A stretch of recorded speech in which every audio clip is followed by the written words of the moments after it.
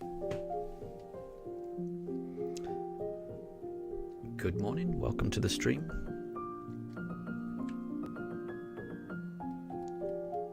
This is episode 51, trying to find a shiny starter in Pokémon Shining Pearl. Previously we've got through 7,400 encounters. I'm hoping to get through another 300 today. We will see.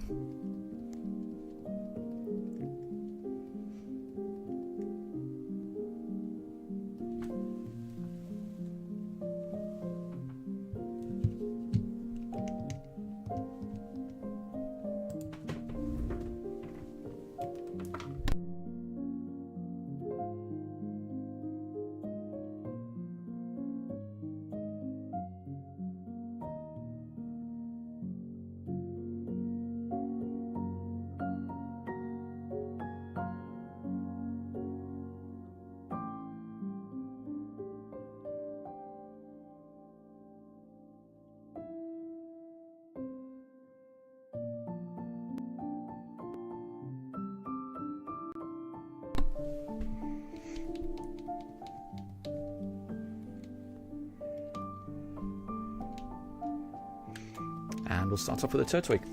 See how things go. I would love to get the shiny today. We'll have to see.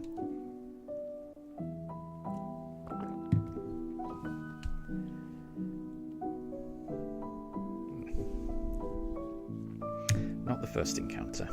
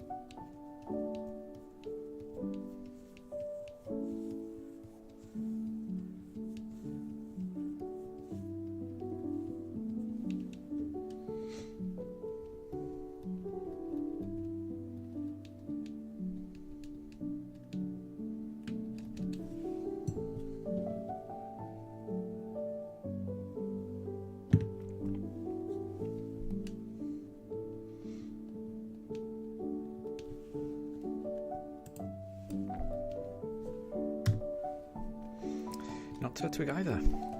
We'll keep going.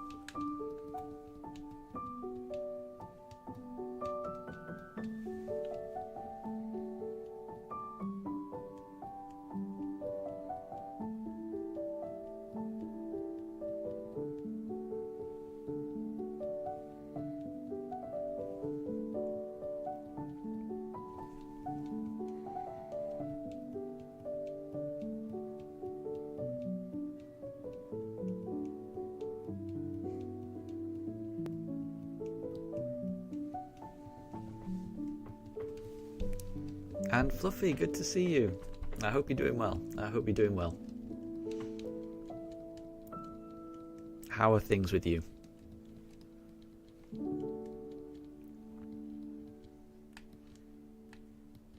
I haven't found the shiny just yet. I'm still looking for the shiny, but once again, I've got a good feeling about today's stream. There's a chance. There's always a chance. It could always be the next encounter.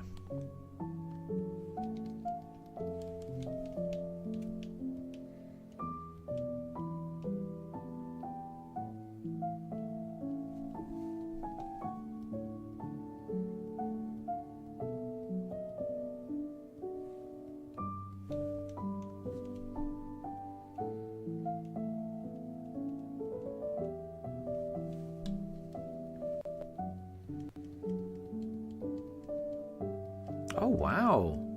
So there was a storm this morning where you live, Fluffy, and there was lightning as well. That sounds very dramatic. I hope you were nice and safe and dry inside when that happened.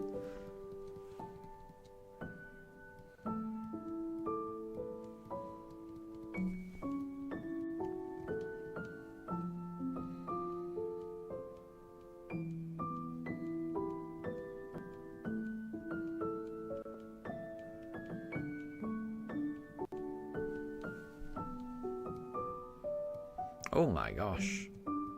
And one lightning bolt was really close to where you were, and the thunder was really loud. I can imagine, yeah. If the lightning strikes really close, it's going to be going to have been quite intense, I would imagine. Yeah, I definitely hope you're nice and safe indoors when that happened. My dogs do not like thunder and lightning. They do not like it at all. So I'm glad we don't have any weather like that where we are at the moment. But hopefully it's all past now and it's clearing up where you are. But that does sound scary, especially if it's really close. That does sound scary.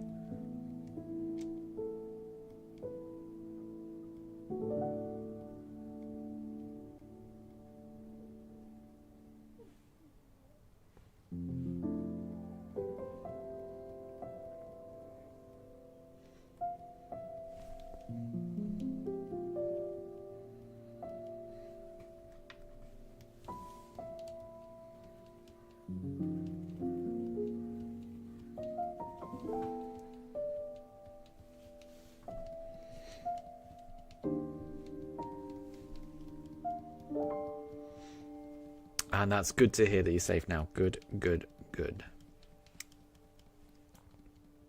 Oh my gosh. So it's cooled down where you are, but it's still pretty windy. And it was even hailing. My gosh. That does sound very scary and intense, actually.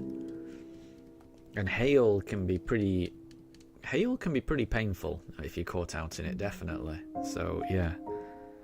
I'm hoping everything was safe.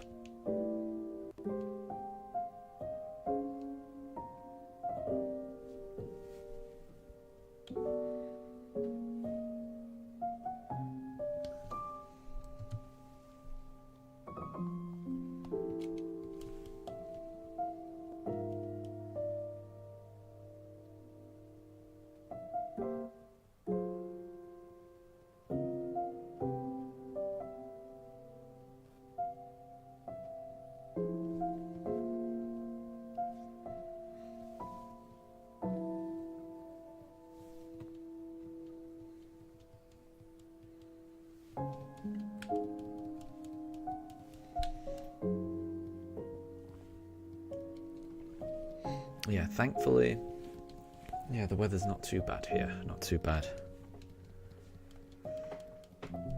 Most of last month it was really, really warm, but for the past week or so it's been fairly mild, which has been a relief. Because yeah, extreme weather can be tricky to deal with, definitely.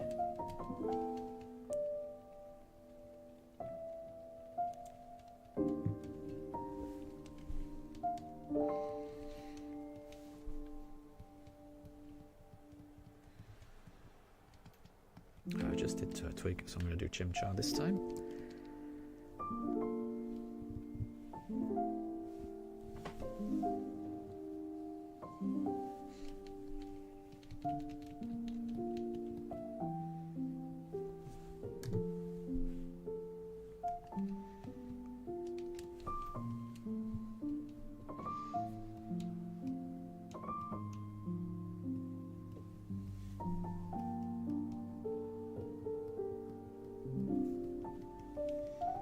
Oh my gosh.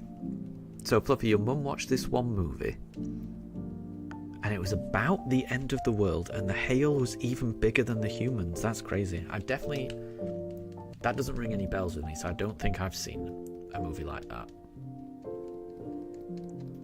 And I've definitely never seen hail that big.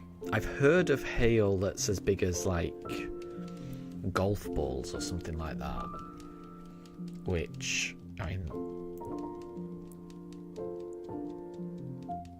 something that size landing from the sky is very destructive. So, and a golf ball's pretty small, but when you think about it, it's, you know, a block of ice falling from the sky. That would be very painful, very dangerous. So yeah, hail can definitely be bad. But most of the hail I've seen has been really, really small.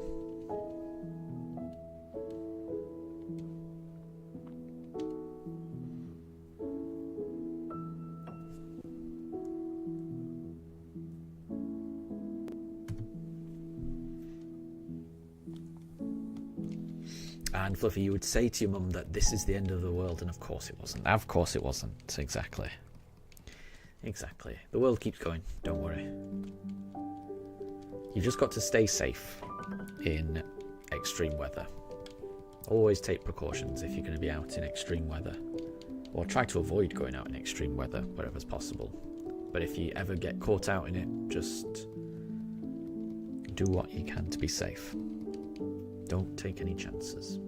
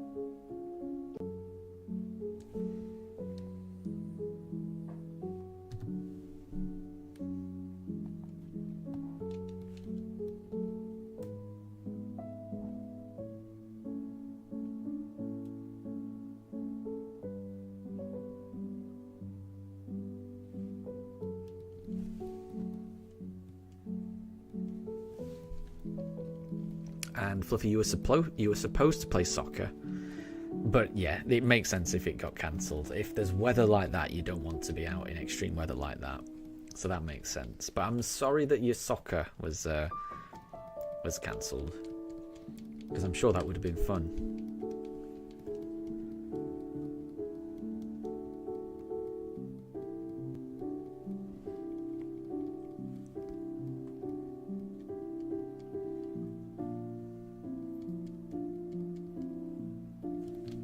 Because, yeah, I can imagine it would have been quite frustrating to have something cancelled like that. And there's still a bit of rumbles going on right now, so it's still going on, the storm then. Wow. Yeah, well, it's definitely for the best that it got cancelled then. Like I say, you don't want to take chance. Stay in and stay safe. That's what I say.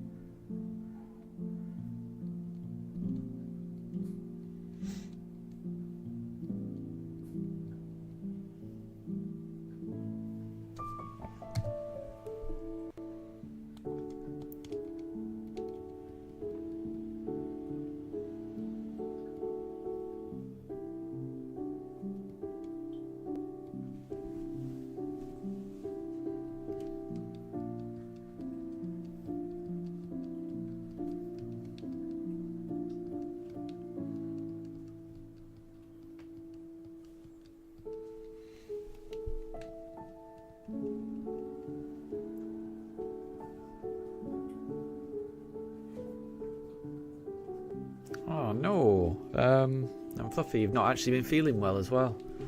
Well, I guess that kind of works out for the best then. It's never good being sick, but if you're gonna be sick, at least it's better to be on a day when you can't actually do anything anyway.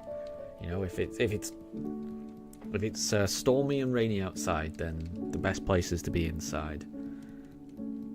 But I'm sorry to hear you're not feeling well. I hope you feel better soon. It's horrible feeling sick. It really is. It really is. It always reminds me of how.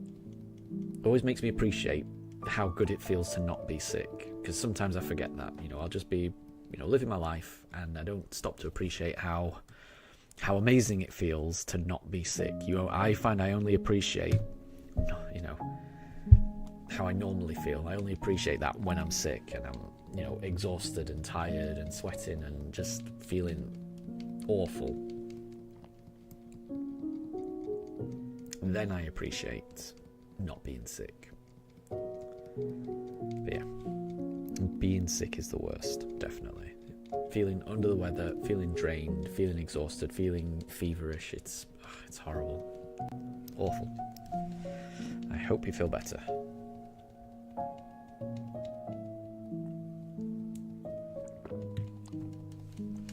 And Fluffy, at least we're in spring. I think in the UK we're in summer. We've almost finished with summer.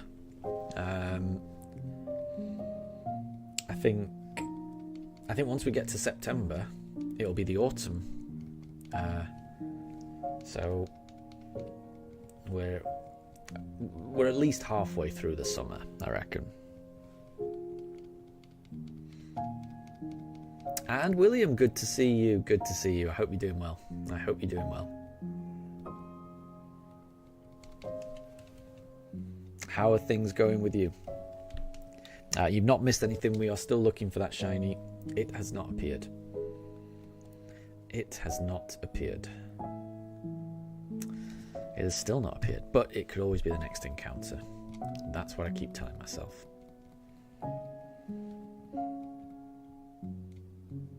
And William, it's the middle of winter for you. So whereabouts are you, William? Are you in Australia? Must be the southern hemisphere.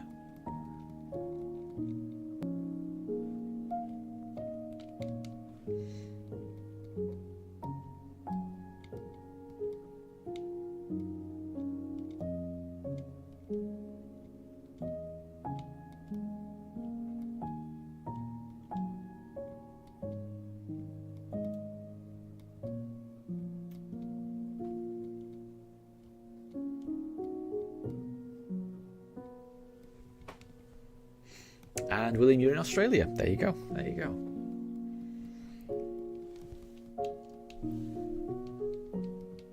And Fluffy's also in Australia. There you go. Well, Fluffy's got some storms where they are. There was thunder and lightning and hail as well. So it sounds like there's some extreme weather in some parts of Australia. Hopefully it's nice and safe where you are, William.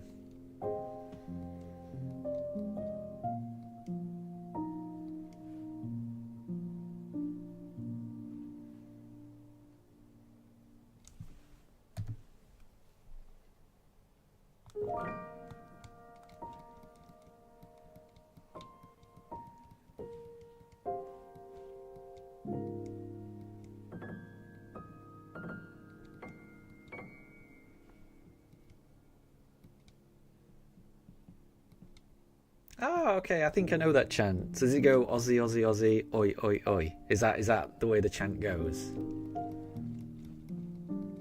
And Fluffy, you're in Perth, WA. Is that Western Australia? Is that what that stands for? I've heard of Perth.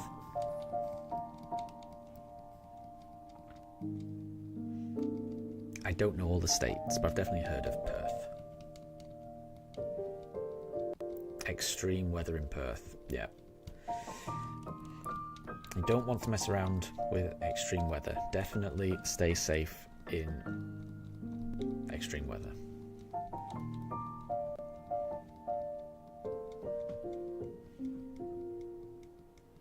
And William, you got something really rare in Pokemon Diamond. What did you get? What did you get? Please tell me.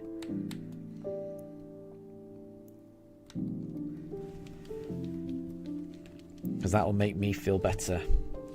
Because at least someone's getting some rare things. Because I'm trying to find my own rare Pokemon in these games. Or in BDSP at least. It hasn't cropped up yet. Oh, that is rare. William, so you got the Pokerus virus. That is rare. So when I played the original games, I never found a shiny, but I do remember getting Pokerus once. But it is really rare, Pokerus, isn't it? I think that's even rarer than a shiny. I don't know what the odds. Let me find out what the odds are. I've got a feeling it's even rarer than a shiny. That. What are the odds? Odds of Pokerus in Diamond.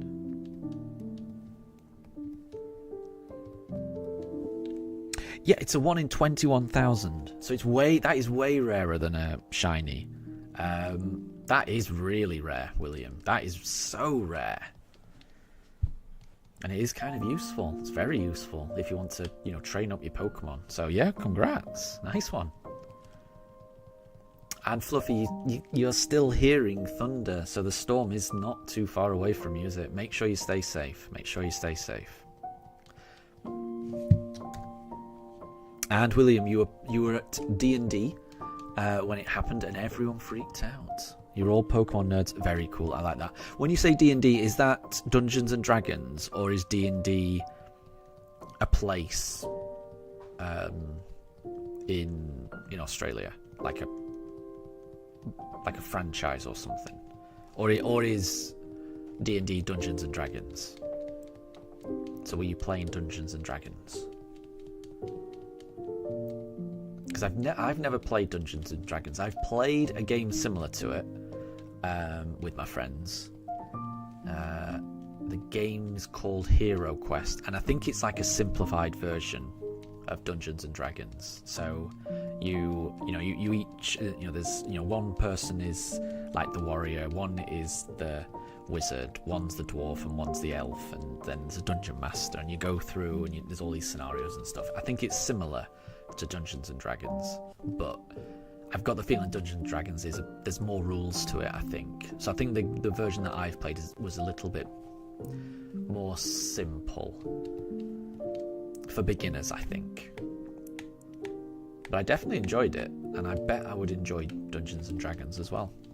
You go to a game store every Sunday to play with friends. Very cool. I like that. I like that.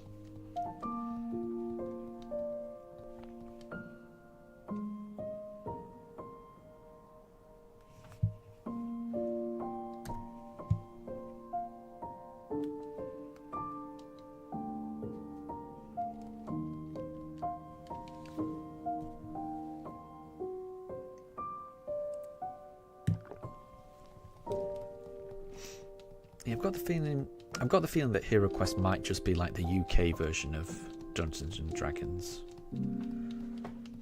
that they released back in the day.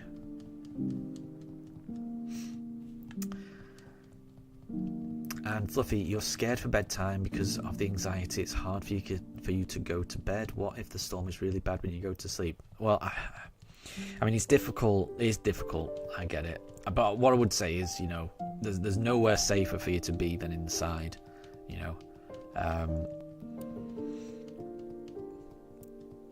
know, if you are safe and you're in bed, then you are completely safe. There's nothing that can happen. But I get that it can sound scary, definitely. I get that. But honestly, you'll be all right. William, you find storms really relaxing? Yeah, I used to. I used to quite like it. I don't like it so much anymore because I've now got dogs, and because it stresses my dogs out so much, it ends up stressing me out. Because I'm trying to calm my dogs down. You know, they do not like the thunder at all. It terrifies them, and I don't like seeing them terrified. So I did used to like storms. Now not so much. Now not so much. Same with fireworks. I used to love fireworks. Now I really hate them because of how much it stresses my dogs.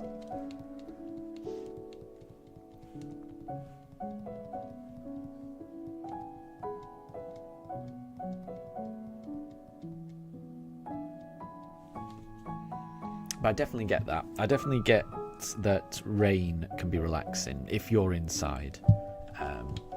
I used to camp every now and again, you know, when I was younger. Don't do that so much anymore, but I used to.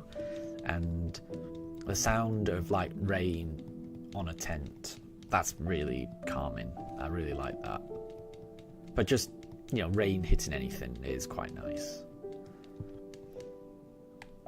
Like, even if I'm outside and I've got an umbrella, the sound of rain hitting an umbrella is quite nice as well and relaxing, I find.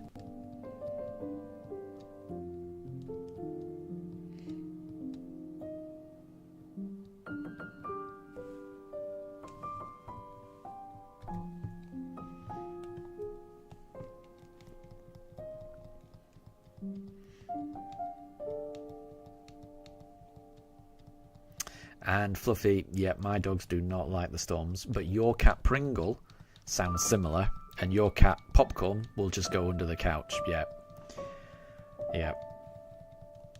I don't think animals like it. I don't think animals like storms.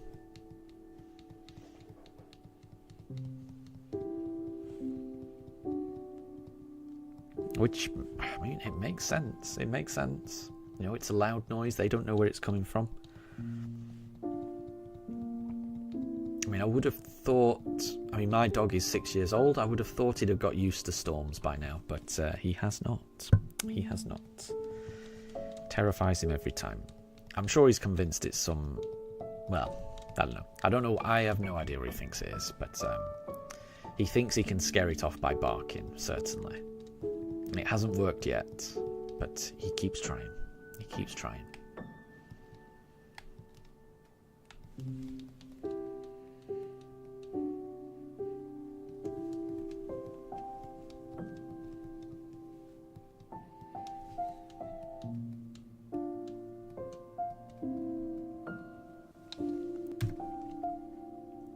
Well, that's 20 encounters so far today. No shiny just yet.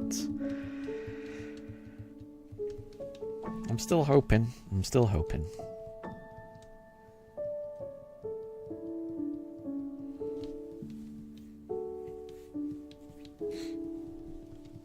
And Fluffy, you have the chimney on and your heater. That sounds really nice and cozy. That sounds nice and cozy. That is the right way to shelter from the storm. Keeping yourself warm, keeping yourself dry, being inside.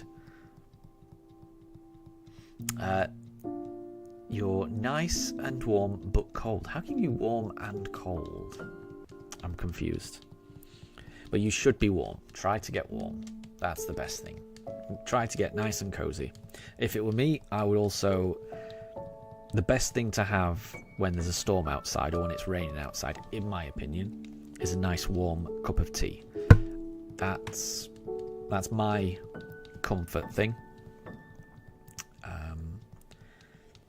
You know, I know not everyone likes tea. Maybe a nice hot chocolate. Maybe that would be a nice substitute. But for me, there is no substitute for tea. A nice cup of tea is perfect when it's rainy outside. And William, you keep finding Abras, but they keep teleporting away. It's infuriating, isn't it? No, I agree. They are really tricky to catch in the original games. In Diamond and Pearl and things like that. They are tricky. They are tricky. I hope you get one, because they're worth it. They're worth it. They're great Pokemon when you can level them up. But they are tricky to keep hold of.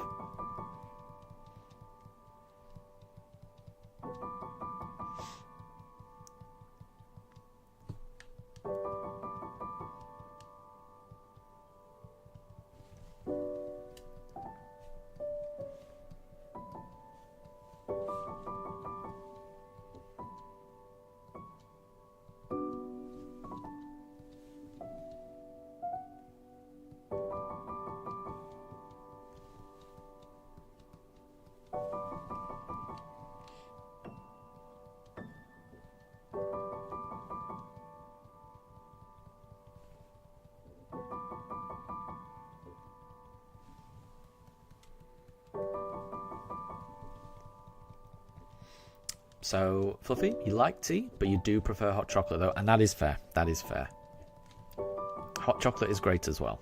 I'm not going to lie. Hot chocolate is great as well. It's a good choice.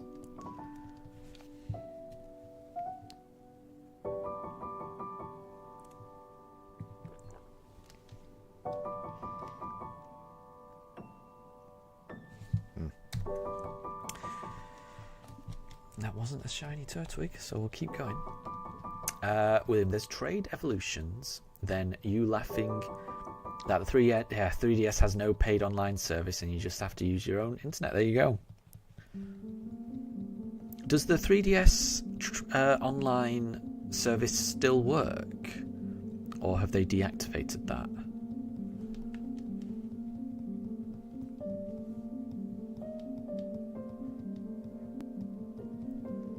Because that would be very frustrating if they've deactivated the online thing.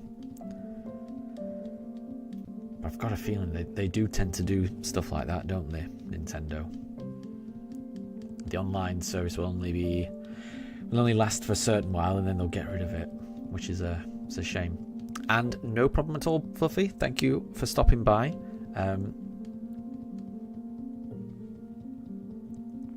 Just stay safe and we'll catch you later. Aussie, Aussie, Aussie, oi, oi, oi.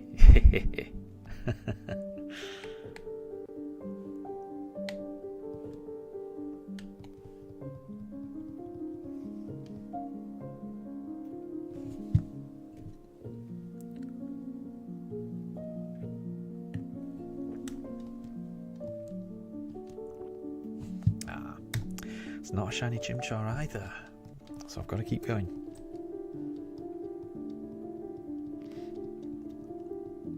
And William, it was discontinued. I was worried about that. So I think it'll still work if you can find someone to trade locally, but it's tricky to find people, isn't it? Still play it. It is frustrating. It's really frustrating.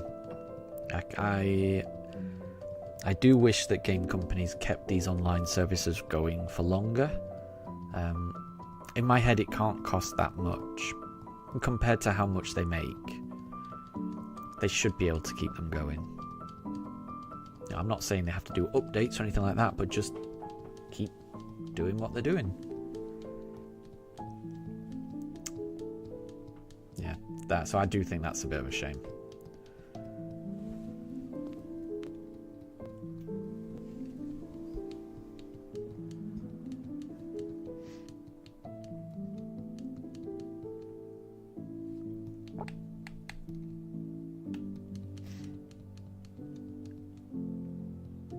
And hi there, Fluffy. Oh, you're back. You were not gone long. You were not gone long at all. Welcome back. You were barely gone a minute.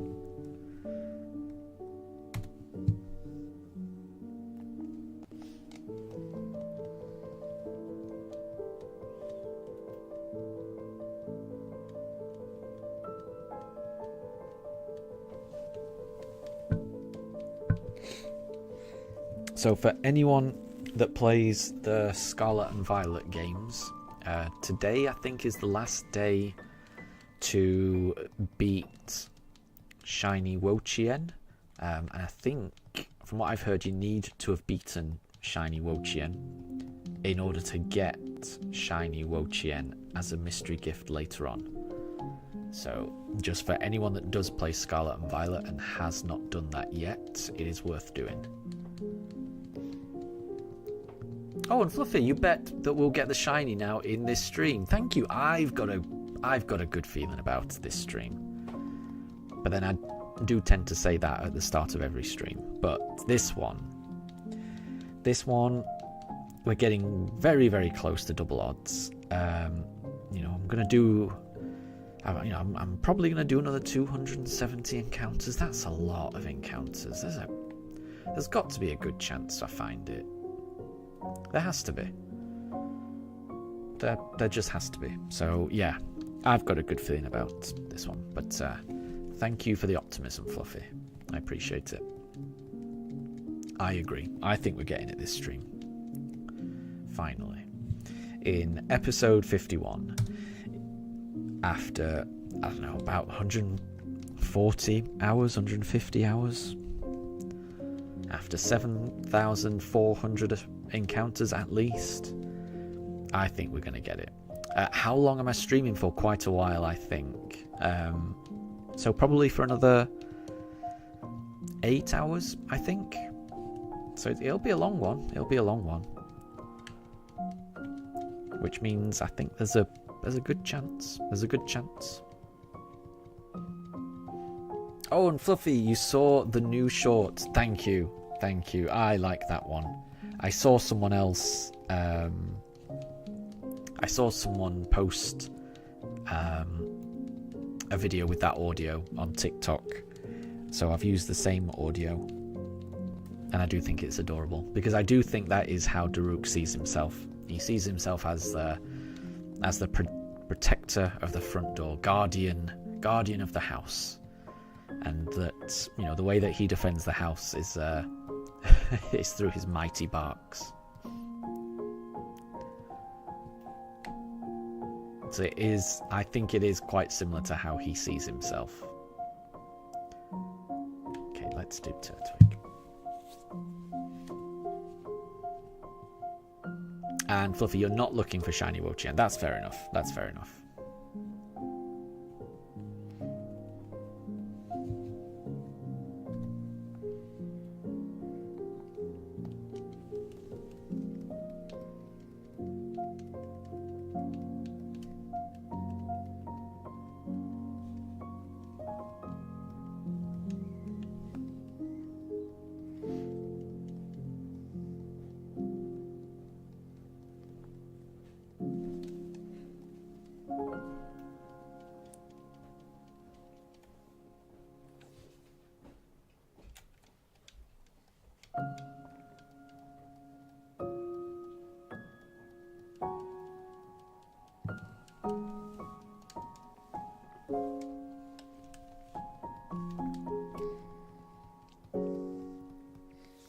Oh, and Fluffy, I've just seen you've left a comment. Thank you.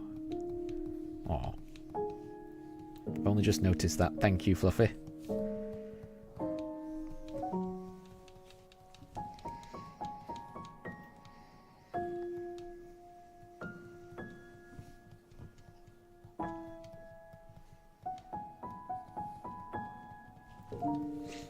Okay, right. I did Turtwig last time, so I'm going to do Chimchar this time.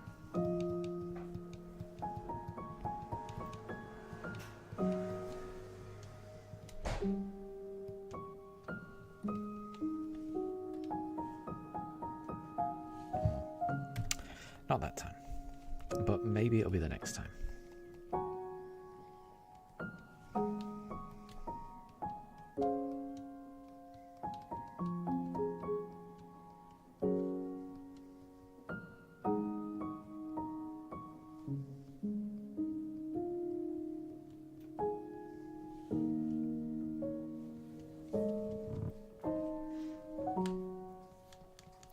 Fluffy, have I found it? Well, I've not found the shiny, not yet. But I did see your comment that you posted. If that's what you mean. But I've not found the shiny. But I'm hoping I do find it today.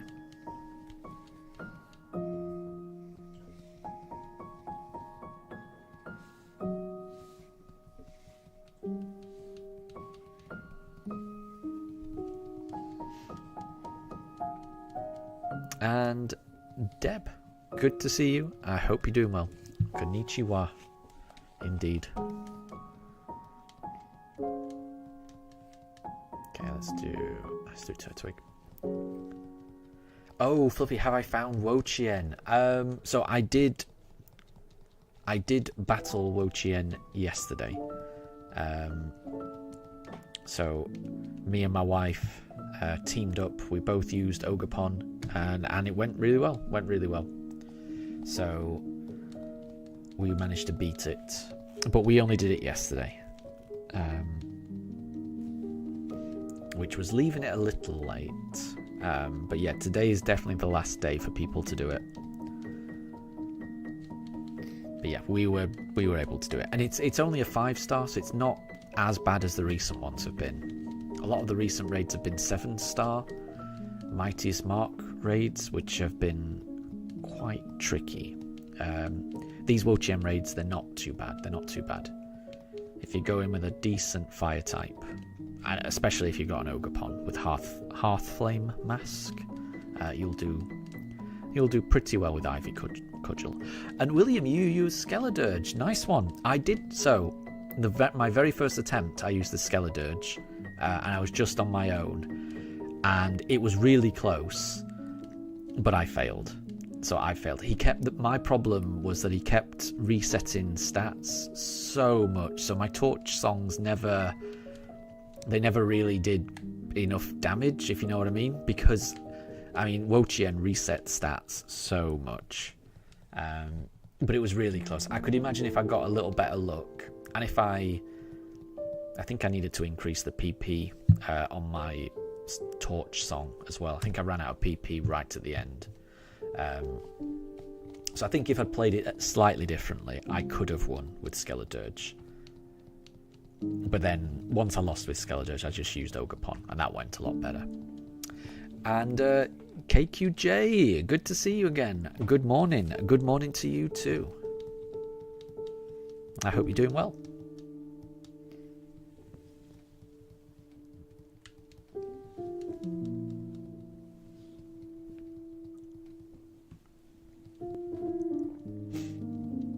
We're still looking for that shiny. Hasn't appeared just yet. But today's stream should be a fairly long one. No one has to stick around for the whole thing, but I should be streaming for about 8 hours. That's the plan. There'll be breaks in between, but who knows? Surely the shiny could appear. There's always a chance. The next encounter could always be a shiny. And William, you just found an onyx in the Auber mine. Oh, I can't wait to get to the Auber mine. You have no idea. That is almost my next stop once I've got this. But yeah, nice one. I like that. That would be a good addition to the team. Well, that Piplup's not shiny. It could always be the next one, though. Yeah, I can't wait to get to Auber. Honestly, it will feel so good. It will feel like the run has finally started once I get to Auber and get my first gym badge. I cannot fully articulate how much I'm looking forward to that. Finding the shiny and just making my way to that first gym. It's gonna be wonderful. It's gonna be wonderful. And I can't wait.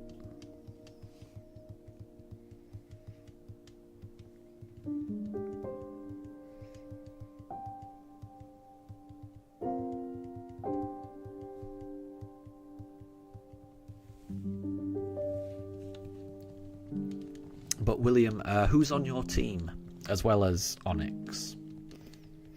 So, who are you going to take into your gym battle against? I think it's Rourke. Oh, here we go. You've already said your current team. So your current team for where you are at is Budyu, Chimchar, Shinx, Starly, Geodude, with Psyduck soon to follow. Nice. And it's nowhere close to your final team. Exactly. And that's very fair. That sounds pretty cool to me. Sounds pretty cool.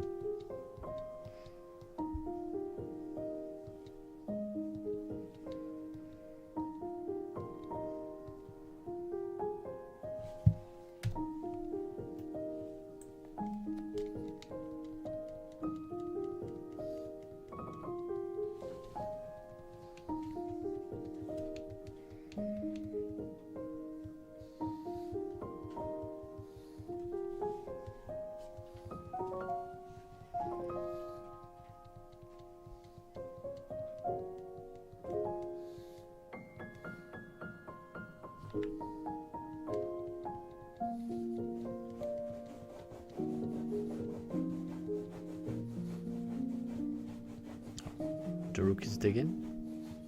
Don't know what he's digging for, but he's digging. Oh, he stopped. Oh, more digging. Dig.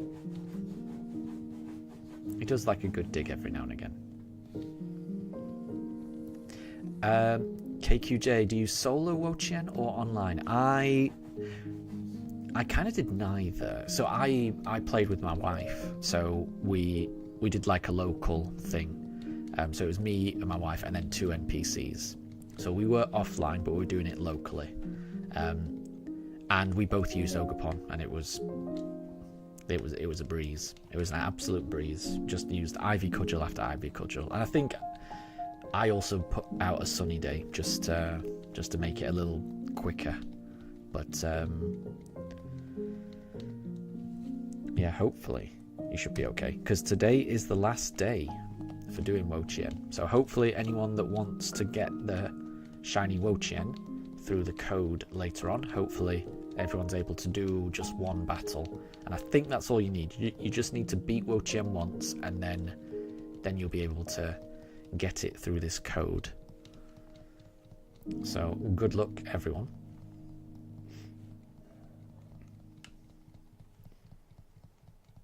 And if anyone's struggling, I might be able to just load up my Switch 1 with it. I won't be able to stream it, but I will be able to just go in with anyone and just use my Ogerpon to help you win. So if anyone's struggling to beat Wo-Chien, let me know. And we can do a raid together just to make sure that you're able to beat it. So let me know in chat if anyone needs any assistance beating the Wo-Chien. So, William, you think your final team is likely going to be Infernape. Amazing. Bronzong, that sounds good. Weavile, that will be really helpful against Cynthia's Garchomp, so I like that. Gastrodon that's a really good pick as well. Staravia and Raichu. That's a very balanced team, and I like it a lot. I'm not going to lie, I like that team a lot.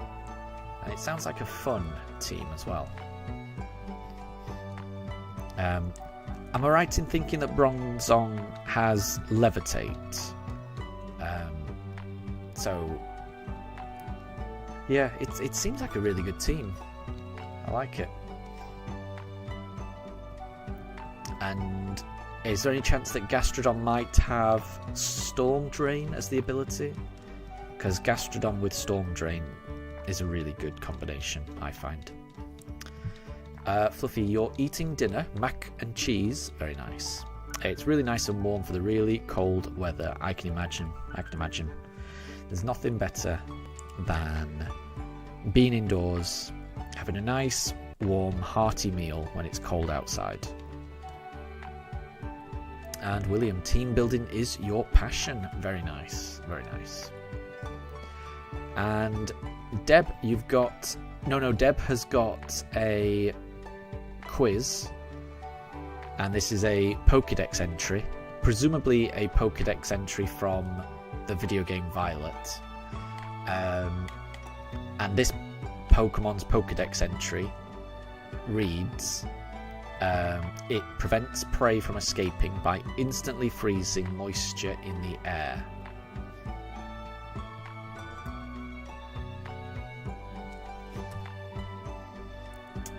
So we've got to guess who's that Pokemon. So whose Pokemon has that entry? And it's from the Pokemon. It's from the Violet Pokedex entry.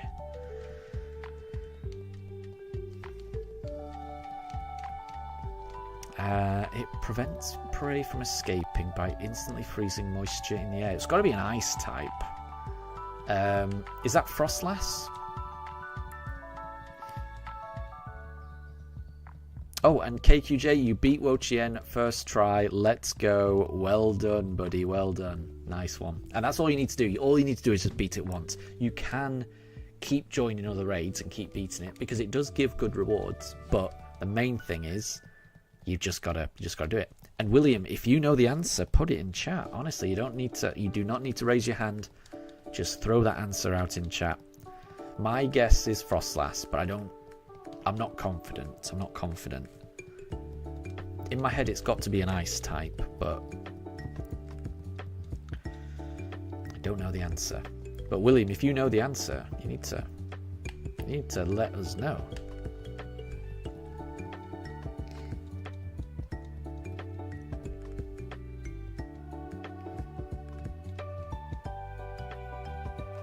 Oh, William thinks Glalie. Oh, I wasn't a million miles away with Frostlass. If the answer's Glalie, I wasn't a million miles away.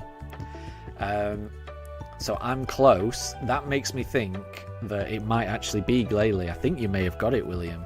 I think you may have got it. Glalie is right. Well done, William. Well done. That is very impressive, and I'm quite happy with my guess. I wasn't a million miles away. And there is nothing wrong with being a nerd at all. It's the best way to be, honestly. Best way to be. Well done. I'm pretty happy with myself. I'm happy that I got not too far away. And good quiz, Deb. Good quiz.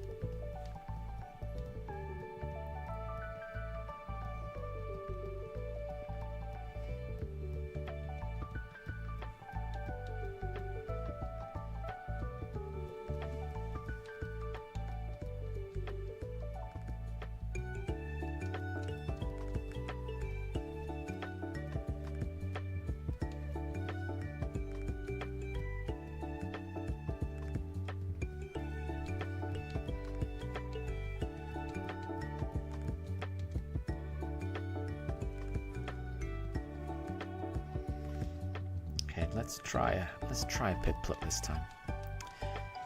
And Deb has got another Who's That Pokemon. So this Pokemon has a Pokedex entry that reads, when it spews stupendously cold air from its mouth, the entire area around it gets whited out. I mean, it's got to be another ice type, surely.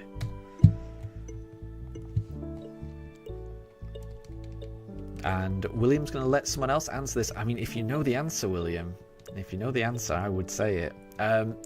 Vihan's making a guess of Mega Glalie. That's sneaky. That is sneaky. I forgot about that. Spewing cold air from its mouth. What about Avalug? I'm going to go with Avalug.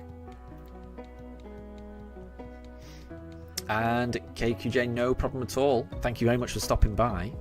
And thank you very much for the shiny look. And yeah, no worries at all. I'll catch you later. But thank you very much for stopping by.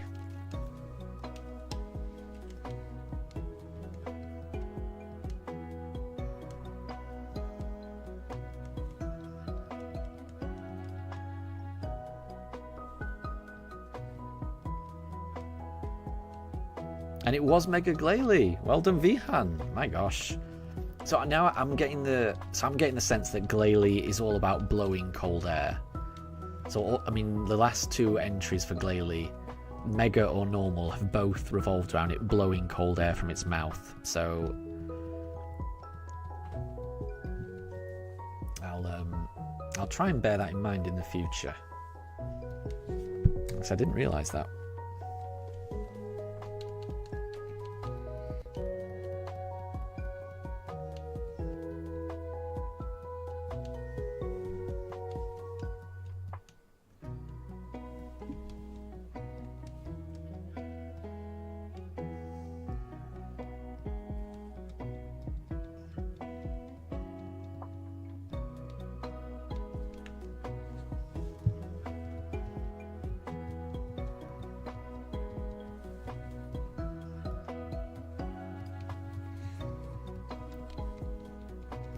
So, this is another Who's That Pokemon. The Pokemon's Pokedex entry reads, when it evolves into final form, they leave the flock to live alone. They have sturdy wings. Sturdy wings, I'm going to go Skarmory. No, wait, Skarmory doesn't evolve. No, sorry. Just the sturdy wings just made me think of, a steel-winged Pokemon. But no, it's not Skarmory. It's got to be a bird Pokemon that evolves. That has sturdy wings. William and Pokemon trainer Brandon, good to see you. I hope you're doing well. But you both think Staraptor. It's not a bad guess. I'm going to be honest. It's not a bad guess. Vihan says Pidgeot. What has sturdy wings and it evolves? I'll go Braviary, but I'm not confident. I'm not confident with my guess. And William, shout out to your level 11 Budew, Lady Petal. Oh, who is currently soloing the Rock Gym. Nice one. Well done, Lady Petal, who is beating Rourke, it seems. Well done. And it was Staraptor. So well done, William, and well done, Brandon. Good work, both of you. And Deb, you guessed the old shiny Starly evolved. Definitely. We encountered our shiny Starlies 2 months ago. Those shiny Starlies, they've evolved into Staravias. They've evolved into Staraptors. They're probably level 100 by now. Yeah. They're off living their best life. Probably having little baby shiny Starlies of their own. It was so long ago.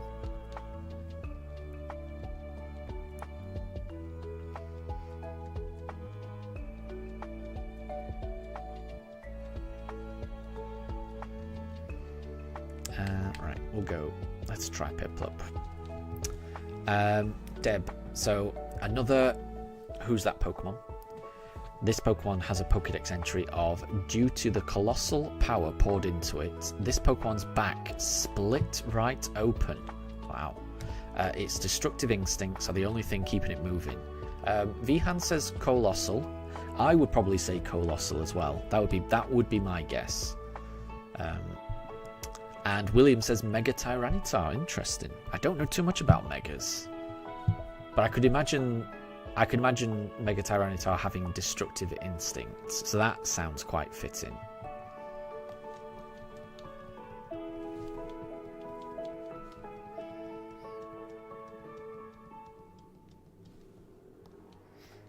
But my guess would be the same as Vihan, I think.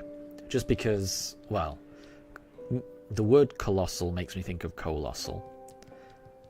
And then the back splitting right open. I mean, the back of the colossal...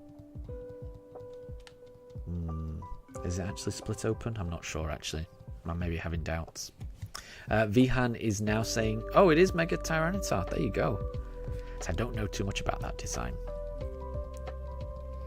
I would not have guessed that. Definitely wouldn't have guessed that.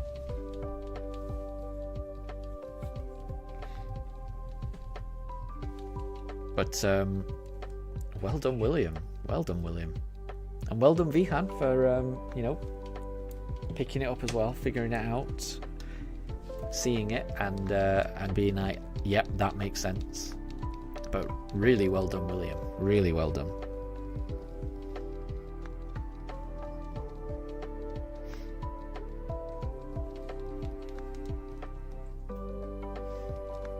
Oh, and just so everyone knows, Shinx has been knocked out. I didn't realise when that happened, but if I had to put my money on who did it, I think it was Mifa. But yeah, Shinx has been knocked out. I will revive Shinx in a couple of hours when we take a break.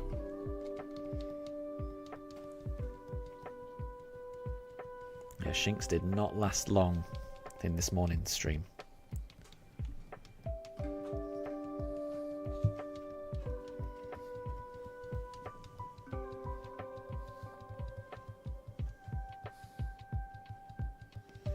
You see, as soon as Mifa vacates the bed, Daruk wanted to go in. But yeah, Daruk will always wait for Mifa to vacate the bed before getting in. He'll never get in the bed if Mifa's already in there.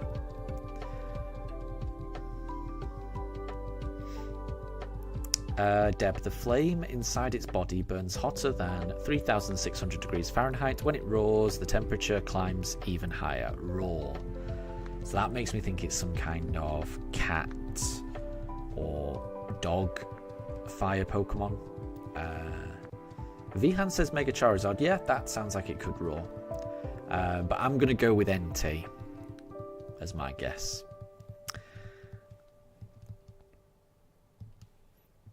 And Sushi Sosa, thank you very much for stopping by. Yes, we're getting very close to double odds, and I could not agree more. These resets are the long ones. What I will say is, I'm currently on the Switch, and I started this hunt on the Switch 1, and those resets were even worse. They were far worse, honestly. So even though these resets are long, they don't feel as long to me, just because I had to endure the Switch 1 for a very long time. So I've been searching for a long time. I've been searching since before the Switch 2 came out, but it feels a lot better now that I'm on the Switch 2. So even though they are long resets, they don't feel as long to me. But I'm hoping I find the shiny today. I've got a good feeling about today. So a lot of people are saying G-Max Charizard. So Vihan saying Mega Charizard or G-Max. William saying G-Max. So I'm not very optimistic with my guess. No one seems to agree with my guess.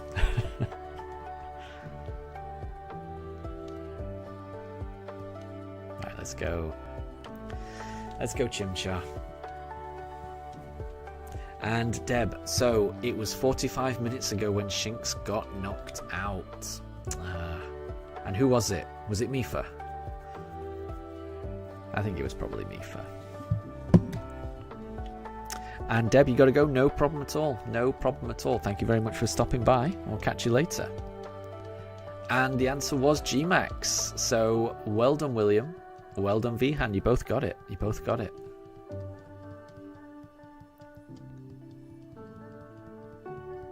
Oh no. Sushi Sosa, your last hunt finally ended at around 33,400 encounters. That is terrifying. But you managed to get a shiny Sandile. You hope that we get the starter soon. Right, I mean, if this hunt goes all the way to 33,000, I will not be getting it by the end of the year, it seems. But you never know, it could always be the next one, but I hope I get it before 33,000. But it's always a possibility, isn't it? You can't rule it out. You can't rule it out. And Deb, the camera zoomed, and when it came back, there was no Shinx. So it was done off camera. One of the pooches was being sneaky. Then it seems. Okay, we'll go Piplup. And Vihan, sometimes my guesses are instantly correct, or they are just miles off. I would say my guesses are usually miles off. 99% of the time, my guesses are miles off. That's my experience. And that's fine. It's all a game. It's all a game.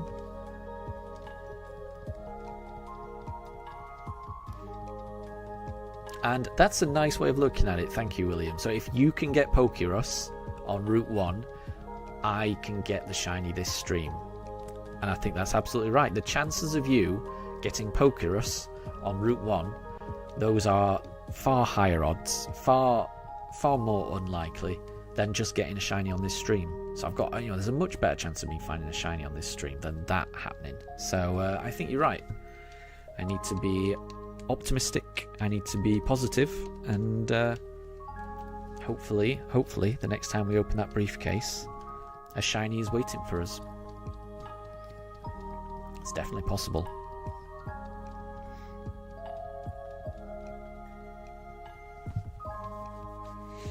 And Sushi Sosa, so you started a hunt in Platinum, and the reset ended up becoming like muscle memory so quickly. You tried to pick a different one each time, but it was too attention heavy. Yeah, you do. Well, I mean, yeah, I'm trying to pick a different one each time, but I must say, I can't remember what I do from time to time, so it's not completely random. Yeah. And if I'm not sure, I often just end up picking Piplup. But I get it. I definitely get it. It would be easier just to keep going for the same one. But yeah, I like the idea of not knowing what it's going to be.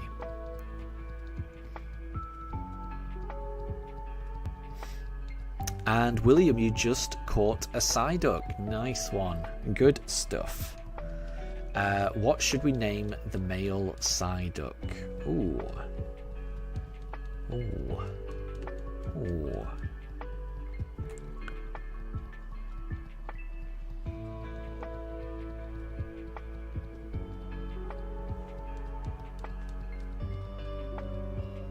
Vihan says name him Golduck. That would be confusing.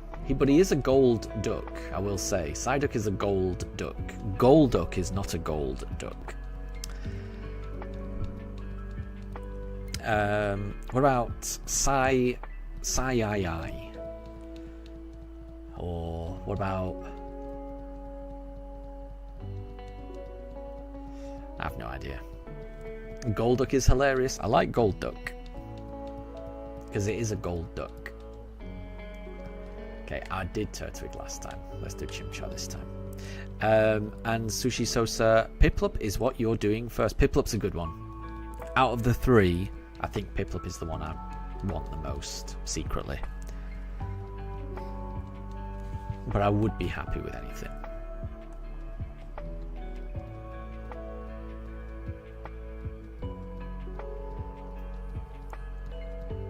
But yeah, it is difficult to remember what I selected the previous time. Vihan, Sai, what is this? Sai is the name. It's the noise that Psyduck makes in the anime. Misty's Psyduck. Whenever Psyduck tries to use an attack and can't because it's usually pretty useless, they'll just say Sai.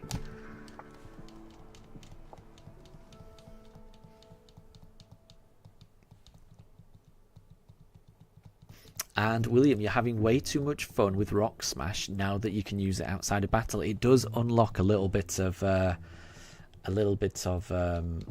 know, Mount Sinnoh. It does mean you can just move around a lot easier. Mount Coronet, sorry, Mount Sinnoh. There. As soon as I said Mount Sinnoh, I was like, that's not what it's called. The place is called Sinnoh. What's the mountain called? Name him Headache. Headache works as well. Headache works as well. But I mean, I like Golduck. Golduck's good. Golduck was a good suggestion. Because it is confusing to me that Psyduck is a gold duck and shiny Psyduck is a blue duck. And then normal Psyduck, normal Psyduck is a gold duck. It evolves into gold duck, but it turns blue. It's just confusing. William, you could even say it's groundbreaking. It is groundbreaking, isn't it? That's a good way of describing it. It's a very literal way of describing it. I like it.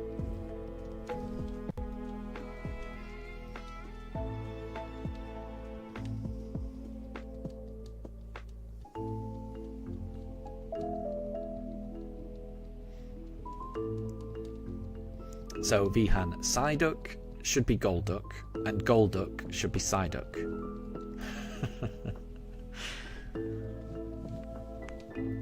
It's all very confusing.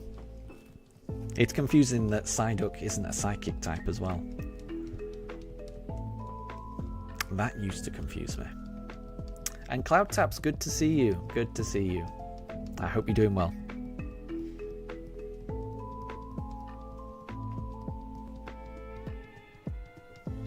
And Cloudtaps, you've got a good feeling about this stream. I've got a good feeling about this stream as well. I like it. We're on the same page. We're on the same page. Something's got to happen. Right, let's go for a Piplup. We're almost at double odds. We're not going to get to double odds this stream, but you know, we're getting closer. I am going to be streaming for quite a while today, so there's lots of opportunities for a shiny. So I've got a feeling it'll be this stream. And thank you for the shiny look, Cloudtaps. Thank you. I need all the luck I can get, all of it, every last bit of it.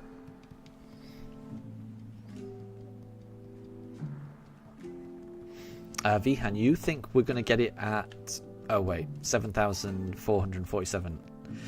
We've just had that encounter, so it wasn't that one. It could be the next one though. It could always be the next one. And that's the beauty. It could always be the next one.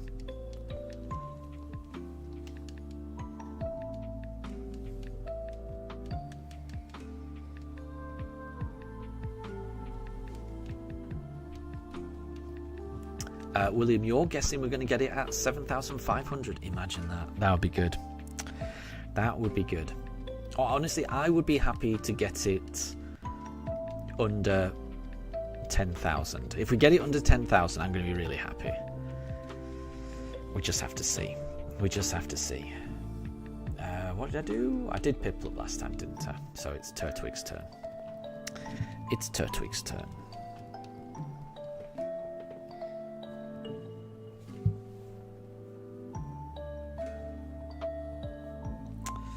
Not that time though, but it could always be the next one.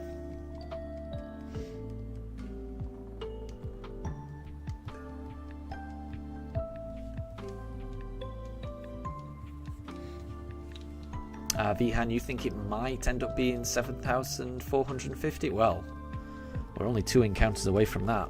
Imagine if that's true. Imagine.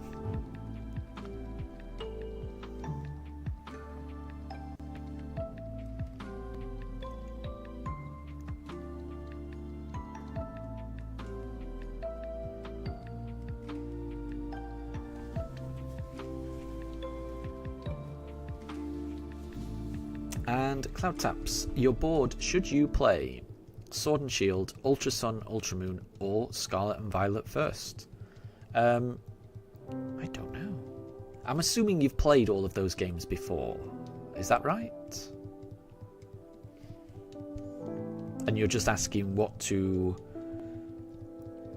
game to replay. These aren't games to be played for the first time.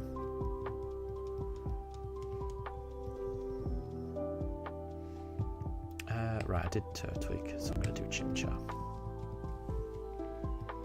Vihan says Ultra Sun and Ultra Moon. So those are the only games I have not played from that list. So I can't comment on those.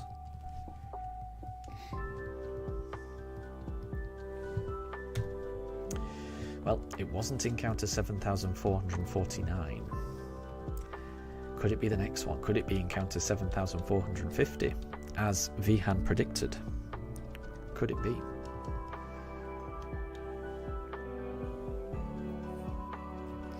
Oh, Cloudtap, so this would be your first time. Wow.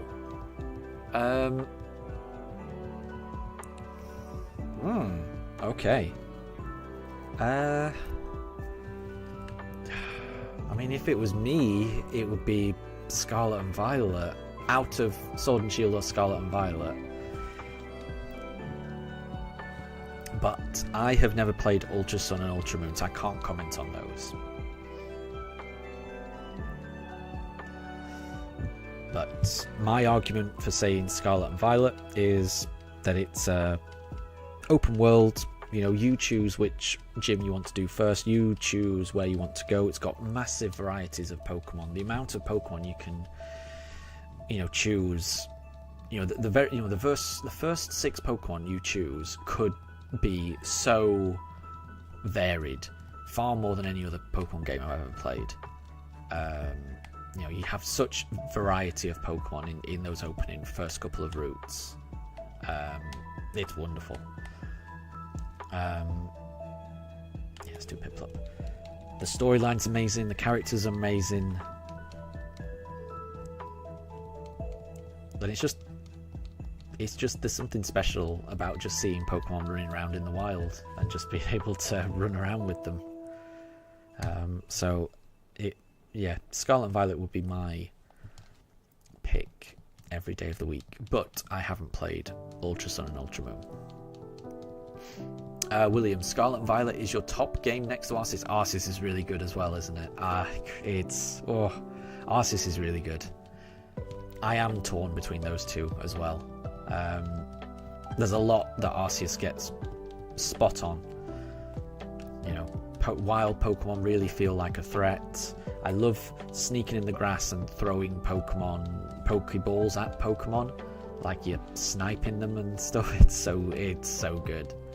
And the music's amazing. So I mean, Arceus is really good as well. Can't go wrong. But Scarlet and Violet's up there as well. I enjoy them all. Vihan, you played Ultra Sun and Ultra Moon just to shiny hunt, and they became your favourite Pokemon games, besides Black 2 and White 2. Oh, I haven't played those either. They all sound really good. Definitely.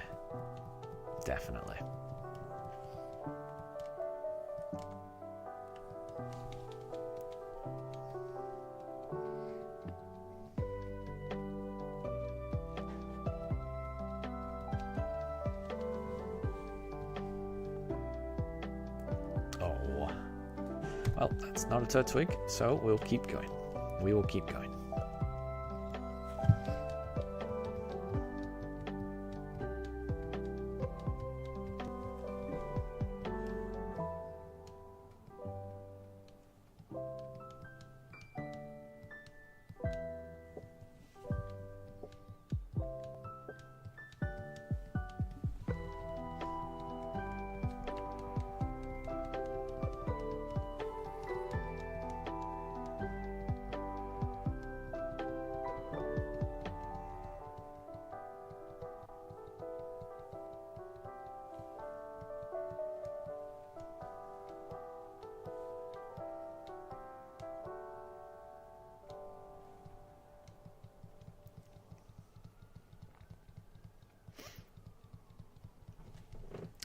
So Vihan, did you know that in Black 2 and White 2 you can battle all of the trainers in tournament form?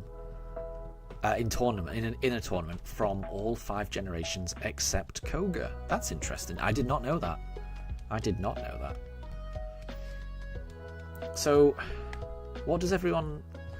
So they're clearly going to release Black and White on the Switch or Switch 2 because those are the next games that are going to get re-released, right?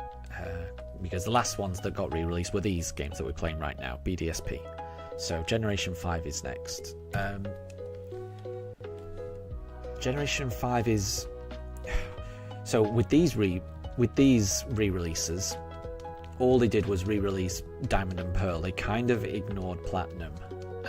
When they re-release Black and White, do we think there's any way that they're able to include Black 2 and White 2 in there?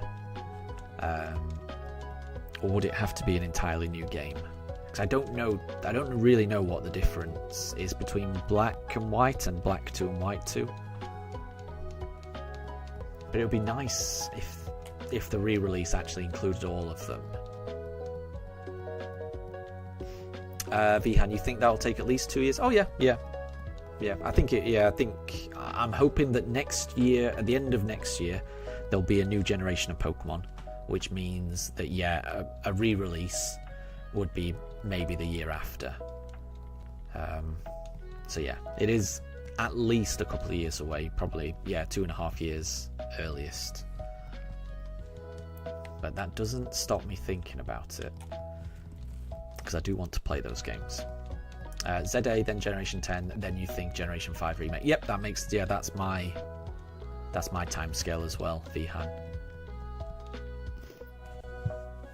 That makes sense to me as well.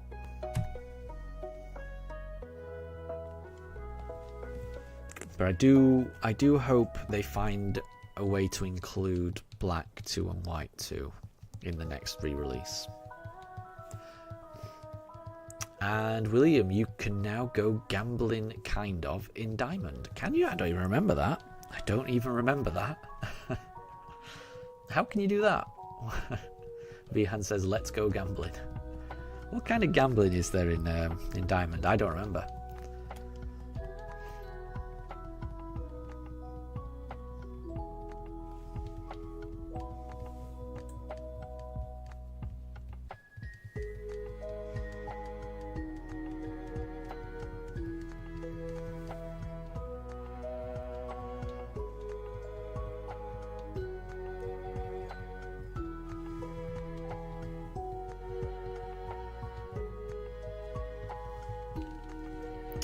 The lottery draw.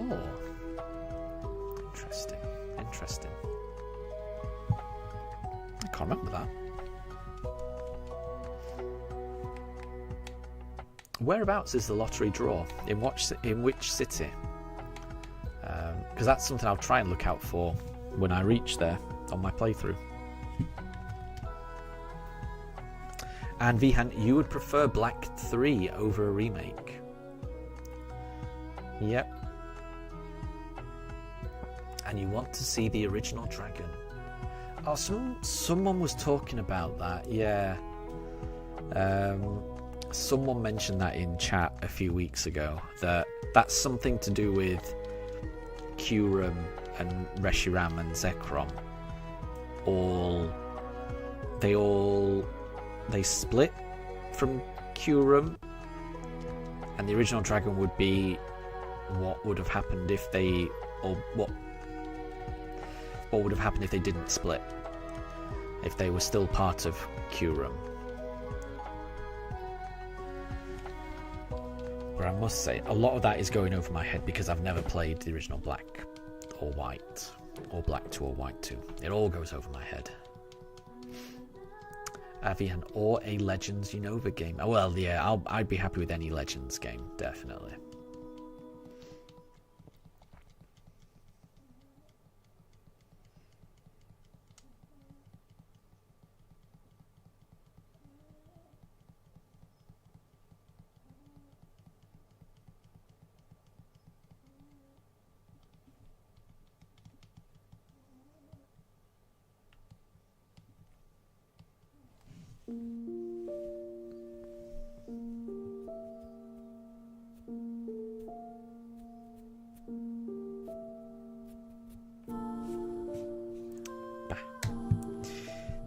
Turtwig. So we've got through 55 encounters so far today.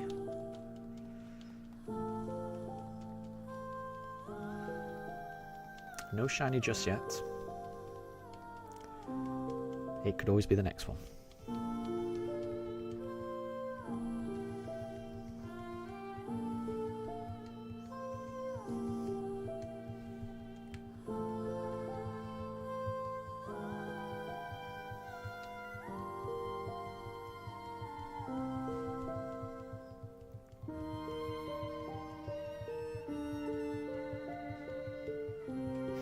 So Vihan, it was part of a quad with Dialga, Palkia and Giratina, but it did something and got split. It's very confusing. I must say it's very confusing to me. Very confusing. But yeah, like fusing and it's all very confusing. It's all very confusing.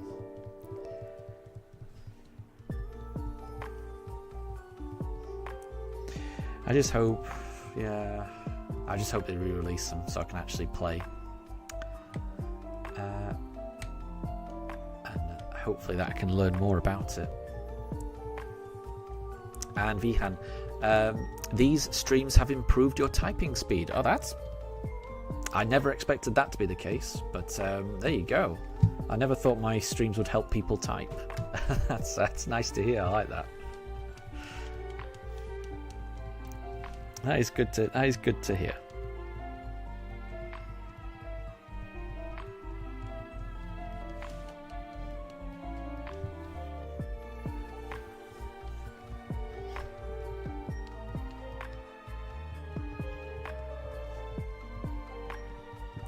Vihan, why just play on the DS?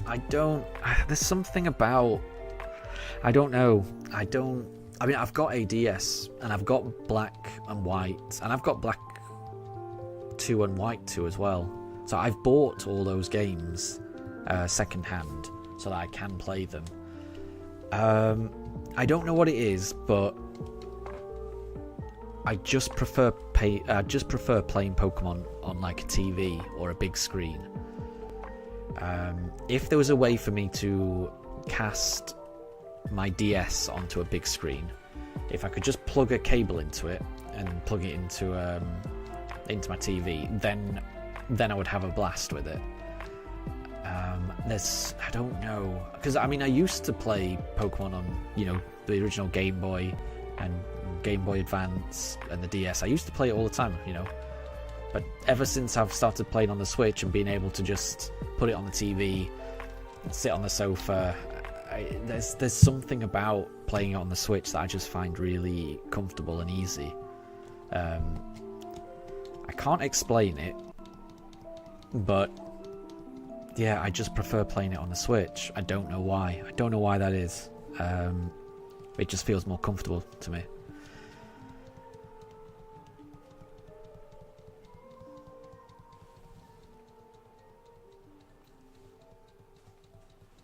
Daruk? What are you doing? Sorry. I have no idea what he's doing. But yeah, I just find it difficult to play on a DS nowadays. I just prefer playing on a Switch.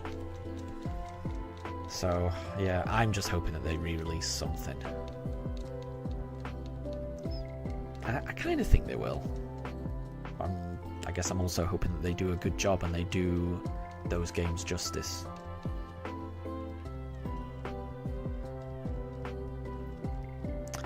William, should you shiny hunt on Arceus? It is pretty fun to shiny hunt on Arceus. I do like the fact that it makes a noise when a shiny appears. I do like that an awful lot. It's very satisfying to hear that noise, especially while you're like flying around on Braviary. And you just hear that noise and you jump down and you've got to find, where did that noise come from? Where's that shiny?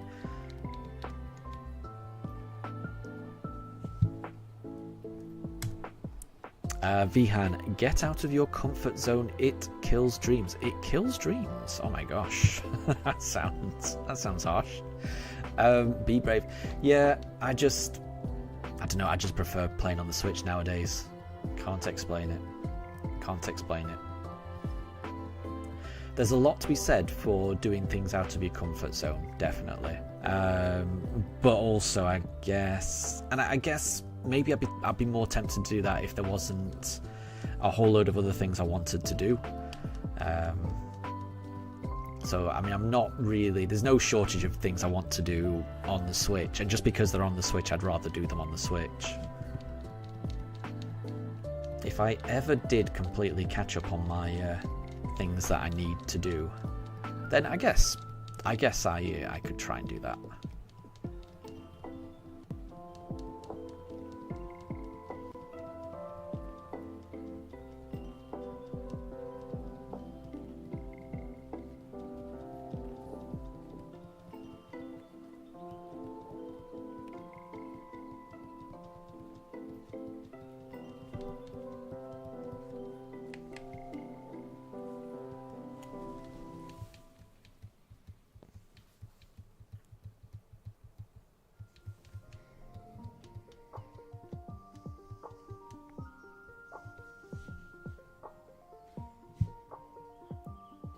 Nope.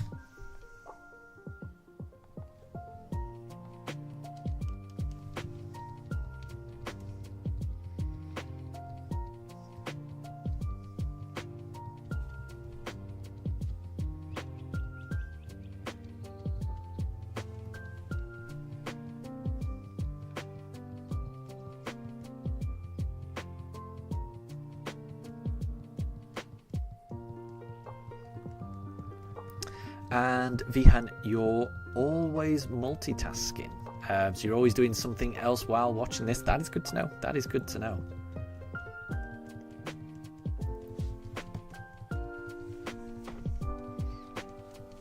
I personally struggle with multitasking sometimes. Like, there was a couple of streams that I did of this where I was using the Switch 1 and the Switch 2 at the same time, so I was hitting buttons with two different controllers. I found that pretty tricky to keep, make sure I wasn't accidentally pressing something when I shouldn't be pressing something. So there is a skill to multitasking, so good on you, Vihan and William, that you're both able to do that, because that's definitely a skill. It's a really useful skill to have as well, to be able to multitask. I do struggle with it sometimes.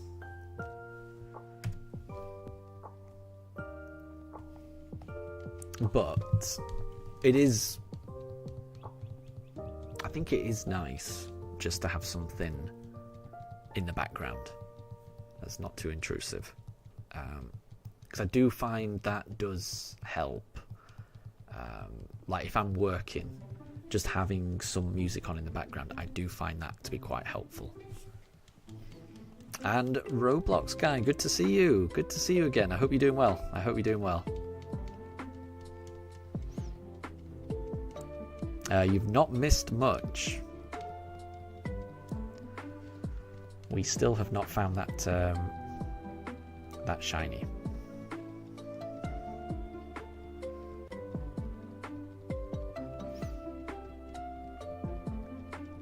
But we could always find it soon. You never know.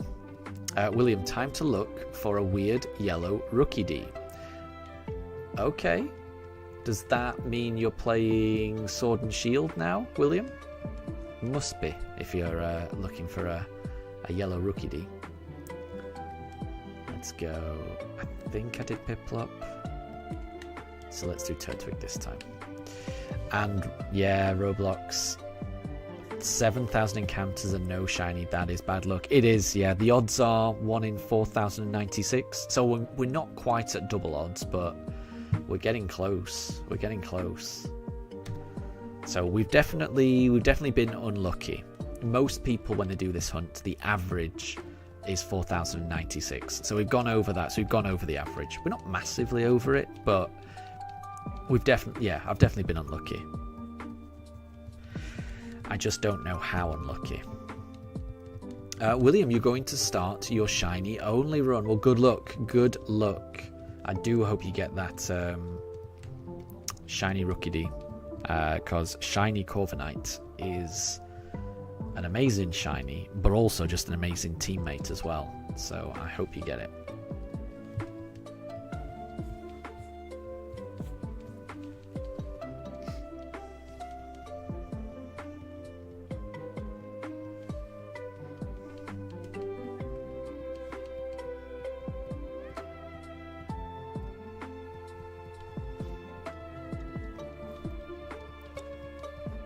Oh my gosh, Vihan, you're going to start a shiny only run as well. And Vihan, you're going to either do it in Heart Gold, Soul Silver, or Black 2 and White 2. Nice one. Those sound really fun. Good luck, good luck. Which one are you going to pick? Oh, apologies. A dog just barked outside, so Daruk is having an argument. Daruk, I know it's a dog. I know.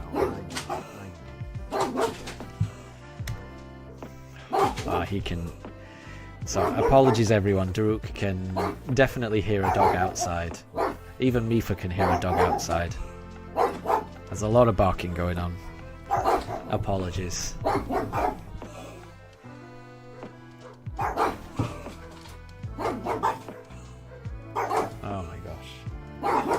Oh my gosh, there is a dog barking outside. My gosh.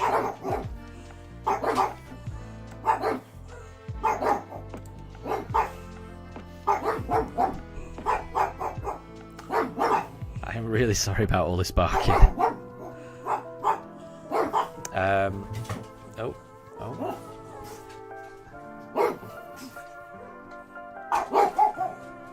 Okay, bear with me 1 second. I'm a bit worried that Daruk's going to jump out the window at this point. Hold on 1 second.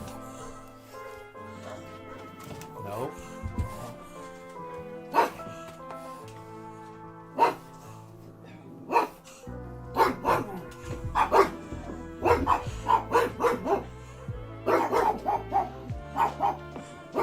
Oh my gosh, there is a lot of barking. A lot of barking going on. Yeah, apologies for all of that. William, you are 27 non-yellow rookies.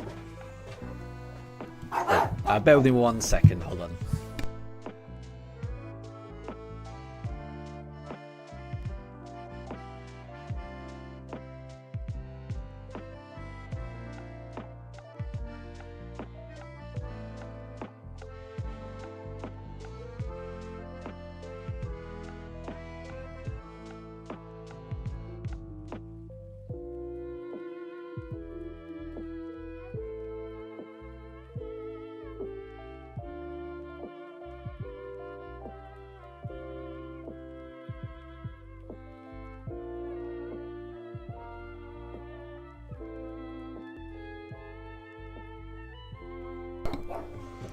Okay, sorry about that.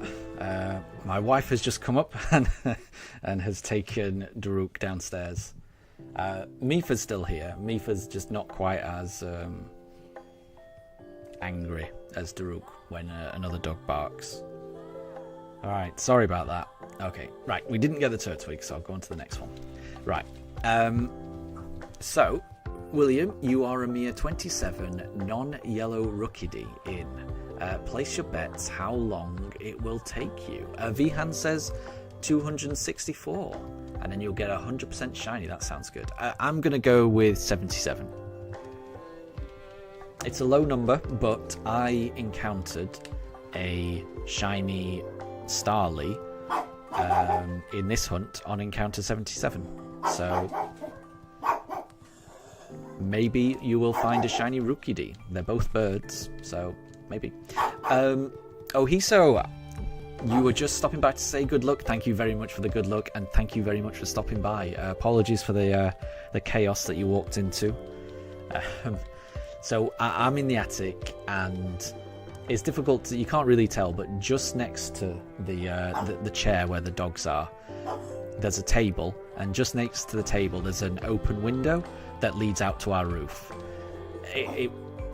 It means that whenever a neighbour's dog barks, because the window is open, they can hear any dog barking, and it you know, it stresses out my dogs to hear another dog barking outside, and they don't know where this dog is. All they know is they can hear a dog barking. So for all they know, the dog could be right outside the window. They don't know that. So yeah, Daruk was looking about whether he wanted to jump on the table, and then I didn't know what he was going to do, so I had to close the window. And yeah, my wife's come up just to take him because he was getting a bit stressed. So it's just me for now. It's just me for. William, one shiny bird, another shiny bird. Exactly. So in the very first stream I did of this series, episode 1, on Encounter 77, I found a shiny starling. So you never know, you could find that shiny Rookidee on Encounter 77. So that's what I think. And it would be cool if you did.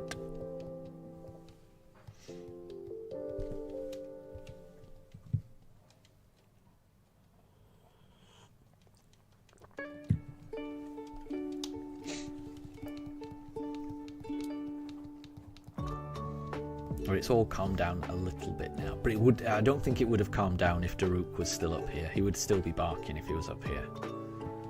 Daruk takes a lot longer to calm down. Mifa has a short memory. So I mean, now she's ready for a snooze. She's had a few barks, she's ready for a snooze. Daruk, it takes him longer to calm down.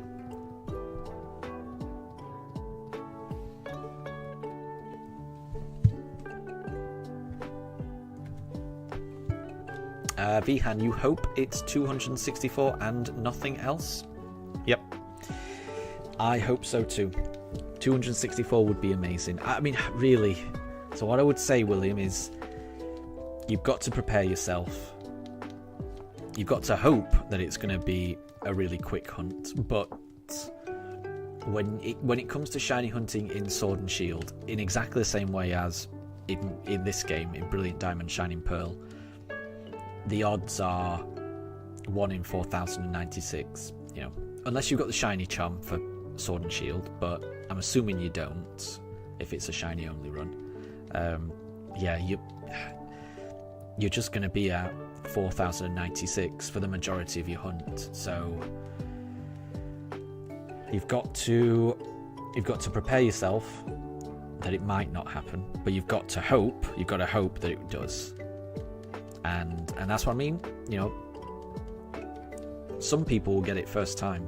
You know, there will be some people out there that get it first time, and there's nothing to say you can't be one of them.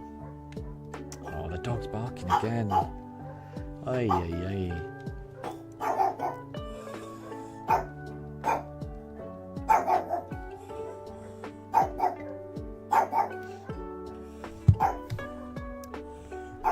It's a very talkative dog outside. William, you're staying up quite late tonight, and you've got us for company, so you've got the time. I like that. And it is nice. I do find it is nice to shiny hunt when other people are shiny hunting as well. Hearing other people get the shiny, it does kind of motivate me to keep going. So hearing other people get shinies always helps me. It always helps me to motivate it.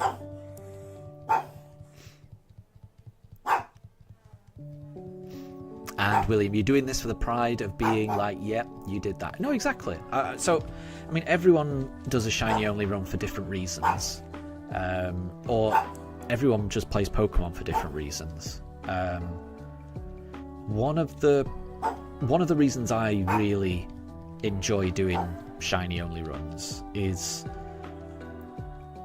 in my mind, it makes the run feel more like I'm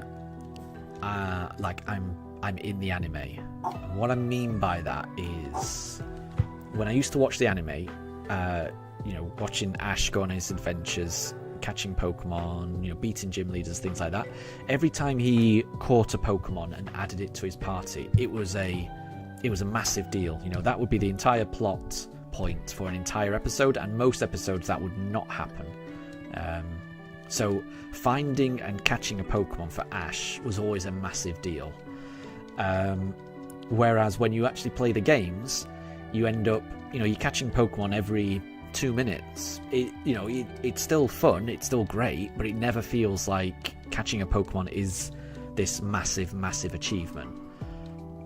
Which is different to when you do a shiny only run, where actually adding a member to your team, finding a shiny Pokemon is such a massive deal. It makes me feel like I imagine Ash would feel when he gets a Pokemon onto his team, if you know what I mean. It's difficult to describe, but for me, doing a shiny only run, every single Pokemon you catch is really special, and it means a lot, and you end up with more of a bond because of the journey that you've gone through to get that Pokemon. And for me, it just makes the run a lot more enjoyable, and because I think it just makes me feel like I'm in the anime almost. So I mean, everyone plays Pokemon for different reasons, but that's what I like most at the moment about doing shiny only runs. And Vihan, you got your 1 in 512 shiny faster than the starter, and it was a Patrat. Well done, nice one, Vihan, nice one. That is pretty cool. That is pretty cool.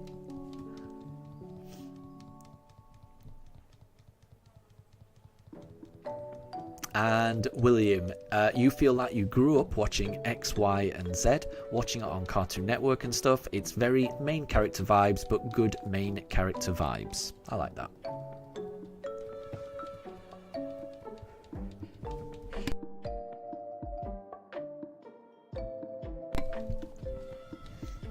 Oh, interesting. And Vihan, you never watched XYZ, but everyone says that it's the best. Nice one. So I only watched the first couple of seasons of the anime, and I watched it quite a few times. I remember taping it back in the days, and I'd rewatch the tapes over and over again. But I only ever watched up to, the Indigo League and the Orange Islands. But I don't think I ever watched anything beyond the first episode or so of Johto Journeys. But recently I've been rewatching them. So I've been watching season 3 on YouTube, on Pokemon's YouTube channel, and I've been really enjoying it. I think I've pretty much finished season 3 now. I'm about to start season 4, and Ash is still on his way to Goldenrod. I've got a feeling he's going to arrive in Goldenrod at the start of season 4, but I am very much enjoying that show. And I guess once I've finished with Johto, I'll be able to move on to Hoenn. After I finish with Hoenn, I'll be able to move on to Sinnoh. And after I finish with Sinnoh, oh no, then it's Black and White, and then it would be X and Y. So it's a long way off for me, isn't it? I will catch up eventually, but it's a long way off for me.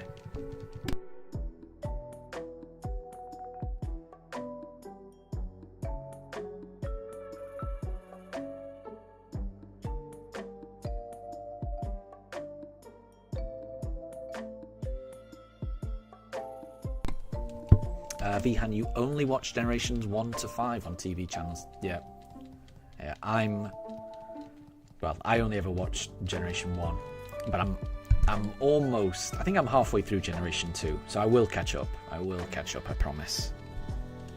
I will get there.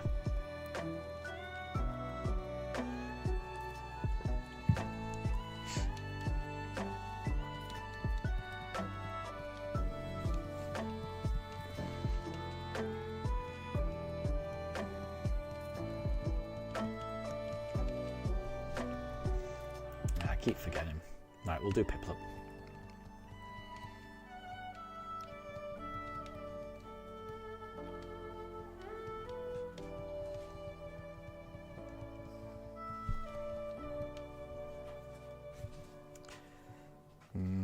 Nope. Right, we've got through 70 encounters so far today.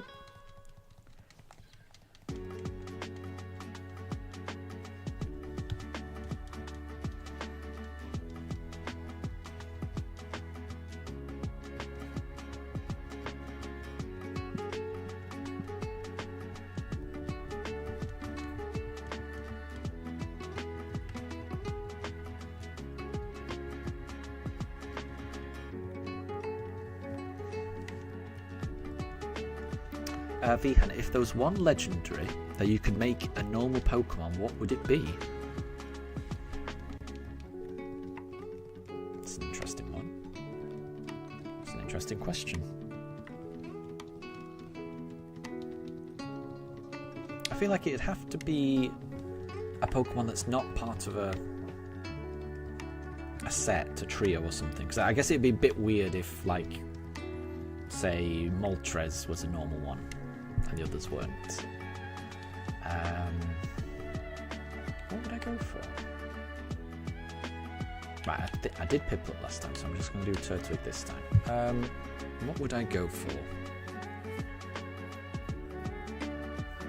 That's a good question. It is a good question.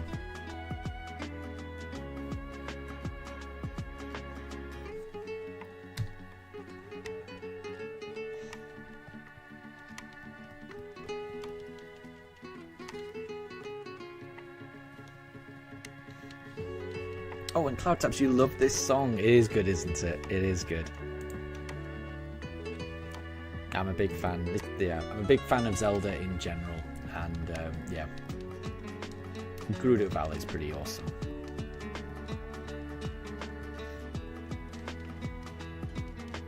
William, you would go for Koraidon or Miraidon? You feel like they're strong Paradox Pokemon, but not exactly legendaries. I get that. That's a good take, because they do make a point of saying, you know, they're like the past and future versions of Cyclizar, and Cyclizar is not a legendary. So it is weird that the past version of Cyclizar is a legendary. The normal version of Cyclizar isn't, but the future version is. So why that? I think that is a good take. William, you think Fione? Yeah. Yep. It is weird. That's another weird one, isn't it? Right. Let's go Chimchar. Yeah, the whole... You can get a Manaphy, and you can breed the Manaphy, but the Fione is still a legendary. Still strange. I still don't know what I'd go for.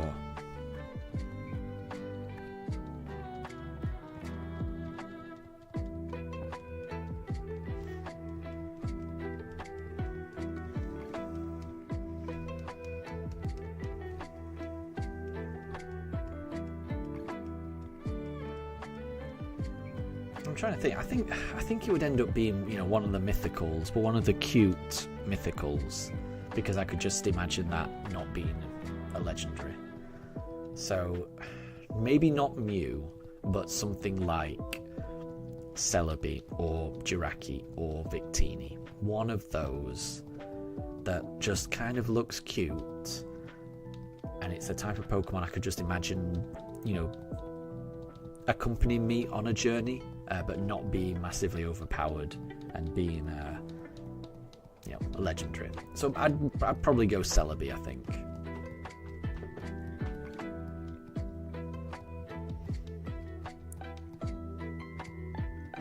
Vihan, you think Mythical is not legendary?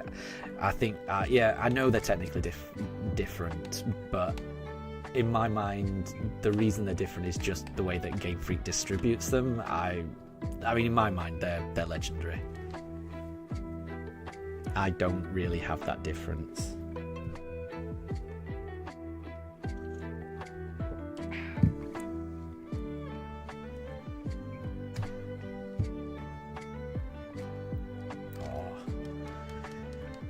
Oh, it wasn't shiny.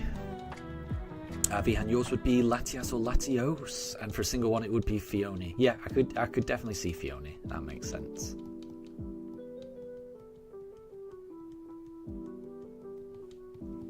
And William, you ended up making your own lore for the Scarlet and Violet legendaries. It is a bit confusing. It is definitely a bit confusing.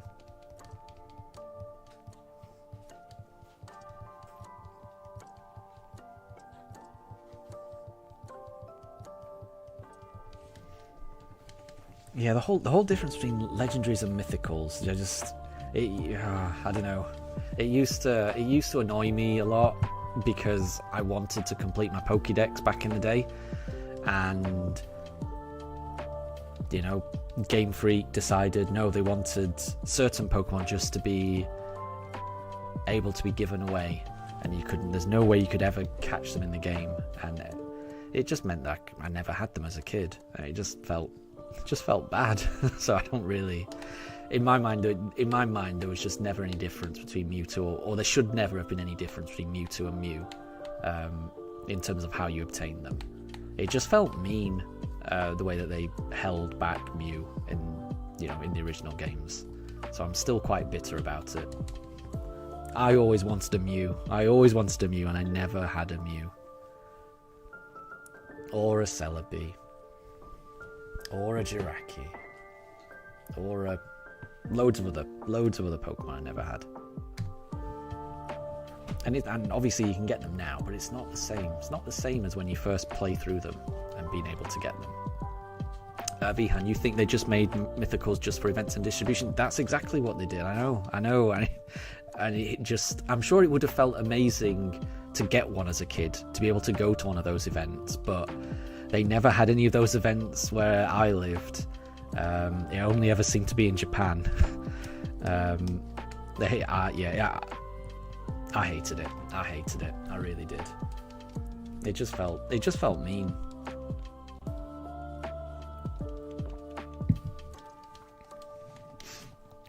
And William, you made a whole Fakemon for Scarlet Violet Legendaries. It was super fun. You can share a bit about them if you want. Yeah, I'm interested. Did it play into the relationship to Cyclizar or not?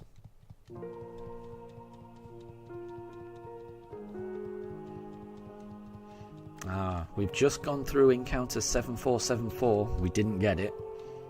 Could it be 7475? Could it be?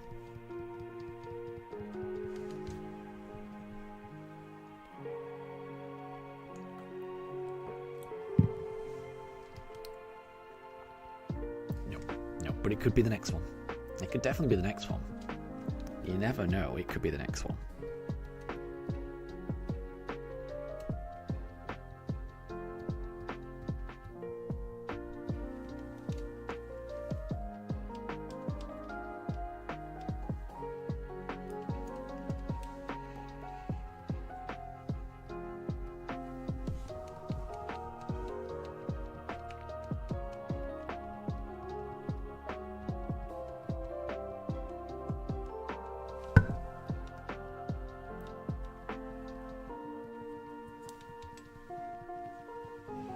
And Vihan, you gotta go. No problem at all. Thank you very much for stopping by. I will catch you later.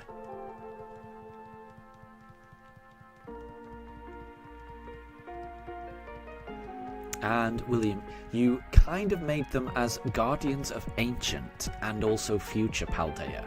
But you're not going to get into the storyline here because you'll be here for a while. That's fair enough. That's no problem. But I like the idea that they kind of protected the land. Right, we'll do Turtwig.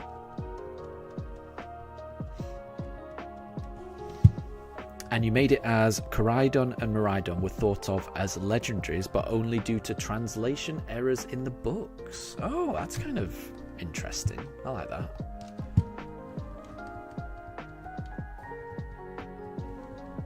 That's a different way of taking it, which is pretty cool.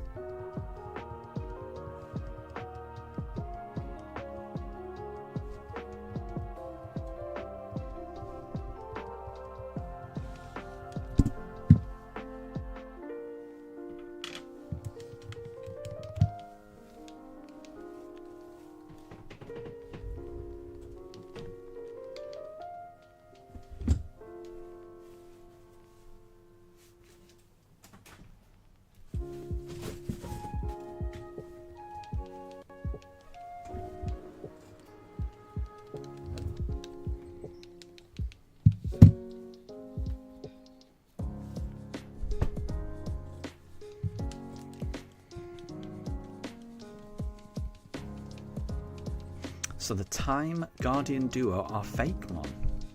There you go. I didn't realise that. Is that what Koraidon and Miraidon are known as? The Time Guardian duo? Because I've never heard them called that before. Or is that a name that you came up with?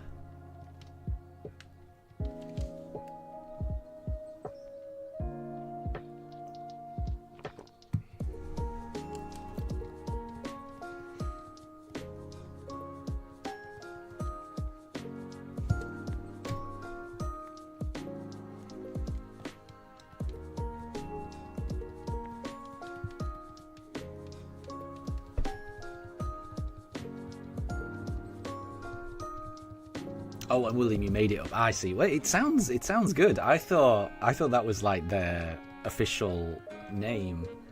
You know, like, you know, you have like the creation trio or the legendary birds. You know, it's kind of like an official term for the group of legendaries. I was kind of thinking that was the official term for Koraidon and Miraidon. So it's a good name. It's a good name. I like it. But you made it up. But I like it. It's a catchy name for them, I would say.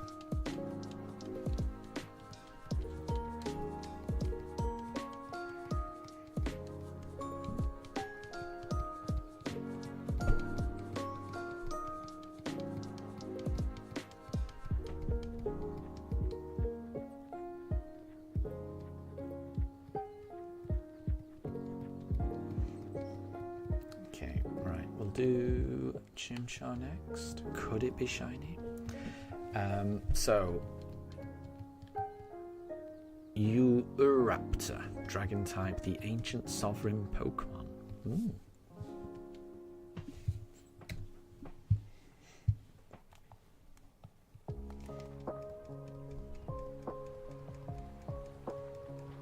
And ruler of a time long lost, its roar would send even Tyrantrum fleeing for their lives. It had unparalleled stamina and physical strength, as it could race all across ancient Paldea without a break. It turns out the winged king was really the winged queen, which was this Pokemon, maybe. Yeah, nice. I liked it. Pretty good.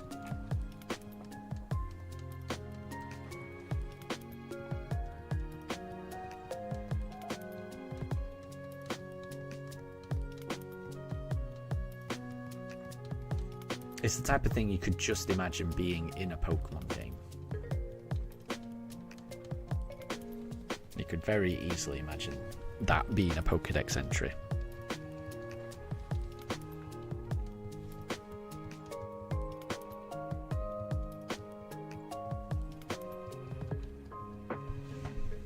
Okay, I did Chimchar, so I'm going to do Piplup now. Could it be?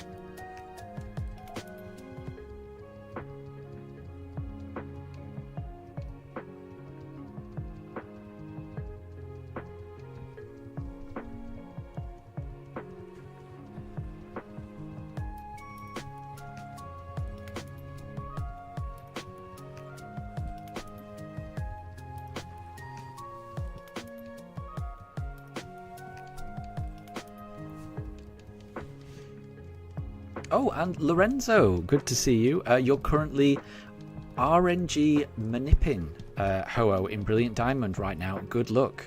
Well, good luck to you as well. I'm not ashamed to say I've been searching for this for a very long time, and about 60 hours into this hunt, I did look into, you know, how do you manipulate the RNG in these games? Because I think something popped up on my YouTube that indicated that you could. I thought, oh well, you know, what would that involve? What would it involve? And then I watched a video on it, and my gosh, it is involved. And there's a lot of timing, and there's a lot of, there's a lot of skill involved in it. So, good luck to you, because it is. I've looked into it, and it does look really tricky. Figuring out all those numbers, getting the exact frame, figuring out what instance of the Pokemon you've caught, and then figuring out, well, how far out was I, and then adjusting your counter to compensate for it. It sounds like a lot of trial and error and a lot of skill. So good luck, Lorenzo. I hope you get the Ho-Oh. It will be worth it when you do get it, definitely. But I know that's tricky. I know it's tricky. Even if it takes longer, this is a lot easier. So I'm taking the long way out, but I'm taking the easy way out by doing it this way.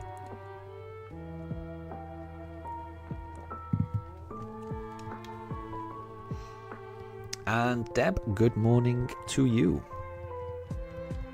Or good afternoon to you.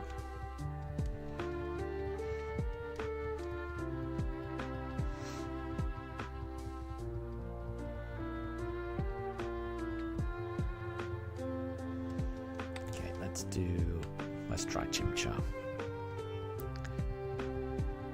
And William, this is your fake Pokemon entry for the future legendary Pokemon idea for Scarlet and Violet, which reads Neotron, which is an electric type, the future king Pokemon, height 1.5 meters, weight 170 kilograms. The ruler of a time not yet arrived. It will supposedly have unparalleled intelligence and mental fortitude, as it may calculate the most complicated problems within the blink of an eye. It turns out the Iron Serpent was really the Electric Serpent, which will be this Pokemon. Gotcha. And then for the past one, which was this Pokemon. Gotcha.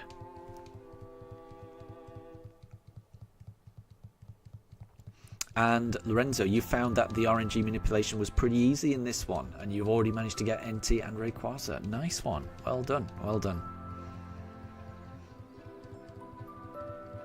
It looked really complicated to me when I watched the video. And you got Entei with squares. Nice.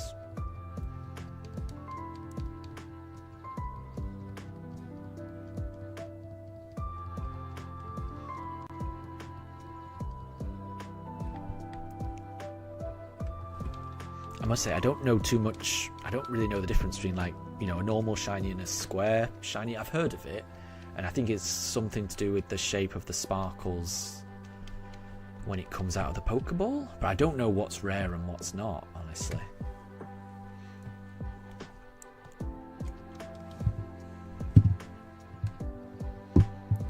But it sounds pretty good to be able to have got an Entei and a Rayquaza already. That's pretty amazing.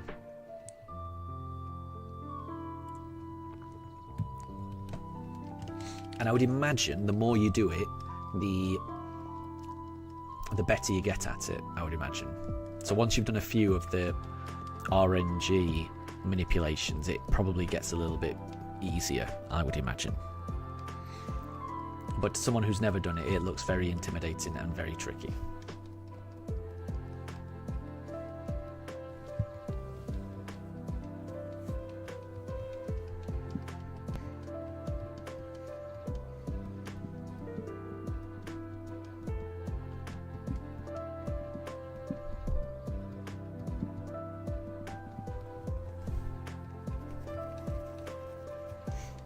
Oh, and Lorenzo, so in Sword and Shield there's a graphical difference, and Square is rarer. There you go.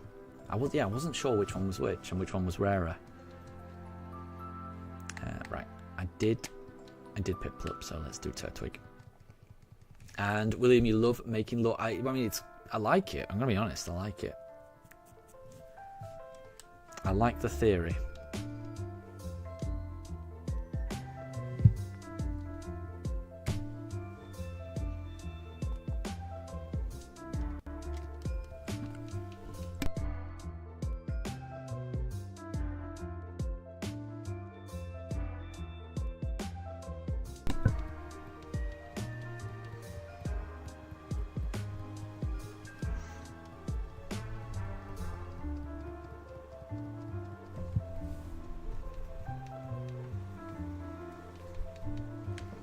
Oh, and Lorenzo, you've already got the starter. Nice.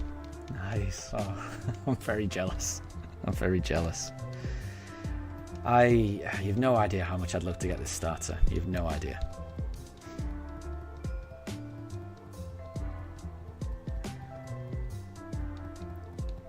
And Lorenzo, you've even got most legendaries besides just a couple left in Raminus Park. That's really impressive.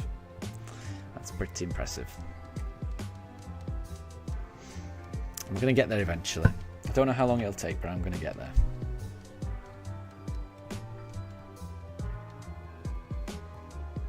Okay. Right, I did Turtwig last time, didn't I? So Chimchar this time. And William, you've even created lore for the Pokemon having different forms for when they were actually brought to modern day Paldea. Nice. So William, do you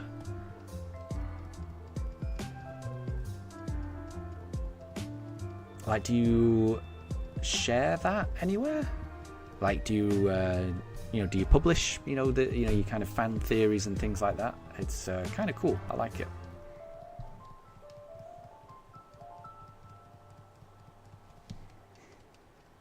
Or have you tried like designing how they will look as well? Or is it more the lore and background that you're interested in rather than how they might look?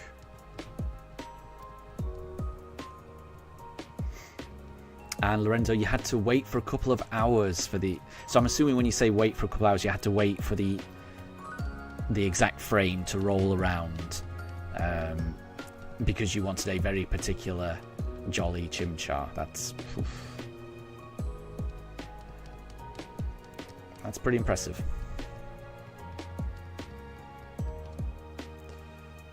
Right, I think I did Chimchar last time, so let's try Piplup.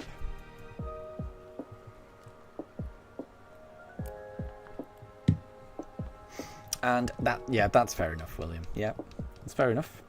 But I think it's good just to do it for the fun of it, I think. Especially if you enjoy it.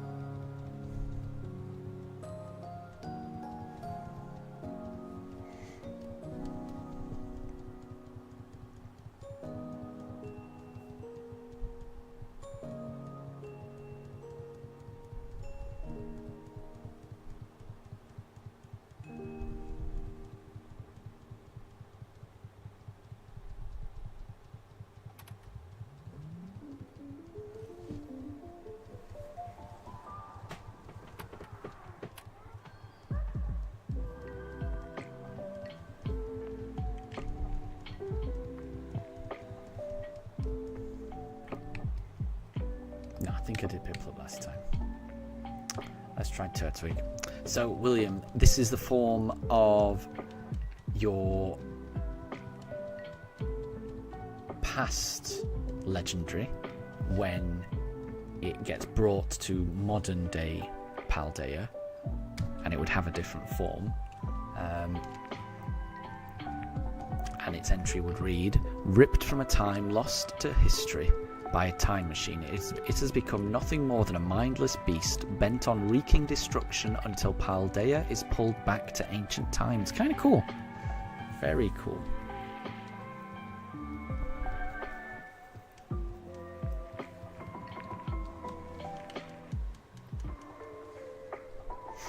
And Lorenzo, the best one you got was a shiny Cresselia with 0 attack and 0 speed.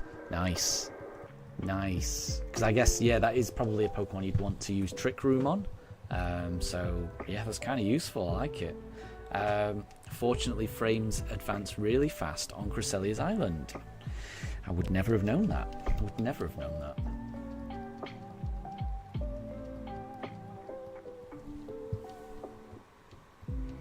I don't even think I've caught Cresselia in these games before.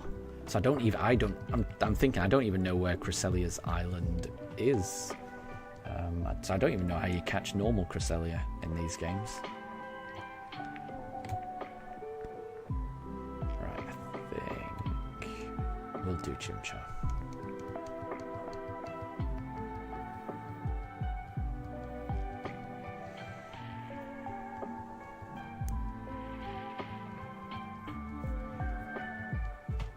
And Deb, you won your chess game. Congrats, well done.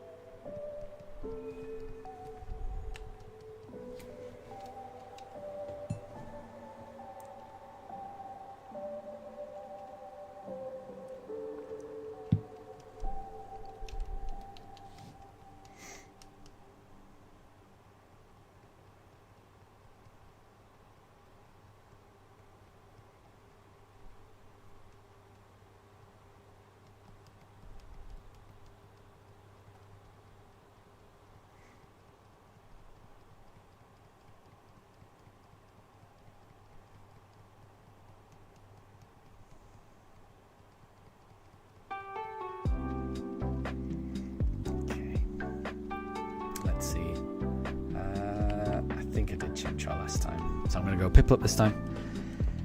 Could it be shiny? Could it be? Could it be? Could it be?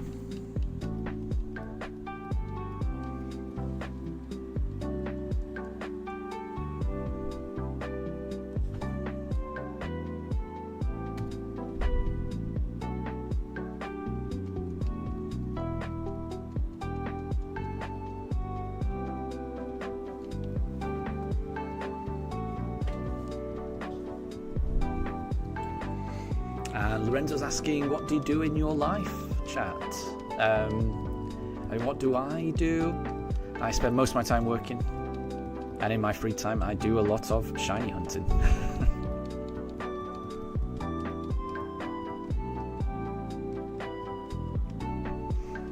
At the moment I'm doing far more and far longer streams than I would normally do, because I'm trying to get this shiny. As soon as I get this starter, I think I'm going to ease off on the streams a little bit, but I'm so eager to get this shiny. It's pretty much the only thing I'm doing. I cannot wait to get this shiny starter.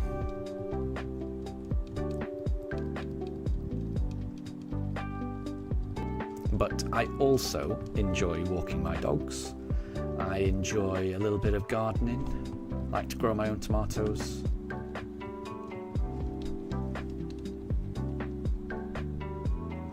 What work do I do? I'd rather not say what work I do. I want to avoid talking about my work if possible.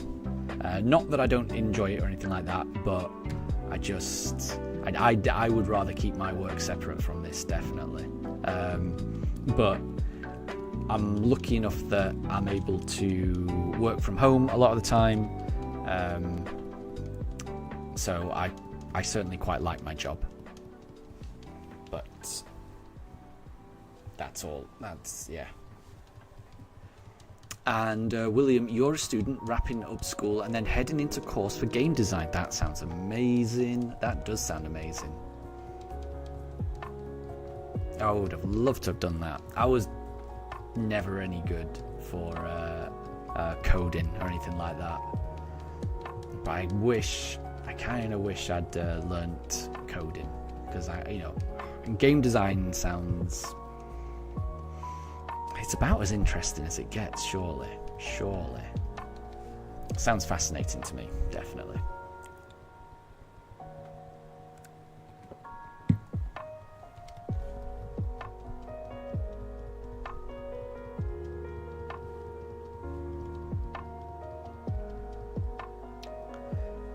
What did I do last time? I can't remember. I'm going to go for Chimchar this time.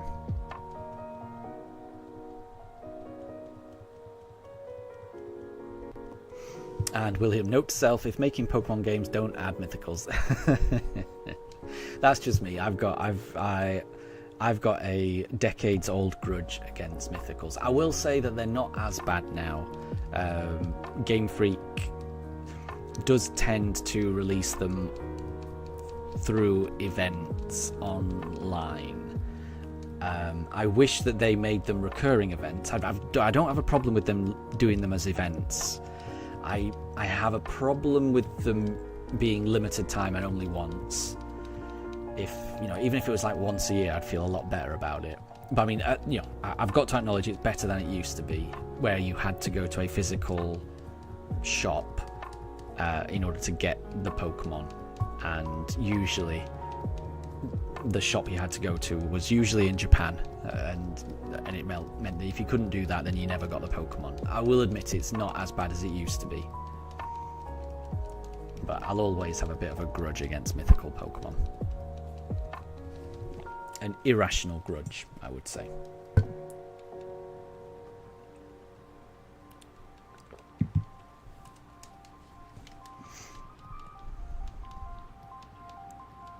Okay, right. Time for Piplup. Time for Piplup. Can this be shiny? Just... please be shiny. I'd love to get a shiny this stream. It's got to happen at some point. But it's not that encounter, but it could be the next one. It could definitely be the next one. I keep telling myself that.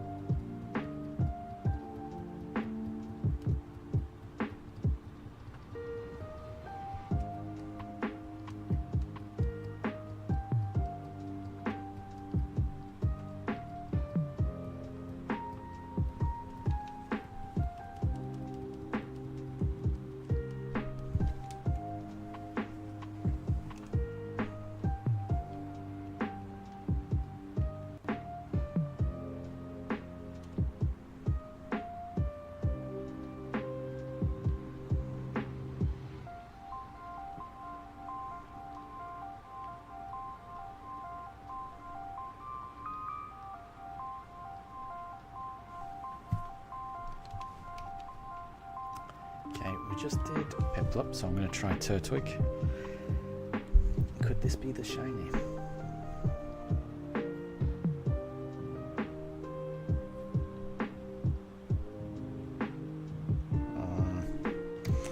Sadly not.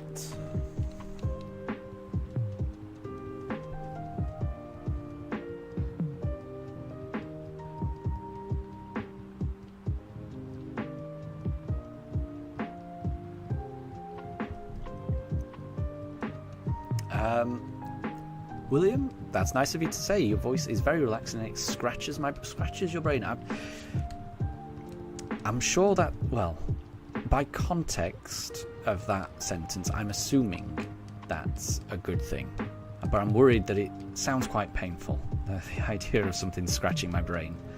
That almost gives me a headache just thinking about it.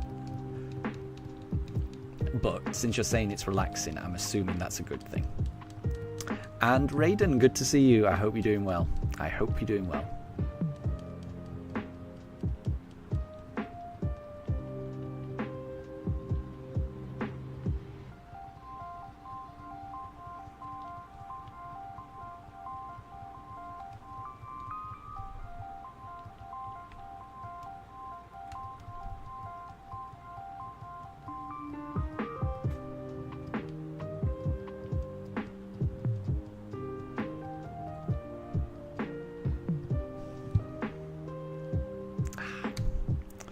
It's not Chimchar. So we'll try the next encounter, which, if I can remember, will end up being a Piplup.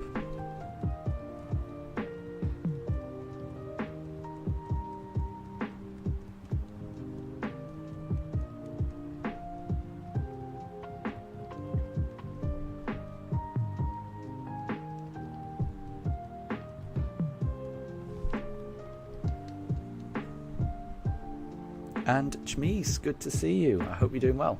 I hope you're doing well. You've not missed anything. We are still looking for that shiny starter, but it could always be the next encounter.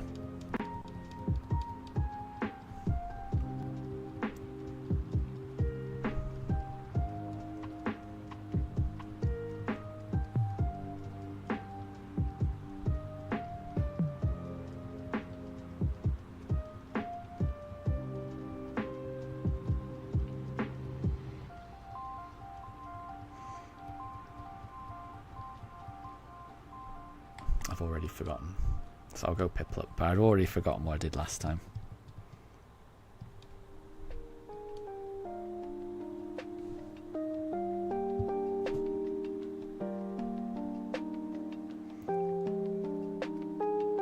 That's not shiny. And Chmeese, you're doing well. You're currently crocheting a capybara right now. That sounds adorable, and that sounds amazing. I hope that goes well, but that does sound adorable. A capybara is already quite a cute and adorable animal, so imagining it in knitted crochet form sounds even more adorable.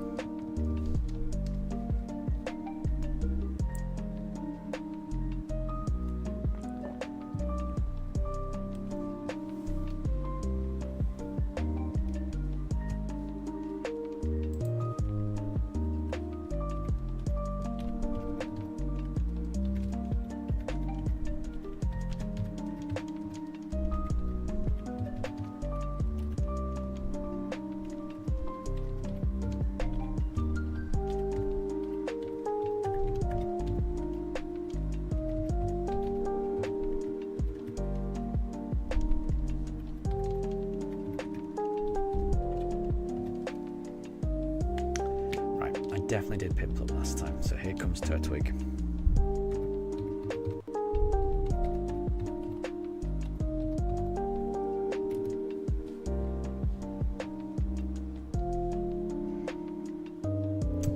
Alas, it is not. We're almost at 7,500 encounters.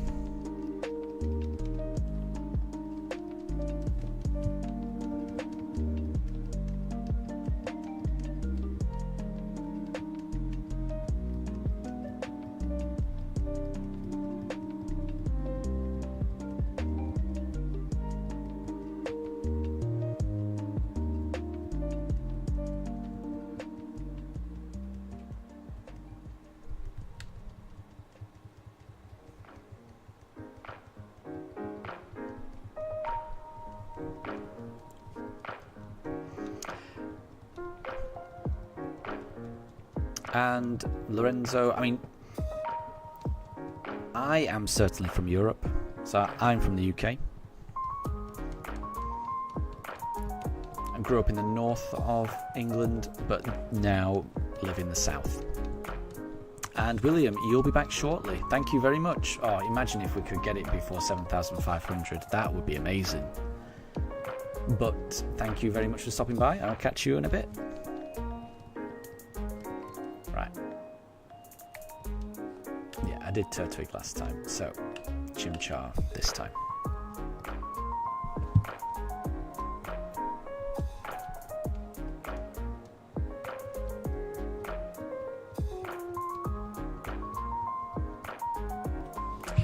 Sadly not.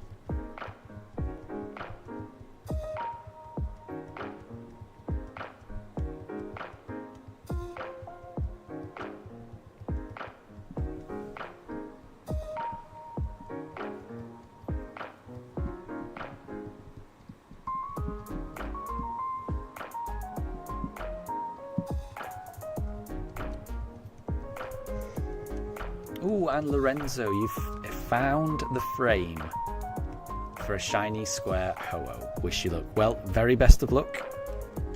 Sounds like you've almost got it. Sounds like you've almost got it. You've just got to get that timing down, I would imagine. But best of luck. Best of luck.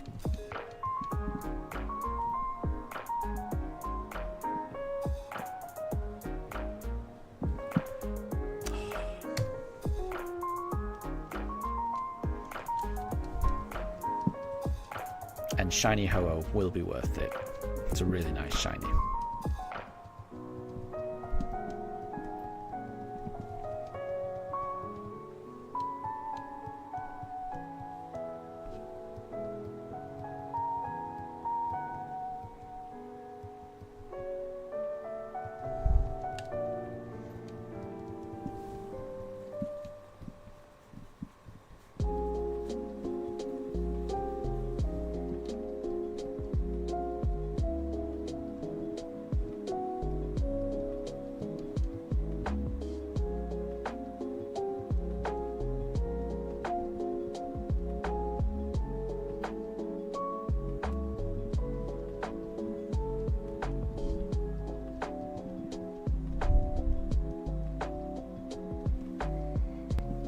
And Lorenzo, it's in 100 seconds. Well, good luck, good luck.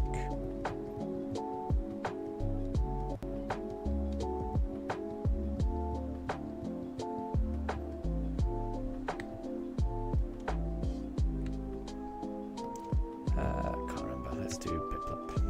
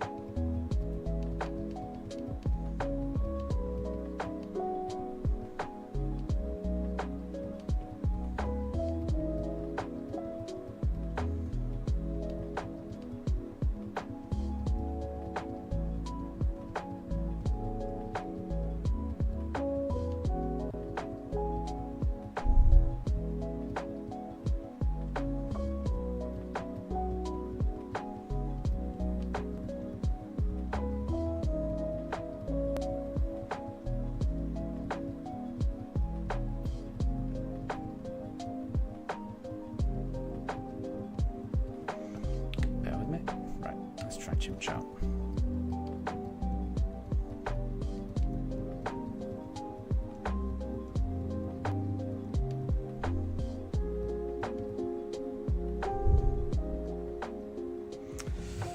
Sadly not.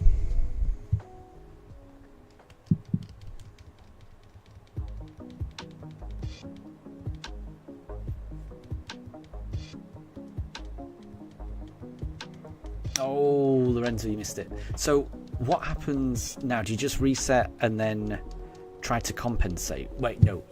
Do you need to catch it, figure out which instance of the Ho-Oh you've got, and then figure out how early or late you were, and then compensate accordingly? Is that how it works?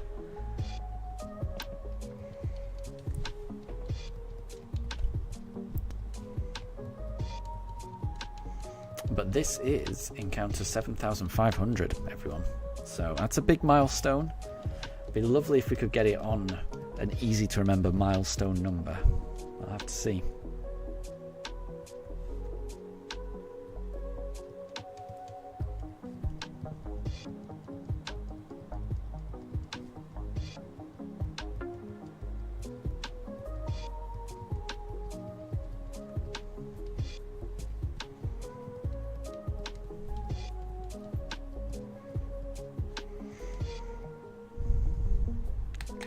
Let's go for Piplup.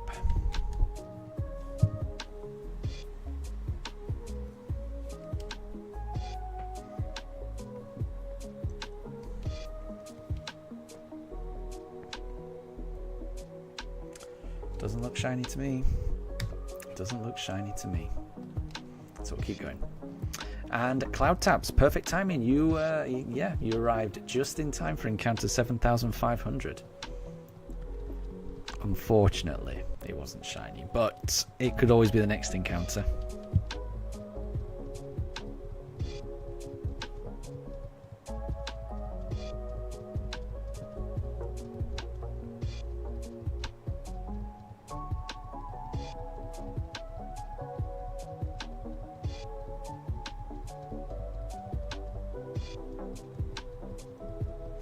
So, Lorenzo, on this time it may have been because Ho-Oh blinked and it advanced the RNG while you were pressing A to initiate the encounter.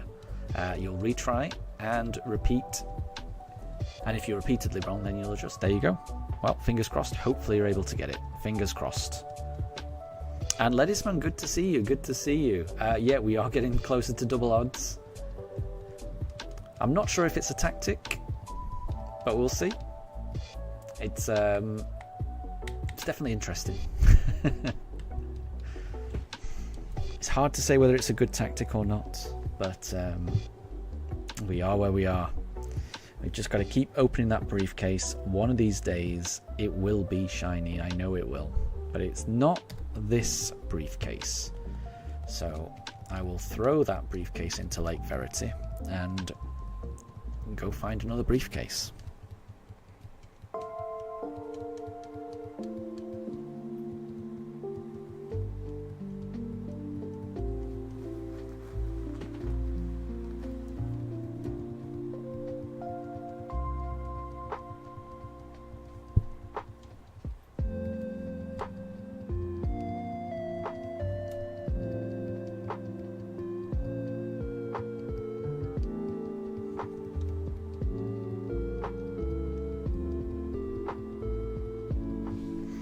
Ledisman, people usually get a shiny by now, right? The average, so when most people do this hunt, the average number would be 4,096. That's the average. So by now, most people would have got it, definitely, yeah. But in terms of how unlucky I've been, it's difficult to say. Because I think someone did a calculation yesterday that there's an 83% chance that I would have found it by now, which means there's a 17% chance that I haven't found it, which is obviously I'm in that 17%. It's not too unlikely, but it is unlikely, if you know what I mean. So most people would have found it by now, definitely. I have been unlucky. You know, the moment I got over odds, then I've been unlucky. Depending on how far over odds I go, that will tell me exactly how unlucky I've been. It's difficult to say at this point. And I mean, at this point, if I can get it in under 10,000 encounters, I will be happy. But I have no idea what's going to happen. I have no idea. Every time I open that briefcase, there's a 1 in 4,096 chance of it being shiny. Cloud Taps, till what encounter are we pushing today? We started on 7,400, so I'm hoping to get to 7,700. Ooh, Lorenzo, it would be a Poisson distribution with 4,096 and a variance, if you remember correctly, of 8,192. That is all very, very vaguely familiar. I remember the name Poisson distribution does ring a bell, but I'm going to be honest, I went to university a very, very long time ago. I can't remember all of it. I do remember that from my economics class. We had to do something like that. It's been so long. But I mean, I think you're right. It's definitely a bell curve where in the middle, is 4,096 encounters. So in the middle of the bell curve, the most people are going to be around that, and then the further away you get from that, the less likely it is. There will be people that get this first try. There will be people that get this on the 16,000th try. But those are the extreme examples, and at the moment I'm just hoping that I don't end up one of those extreme cases. You never know. So Lorenzo, so basically everything within 12,000 tries is not that unlikely. Yeah. Oh. Yeah. That doesn't sound wrong. It doesn't sound wrong. I'm a little bit worried, but it doesn't sound wrong at all. It sounds about right.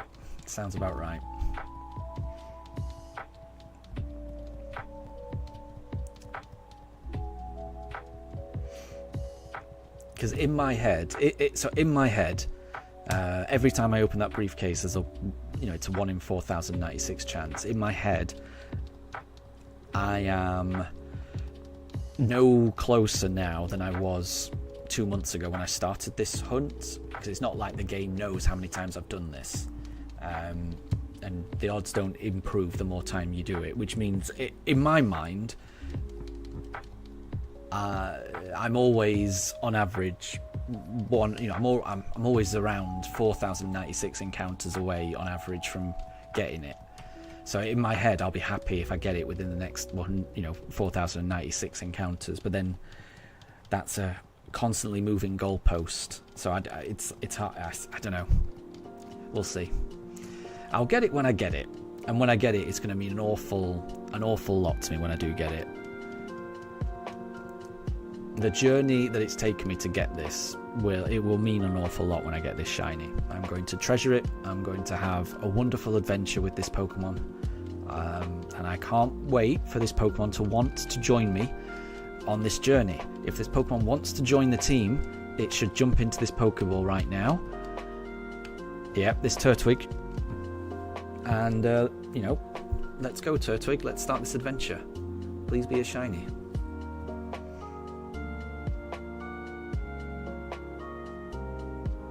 I mean, it's not. So we'll throw that suitcase into the lake, and we'll move on to the next suitcase.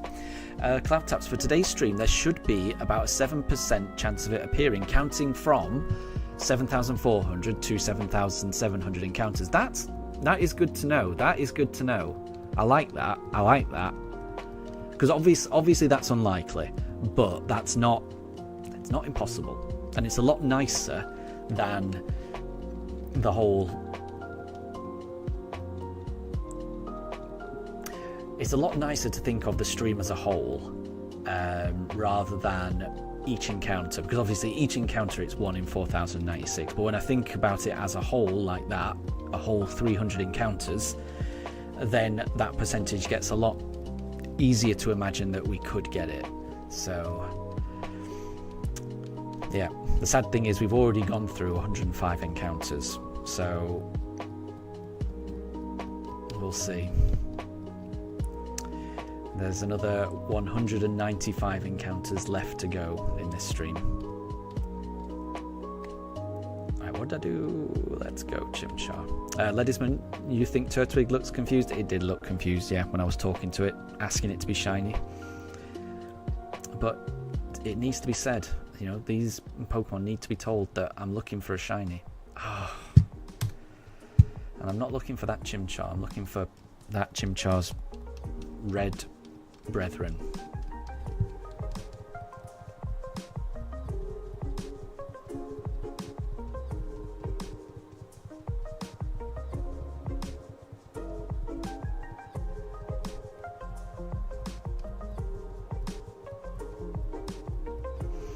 And Lorenzo, so the standard deviation, which is it's been a while since I've done that. That's it's to do with how likely it is to go away from the expected number, is roughly 60, so quite a bit unlikely. 60, that's crazy. I'm quite surprised.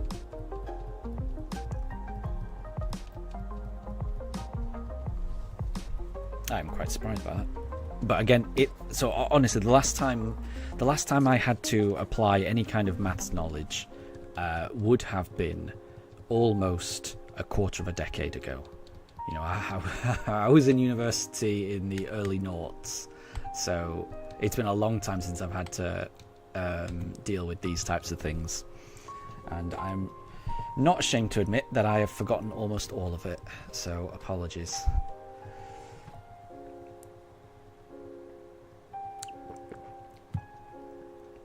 And it was never my strong suit as well. I really used to enjoy probability distributions and things like that. It was always something that interested me, but it was something that I really struggled with. I really did struggle with it.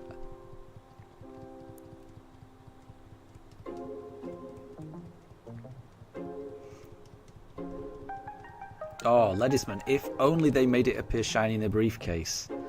Yeah, that would be amazing. You've no idea. I mean, this hunt would definitely be over if it appeared shiny in the briefcase. I mean, not only would you be cutting out a whole lot of time, because you'd only have to go up to the briefcase. You wouldn't have to, you know, go through the animations, the throwing out Pokemon. You know, you're cutting out, not a lot, but you're cutting out a bit of time for each encounter. But obviously, you're not just... You know, you're not just doing that, you're tripling the speed because you're checking 3 at once. Yeah, I'm certain we'd be over if we were able to, if it was able to be seen in the briefcase. Yeah, that would be a lot better. Heart Gold, Soul Silver is, from what I've been told, operates like that, and it would be wonderful if this game operated like that. It would be wonderful. Lorenzo, not really. Yes, no, yeah. So I know that's not the case the way that this game works, but I wish it did. That's what I mean. So I know it's not determined until you select it, but I wish it was. I wish that the briefcase... I wish that the shiny was determined on the briefcase screen, and that when you hovered over the preview, it showed you whether it was shiny or not. I wish that so much. My gosh. My gosh, it would be good. But no, I know it doesn't work like that. In either sense. I know the previews never show whether it's shiny or not, and, well, they can't do because it's not... None of them are shiny in the briefcase. None of them are shiny and all of them are shiny. I think, in my mind, it's Schrodinger's briefcase. You know, it's only when you actually select one that they become either shiny or not shiny. Up until the point you select them, all possibilities are on the table. So yeah.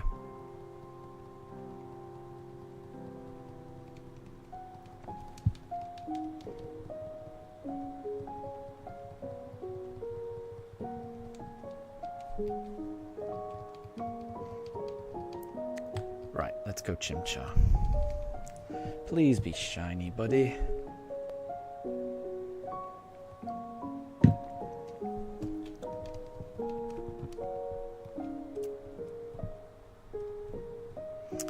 Sadly not, but it could be the next one. It could be the next one. That's what I keep telling myself. Yeah, Lorenzo. Yeah, if it worked like Gold and Silver, yeah, it would make a huge difference. It would, yeah, I would much prefer it. It's, you know, having gone through this experience, Heart Gold, Soul Silver sounds a lot better. And I know the odds are worse in Heart Gold and Soul Silver. I think the odds are 1 in 8,192. But yeah, being able to triple the speed, look at 3 all at once, that's a big deal.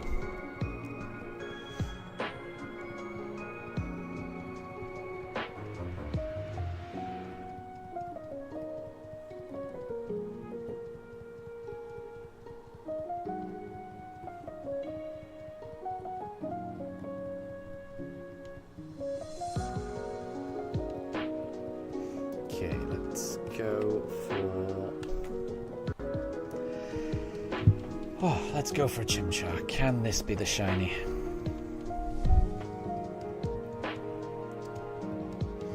never know. It could be. It could be. It's not though, but it could have been. It definitely could have been.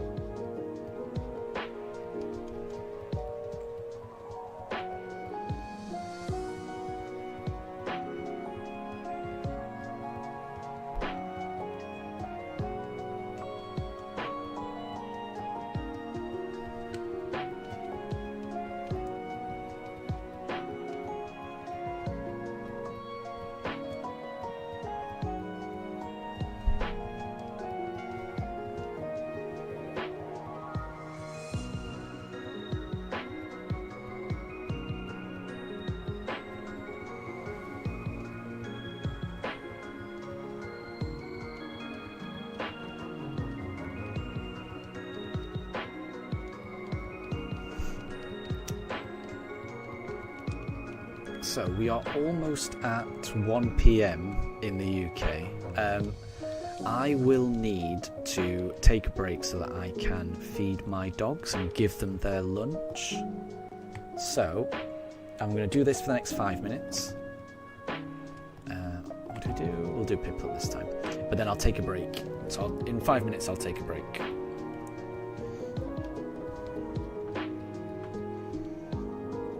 Let's see if we can get a shiny before then. Not Piplup, but try the next one.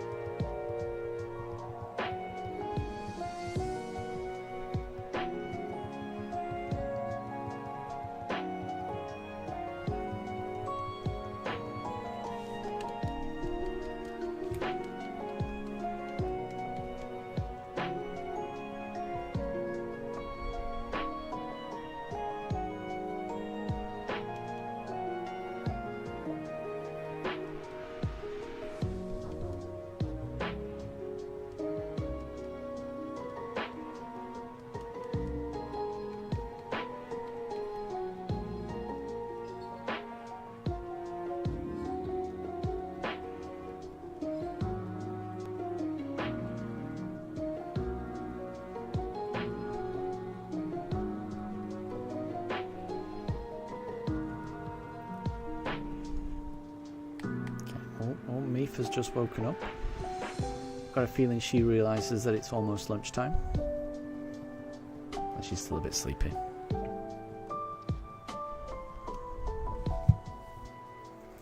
Come on, Piplup. No. Nope.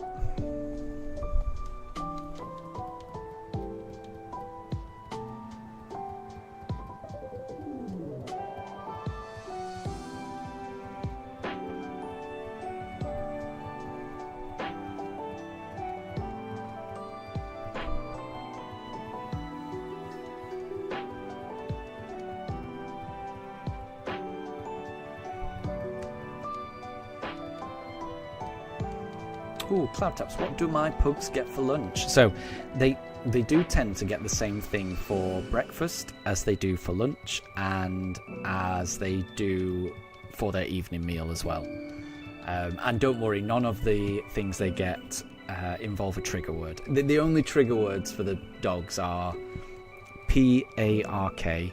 So when they like to go to the P-A-R-K, and they also like to go for a W-A-L-K. So I have to spell out those words. Sometimes I can get away with saying W-A-L-K, but I can't get away with saying P-A-R-K, especially around Daruk. Daruk really knows that word. But what they get for their meals, like I say, their meals are always the same. We've got some dry food, some Harrington's lamb dry food, and we also give them some sliced ham, some fresh ham, and we also have like a cabbage, and we'll slice up some bits of cabbage and mix that all in. That's what they generally have. Every now and again they'll have some wet food as well, but for most meals, that's what they'll have. So just ham, cabbage, and some dry food for all the nutrients that they might need, which they enjoy. But they also, you know, if we've got if we've got something else, we'll add to it. So like if me and my wife have had like a tuna sandwich from a can, then we'll use, you know, we'll give them a bit of tuna in their food, or like whatever we're having. If it's something that the dogs can have, we'll sometimes add a little bit of what we're having into their food as well, just to mix it up a bit. But that's their meal usually. Oh, it's 1 p.m. Okay, this is the last encounter. And then what I'll do is I will take a 30-minute break. So I'll be back by around 1:30.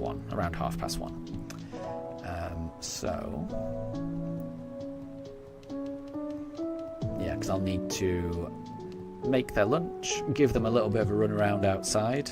They're not going to go for a WALK, but they will just have a run around in the garden. Right, let's do a chimchar.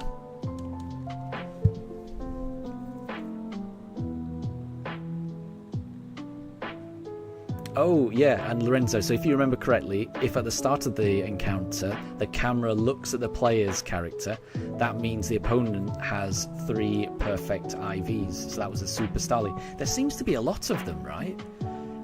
It seems like the camera pans on the character loads. But yeah, that does... I think I've heard of that as well. So we didn't get it. We didn't get it just then. So... for anyone that needs to leave in the next half hour, thank you very much for stopping by. It's been lovely having you, and have a great rest of your day. For everyone else who might still be here in half an hour, I will see you in a bit. But yeah, we'll be back in half an hour. So I'll catch you all in a bit. Bye.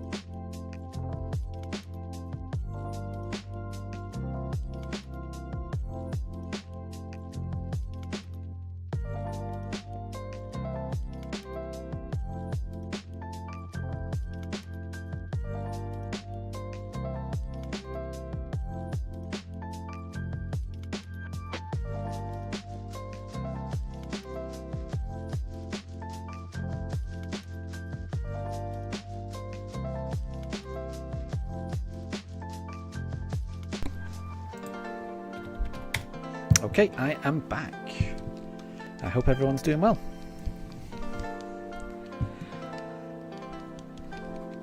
The dogs have had their lunch.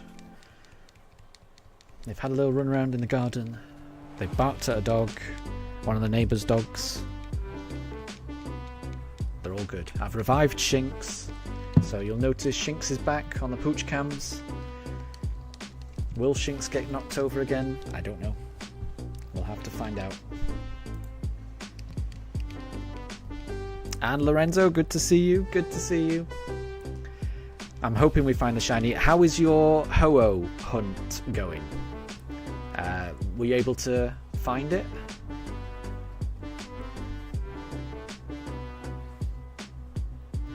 Okay, let's start this off with a Turtwig. And see whether we can get the shiny. And Ham, good to see you. Good to see you. I hope you're doing well.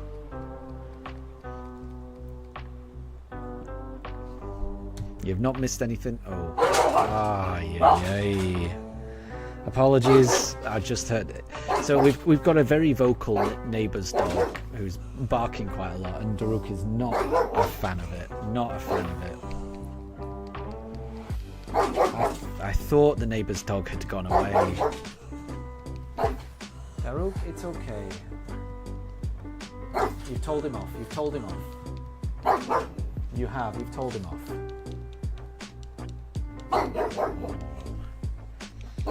Oh, and Calamari, good to see you. I hope you're doing well. And thank you very much. I hope we get it. I hope we get it. Oh, bear with me 1 second. My dog is I thought he'd calm down, and he's not calming down. He's looking at the window, and I just want to make sure he doesn't go out the window barking at this dog. Bear with me 1 second. Hold on.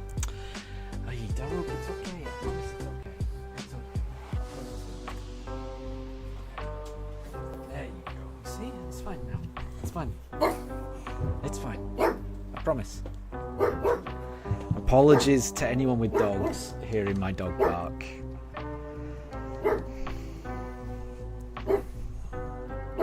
He just wants to make sure everyone's safe.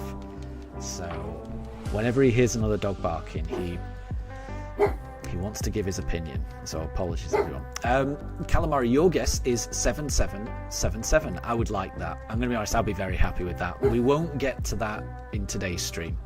I'm expecting today's stream to get up to 7,700. That's what I'm thinking, but fingers crossed. I'd love to get it before then, but I would be very happy with 7777. I would be so happy with that. Honestly, anything under 10,000 at this point, I would take anything under 10,000 very happily. So we will see. We will see what happens.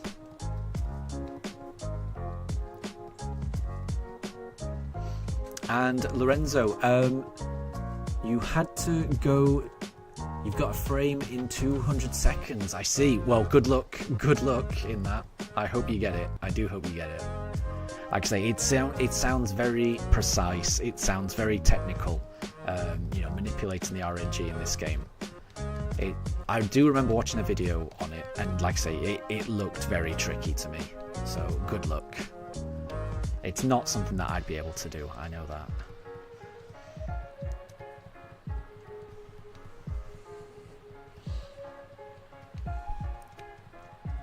So he's calmed down now, thankfully. So yeah, we are back now.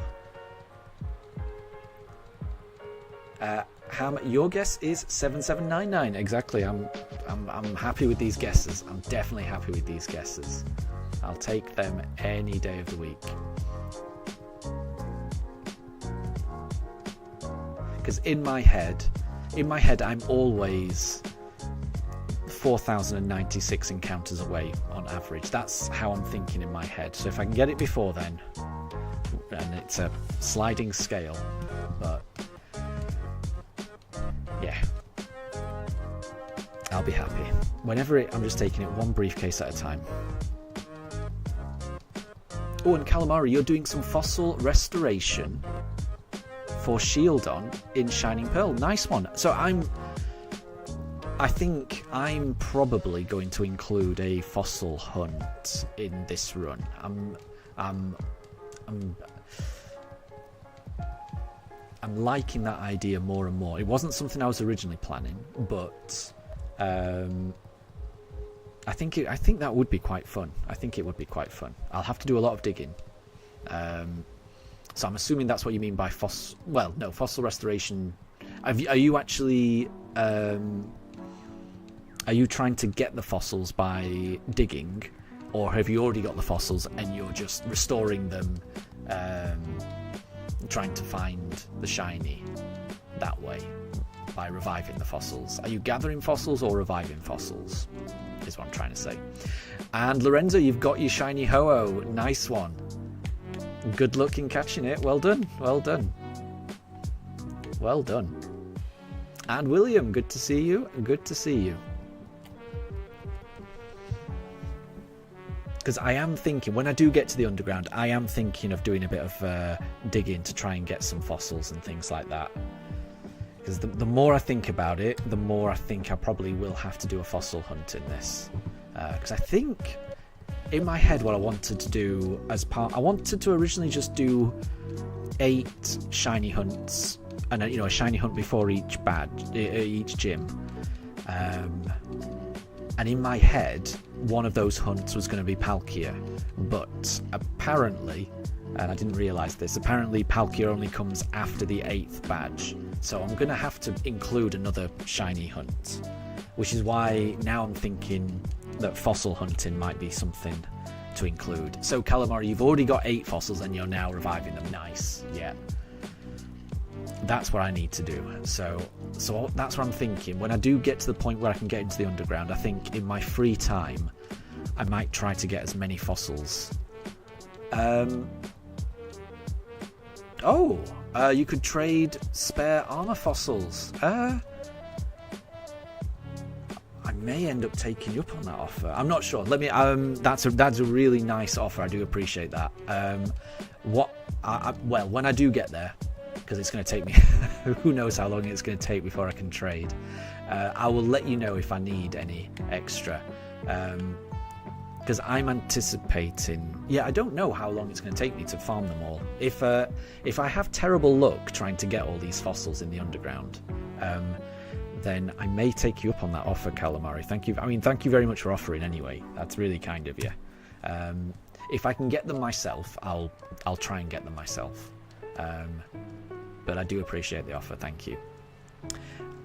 William, what's going to be my reaction when I do get the shiny? I have no idea. I have never reacted to a shiny before with a microphone. I've caught shinies before on stream, but that was before I had this microphone. So all of my reactions prior to this were just typed out. I was quite animated and shouting and say, yeah. But then you couldn't hear it because I didn't have a microphone, but I did scare my dogs. So the biggest reaction on my channels to getting a shiny was how my dogs reacted, and they usually got quite scared and confused as to why I was suddenly shouting. I don't know what the reaction's going to be. I have no idea. I can't wait to find out though. And Ham, you're beating Pokemon Let's Go right now, so you can shiny hunt Mewtwo. Exactly, that is a good one to shiny hunt. It really is. I really enjoyed shiny hunting Mewtwo. That is a large reason why I'm doing this run now. I enjoyed shiny hunting Mewtwo so much. The buzz I got from shiny hunting Mewtwo was such a high that I am currently still chasing that high. It's what made me think, a BDSP run can't be too bad. This Mewtwo shiny hunt at full odds went okay. I'm sure a BDSP run will be fine.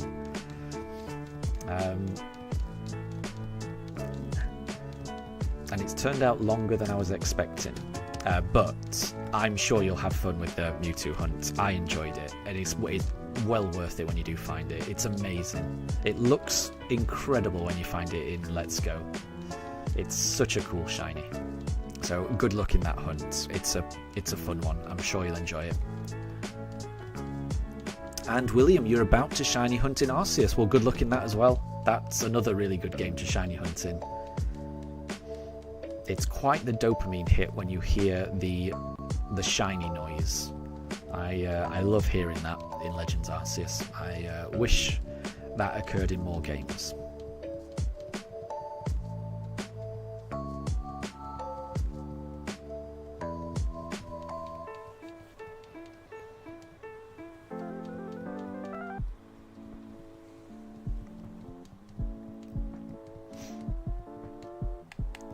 Right, let's try Piplup. Let's try.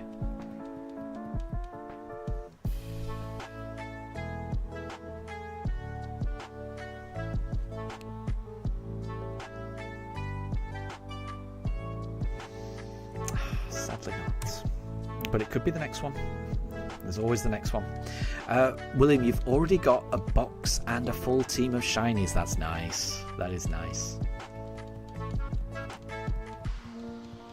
And Lorenzo, shiny Arceus is the easiest to RNG manipulate if you want.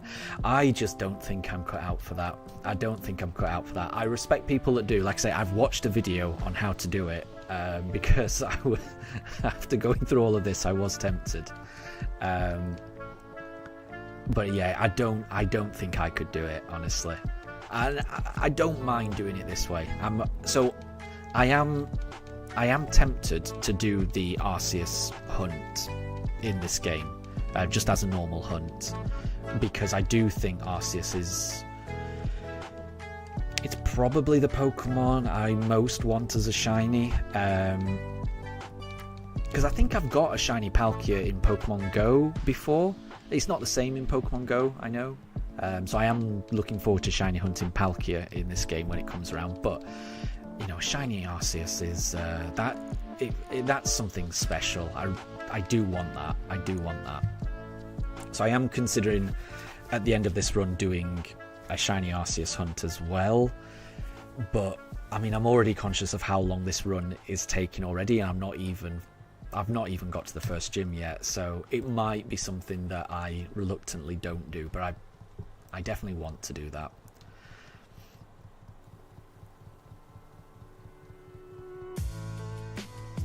And William, so your shiny team includes a shiny Garchomp, shiny Hisuian Typhlosion, shiny Goodra, Empoleon, Gardevoir, and Roserade. They're all great. They're all great. I like that team. I'm a big fan of Empoleon. I definitely want that. Oh, and Lorenzo, search for Papa Hefe. Yes, and that's the video I watched, actually. That is the person. That name rings a bell, and I think it's that video that I watched. And they do a really good job of explaining it, but it's quite involved. I thought it was quite involved. You know, you've got to look at blinks, and you've got to. It's very technical. I'm happier to do it this way. Honestly, I'm happier doing it this way, definitely. Even though obviously it's going to take a lot longer. I am happier doing it this way. But I respect people that take that amount of time to understand how the game works and to understand its mechanics and things like that.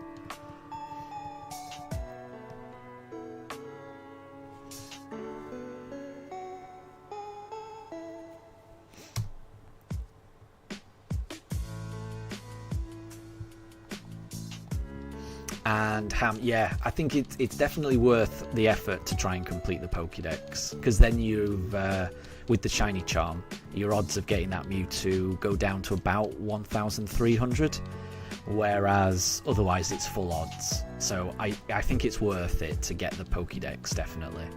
And Calamari, so you can, and I think Ham's just explaining it now, you can get it before, but if you get it before completing the Pokedex, it's a full odds hunt. Which makes it considerably longer.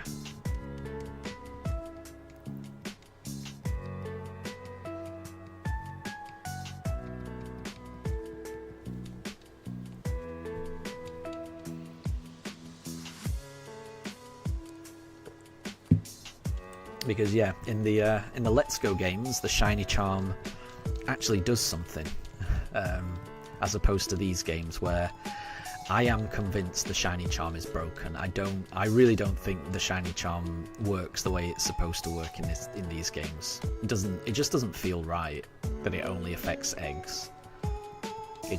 That doesn't feel like that is what the game designers meant it to operate like. To me, it feels like the shiny charm is a mistake in these games.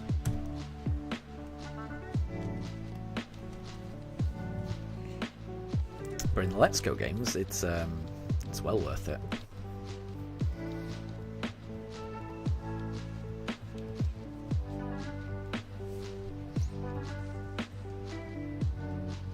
And they are fun games as well.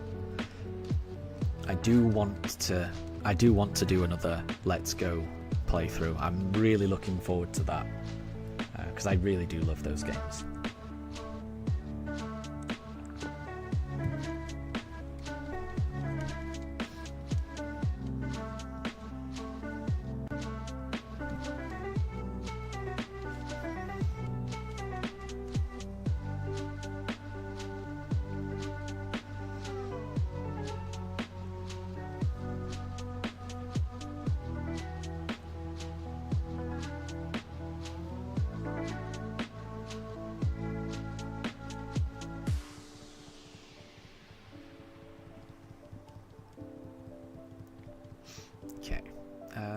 I keep forgetting which one I did last time, so I'm just going to go Piplup this time.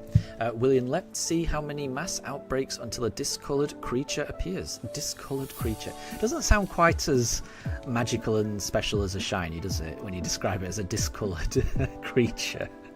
But it's not inaccurate. Yep, that is pretty much what they are. I hope you find your discoloured creature very fast. And Vihan, good to see you. Still no shiny, sadly. Not yet. Not even a Starly. We haven't even seen a Starly in almost 7,000 encounters. It's been a long time since we've seen any shinies. Yeah, I am missing those Starlies. When they first appeared, I was getting quite sick of them, and now, oh, I miss them so much. I miss their sparkles. They're hauntingly out of reach sparkles that you'll never be able to have. But at least it was something. But the shiny will appear when it appears. You just got to keep going.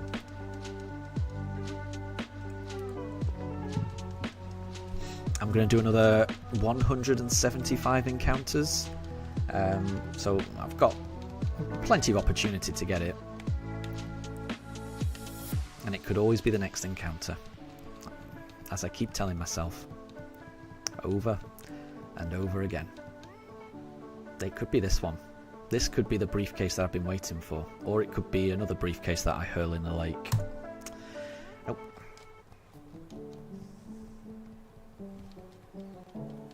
It must be the next briefcase.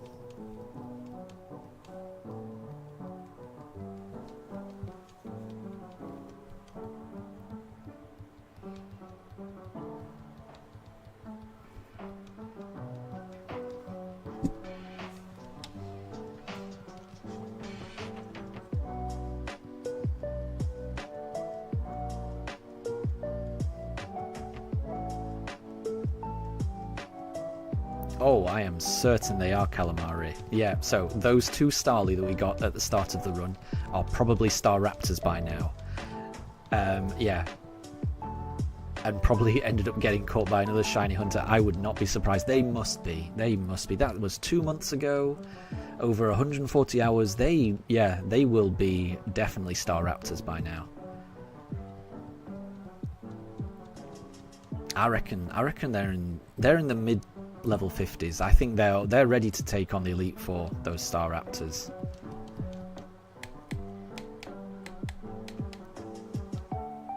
Some lucky shiny hunter in an alternate universe is using those shiny Starlies, taking on Cynthia right now, using Brave Bird. I think I did Turtwig last time. Just going to do Chimchar. Yeah, I do miss them. I miss those starlies.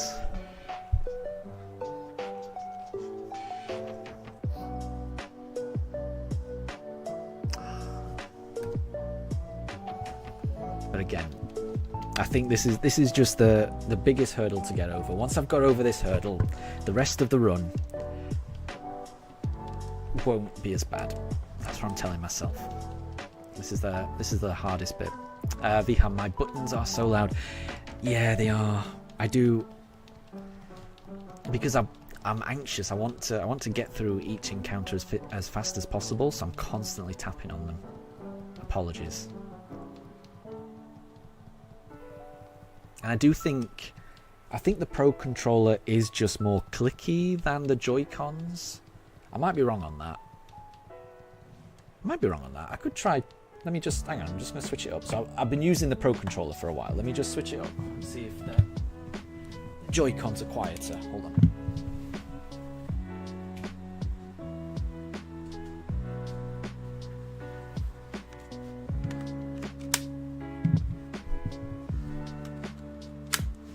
Okay, let's see. Yeah, that's a lot quieter. So I am button mashing right now on the Joy-Cons, and you can't hear that, right? Hold on. They're not synced yet. Bear with me. Don't know why it's taken so long to sync up the Joy-Cons. There we go. That's me button mashing on the Joy-Con. You can hear it a little bit, but it's nowhere near as clicky. And let me, if I just, that's what the this is the Pro Controller. Right, that's me button mashing the Pro Controller, and this is me button mashing the Joy-Con. It's a lot quieter. The Joy-Con is just, yeah, it's just a lot quieter. The Pro Controller's got bigger buttons, and they're just clickier. And I'm gonna be honest, I think I might prefer the Pro Controller actually. Just feels nicer, but it is clickier. I do agree.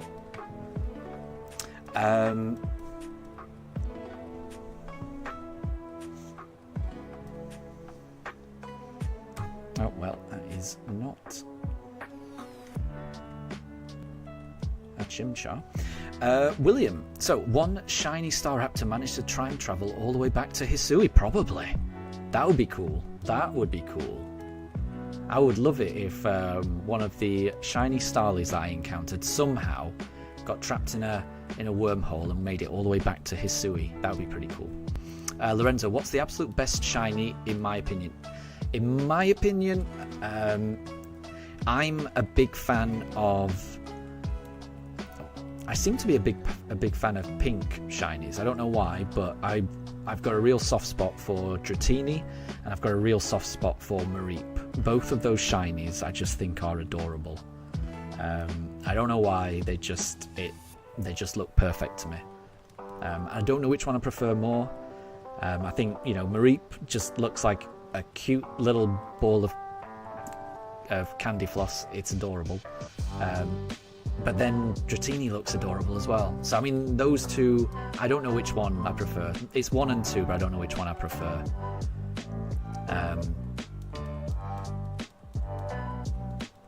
Vihan, you think that the Great Marsh will be harder? That may well be true, yes. I don't think the Great Marsh hunt that I'm planning to do will take as long as this, but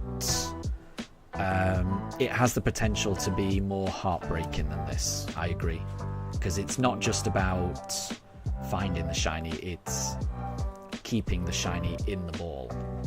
That's the problem.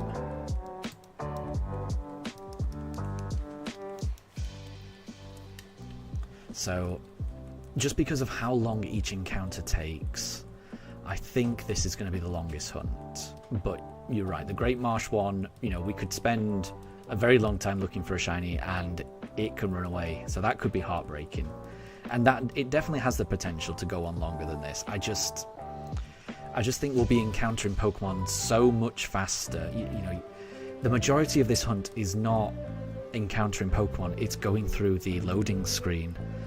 And it's going through all this dialogue, and it's going through the briefcase, and all of that is are things that I just won't have to deal with in the Great Marsh. Yes, the shiny may run away, but I'll just be encountering Pokemon so much faster. So, I mean, I'm looking forward to it. It could be terrible, but I'm looking forward to it. Let's go for Turtwig. William, you have Cynthia's theme as your wake-up alarm. That's pretty cool. I like that. I like that. And Ham, do I like Hypno's shiny? It's beautiful. It is a nice one. I like that one as well. I do like that one as well. There's not many pink ones that I don't like. I do generally think that if it's got a pink shiny, it's pretty nice. So yeah, I do like Hypno shiny. That's a nice one. That is definitely a nice one. I'm trying to think of others. There's more that I like. I mean, I do like Shinx's shiny. I know that's not pink, but Shinx is up there. I think Shinx might be number 3 in my favourite shinies. That would be my top 3, I think, though. Dratini, Mareep, Shinx. I love all of those. And I do like Hypno's shiny, but I'm not sure if Hypno is one of my favourite Pokemon in general. And I think the reason that Dratini, Mareep, and Shinx are in my top 3 is I love the shinies, but I really love the Pokemon as well. Lorenzo, the pinkest is Kyogre. Kyogre's very pink, isn't it? Yeah, I like that one. I do like that one. I'm not going to lie. Lugia has a little bit... Lugia's is a lot more subtle, isn't it? But I do like it. And I guess Palkia's is subtly pink as well. I think I did Turtwig last time. I'm going to do Chimchar. And Vihan, Pokemon can flee. Yep, the Great Marsh is going to be interesting. If nothing else, that hunt is going to be interesting, isn't it? So, I mean, I can't wait to get to that part of the run. I cannot wait. Vihan, your favourite pink shiny would be Wobbuffet. That is a nice one as well. That is a nice one. I agree. That is a nice one.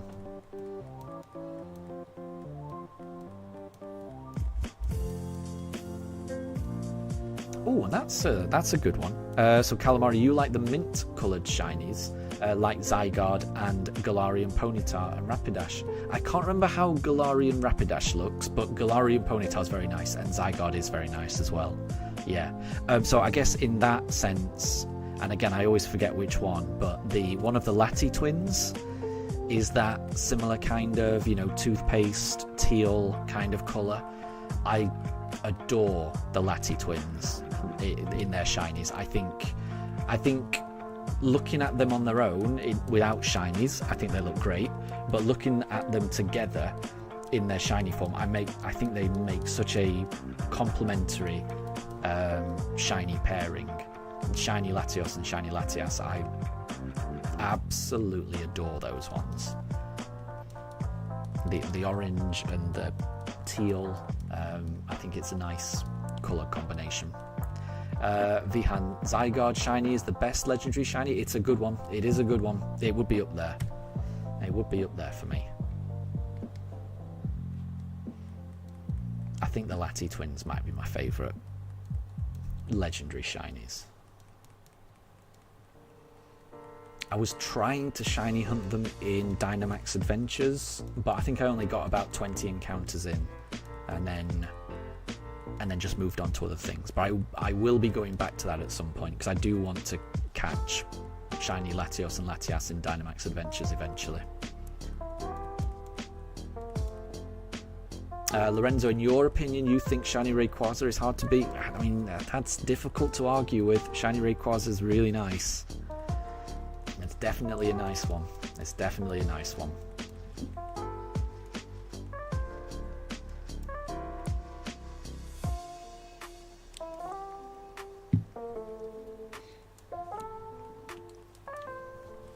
And Calamari, you think the Latis have top tier shinies? Yeah, I mean, for me, I really like them. Oh, and Tempest says shiny Primal Groudon. Yeah, that's... am I right in thinking that's like black and gold? It's quite similar to... Rayquaza's shiny, in a way. if I'm remembering it right. Having never played Omega Ruby Alpha Sapphire, all I've got to go on is I've seen other people in Pokemon Go using shiny Prime or Groudon, and I think it's quite black and gold, and it does look very impressive. But I don't know too much about it. William, you like shiny Zacian? Yes. Yeah, I mean, I like both of them. I like Zacian and Zamazenta. Zacian's the one with the sword, isn't it? So that's the blue one, shiny, right? Light blue. And then shiny Zamazenta's quite pink actually, which is quite nice.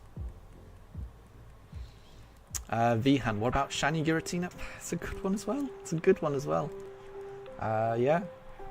There's a lot of good shinies, and there's not many terrible shinies. There's a few, there's not many. Calamari, for you, shiny Ho-Oh has great colours and perfectly suits it. It is a good one. And Lorenzo would know, having recently caught shiny Ho-Oh. Congrats again. Lorenzo, shiny Xerneas is criminally underrated. Yeah, so Xerneas confuses me. I don't know too much about Xerneas. My only experience of Xerneas is from catching it in Pokemon Go, and I caught a shiny Xerneas in Pokemon Go, but it looks. I'm going to struggle to describe it because it in my head it looked. I'm sure it looked different. And then I caught it, and then it felt like it changed colour. I'm not going to carry on talking about it because I can't describe exactly what happened. But all I'll say is that Xerneas confuses me. It felt like what I was seeing on the screen didn't match up to how it looked once I'd actually caught it. It was a bit weird. I know I'm not making any sense, so I'll stop talking. Tempest, shiny Zekrom, Reshiram, Kyurem are all dope as well. Nice one. See, I can't remember. I don't know too much about those shinies. I can't remember how they look.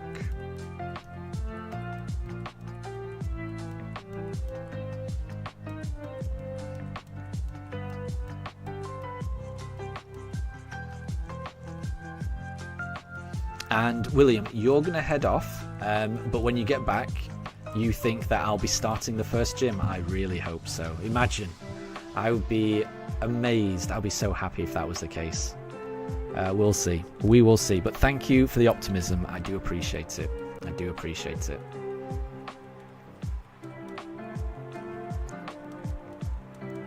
Tempest, nobody bringing up shiny Evil Tal? I always struggle. I always trip over that name. Apologies. That is a nice one, I'm pretty sure. It's quite red, isn't it? I think. It's definitely a nice one. Deb is asking Xerneas, Evital, or Zygarde. I mean, Zygarde is the shiny that I can remember the clearest, so I probably would say Zygarde.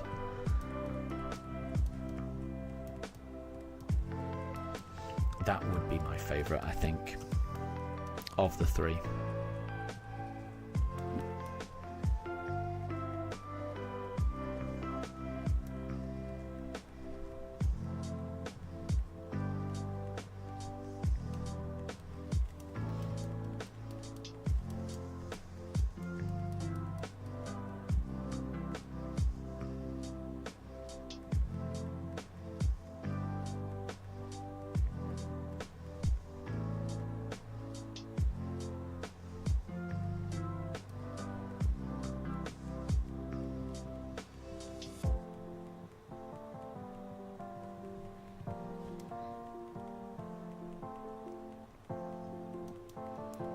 Okay, let's go.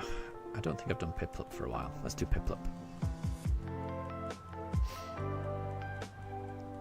So Vihan, you wish that we'd got a Pokemon Z with a Zygarde story.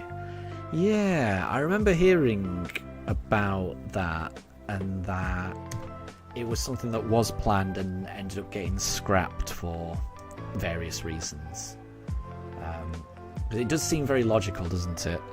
You know, you release games called XY, and Pokemon tends to, doesn't always, but tends to release a definitive version of a game series. You know, like Yellow, like Crystal, like Emerald, like Platinum. But they chose not to do anything for those games. It does seem like it was just teed up for there to be a Pokemon Z. Deb, you lost your Among Us match. Unlucky, but that is a fun game to play. So long as you had fun, that's the main thing.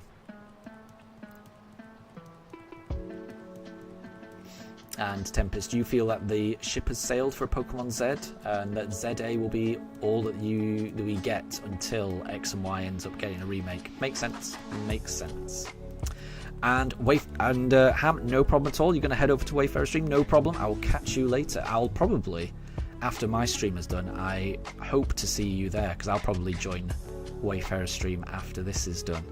So no problem. Thank you very much for stopping by, and I'll catch you later. Okay, let's go for Turtwig, and let's see.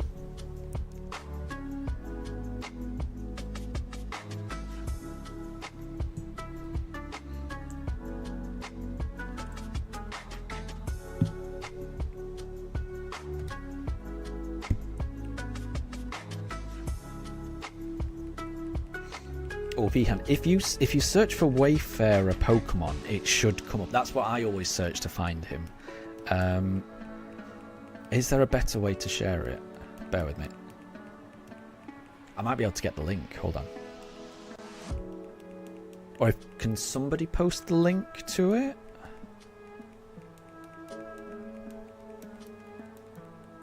Let me have a look.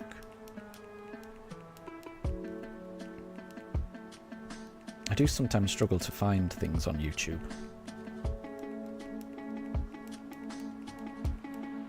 Ah, here we go. Right, and then can I? How do I? Whoa, whoa, whoa! Sound's on. Hold on. Bear with me. Share. Copy link. There we go. Bear with me. Hold on. I'll post it in chat.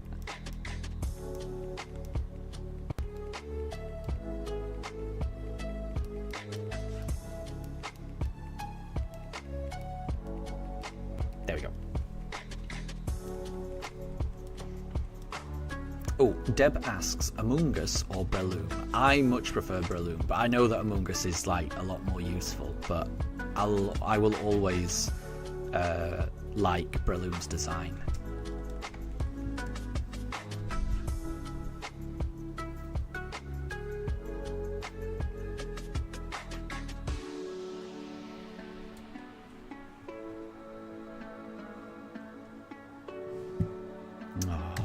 No shiny, not just yet.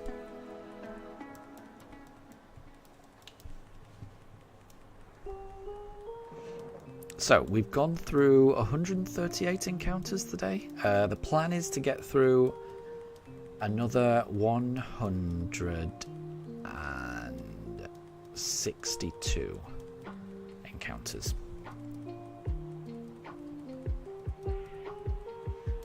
Tempest, you've seen someone say that winter this year could be warmer, and you really, really hope not. Fair enough. Yeah, I don't know. I mean, no one can predict that far in the future when it comes to weather, surely. It could be anything. You never know. You never know. But, I mean, as someone who lives in a Victorian house, you know, the house I live in was, you know, there's a sign, you know, it says on the front of the house that it was built in like 1890 something or other. It's an old house I live in.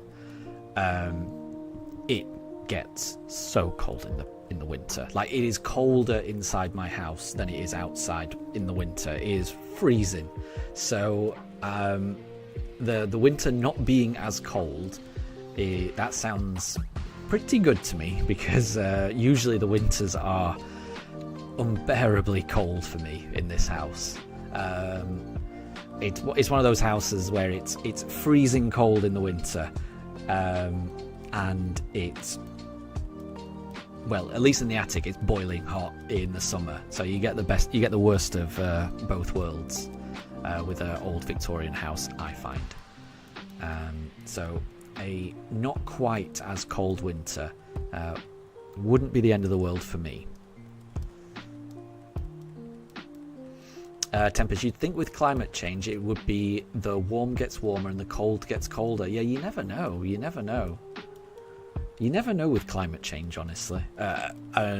Especially on this island, especially on, for the UK, because so much of the UK's weather is dependent on the Atlantic jet stream, the Gulf Stream, the kind of, the underwater currents that kind of move warm waters from the Gulf of Mexico all the way to Europe.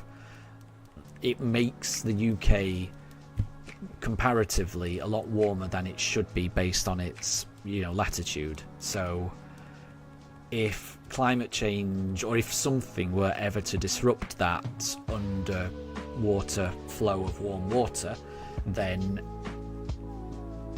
whilst a lot of climate change is all about the Earth getting warmer, for the UK at least, it may end up getting a lot colder. You never know. It's impossible to predict stuff, honestly. Impossible to predict stuff.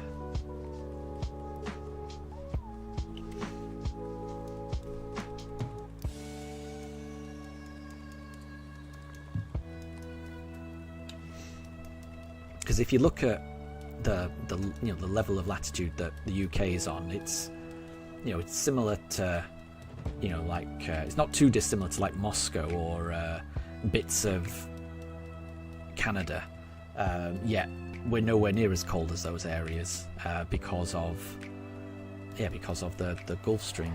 It's if something were to happen to that, and I don't know if it's the case or not, but I've heard people say that it's getting weaker and weaker. That would have a massive impact on the UK's weather.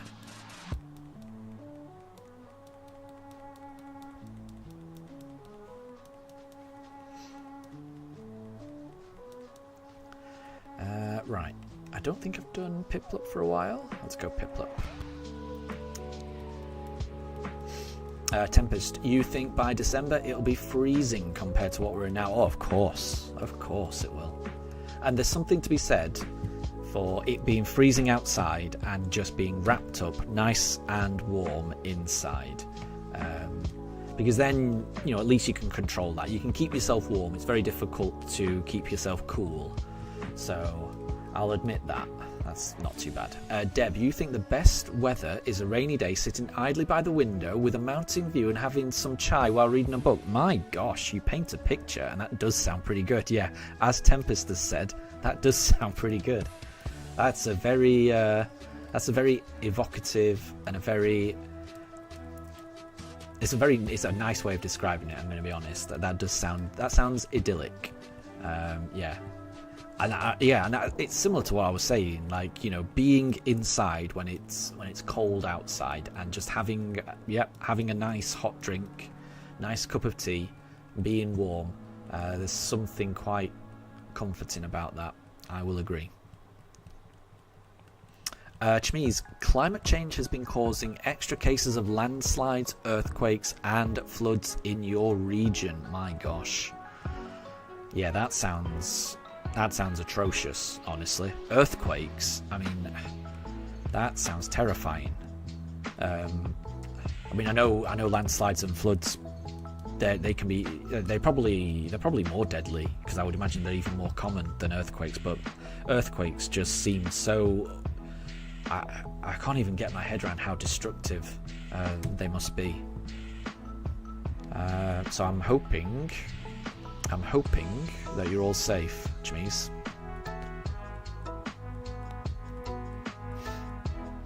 JJ, how many varieties of chai have you tried? I don't know. I mean, I've had chai before, so I've had chai made for me, but it was just a particular blend, and you know, I wasn't told that it had a particular name or anything like that. But normally what I would have is just normal black tea, but I do occasionally like to have a cup of chai masala, but that would not be a proper chai as you would know it in India, where you'd actually use whole spices and things like that. That would be, you know, you can get tea bags here in the UK, which have those flavourings, but just with loose leaf tea, so you just use it as a tea bag. So that would be the majority of the way that I've had it, but I have had it made with whole spices before, but not often. It is very nice. You know, I'm not gonna lie, it's very nice. But I drink a lot of tea, and I do like the convenience of tea bags. I will always like the convenience of tea bags. I feel like it would take up an awful lot of my day if every single time I wanted a cup of tea I had to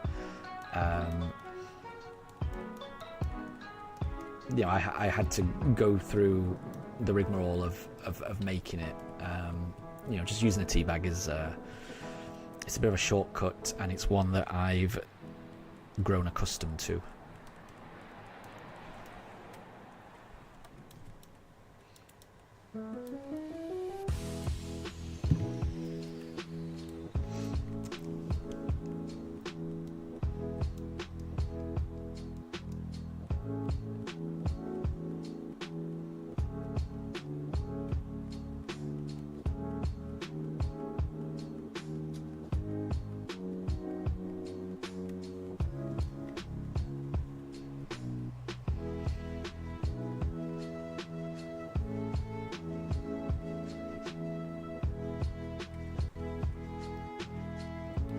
Chmise, your mother adds cardamom and cinnamon to her blend of chai. Nice. It elevates the comfort aspect of it. You should have it that way next time. That does sound nice. So, I mean, my wife will, even when it's like just a normal cup of just black tea, you know, English breakfast tea, that's what we usually have. My wife will always prefer a slice of ginger with that, to add a little bit of spice to a cup of tea, which is nice. Deb, you like tea, milk, tea? Oh, well, that's a lot. Oh, I can't read all of that. Bear with me. Hold on. Let me just go to the next one. That's a lot, isn't it? Ginger tea, masala, rose tea, mud. What on earth is mud tea? I've never heard of that one. I've never heard of. So I wouldn't know what Indian special tea, I wouldn't know what chocolate tea is, and I wouldn't know what mud tea was. So I'm confused by those ones.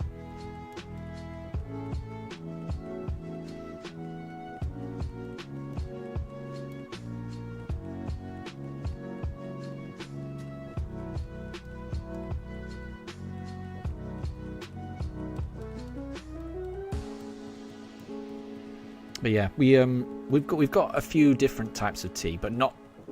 So yeah, we've always got some Darjeeling in the house. I tend to have some loose leaf Lady Grey in the house. We've got green tea. We always have English breakfast, usually either PG Tips or Yorkshire, and we've also got some masala tea bags. That's what we have in our house, and with some. I think we maybe. Oh, but we've also got some tea that we have in the evening. So we've got like chamomile tea and fruit tea and lemon and ginger tea. But we'd usually only have that just at night as like a tea before bed, something like that. And I also like to make tea out of some leaves from our mint plant. So just taking a few mint leaves and pouring hot water on, that's quite nice as well. Fresh mint tea is very nice.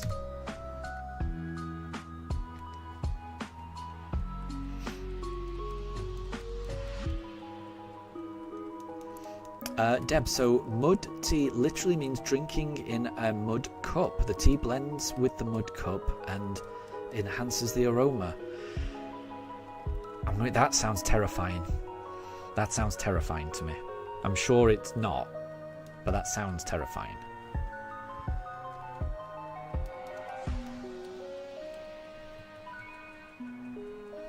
I wonder if you can get that in the UK. I doubt it. I doubt you can get something like that in the UK.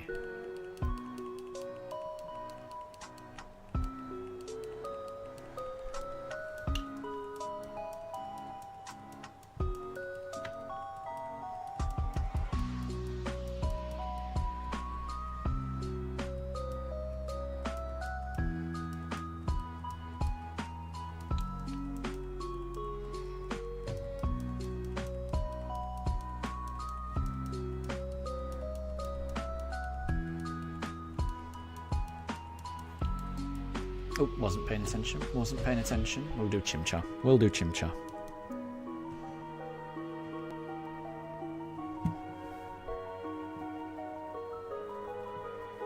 Vihan, did you know that someone made a whole Sword and Shield in Game Boy Advance with both DLC and all generations 1 to 8 Pokemon? I feel like someone told me about that. I can't remember who it was. Deb, drinking in a mud cup is the best cup you can drink tea on, and Vihan says that's not terrifying. So I am someone who doesn't know what a mud cup is. All I know is my definitions of those two words, and it sounds terrifying. But I don't know what they are. That's the thing. So like I say, I'm sure they're not. But so what is? I think the problem is I don't know what a mud cup is. I know what a mud kip is, but I don't know what a mud cup is. Like in the UK, mud is just like soil and water. So I don't know what a mud cup is.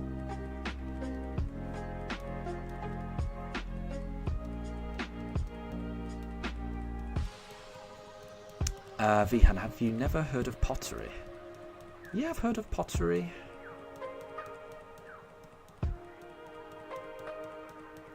I think I'm a bit confused. Apollo, I don't want to cause offence. I'm a bit confused. That's all.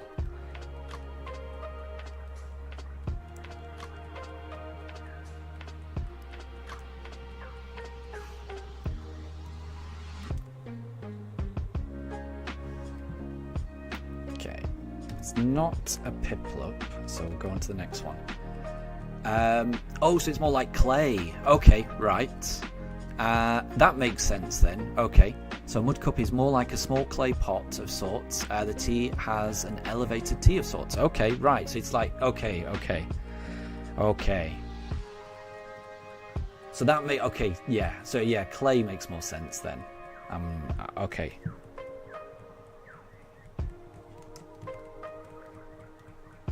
And Deb, you've just sent it in Discord. Let me have a look. Okay, right. Okay, I get you. So yeah, it's like a clay cup. If a clay cup, then I'm following. Yeah, it's just the word mud was throwing me a lot. Apologies there. Apologies. As someone who's never heard of that, yeah, it threw me for a loop.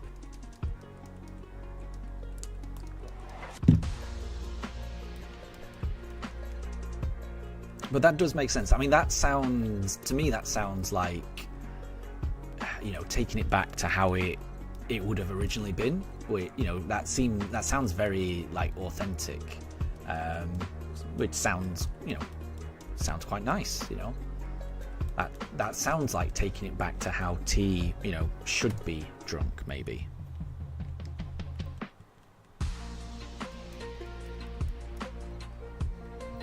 My wife is currently listening in on this, and she's saying that it's called Kulhar chai. So my wife knows about this. I've never heard of this. So it may be something that I end up trying the next time I go to India. Viahan, it's not the mud that comes with the soil and water. Exactly. That's what. That's the only mud that I was aware of. So yeah. But no, I get it. I get it now. Yeah, if it's clay and it's been glazed, then yeah, that makes sense. That makes sense.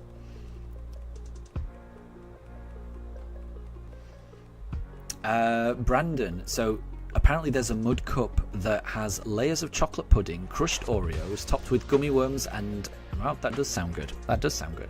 Actually, yeah, I've heard of a Mississippi mud pie as well. And yes, yeah, Cool Hachai, that is exactly what my wife has written. Yeah, I don't know if I'm pronouncing it right, but that is exactly what my wife has written. We'll go for, I think I did Piplup last time. Let's do Turtwig this time.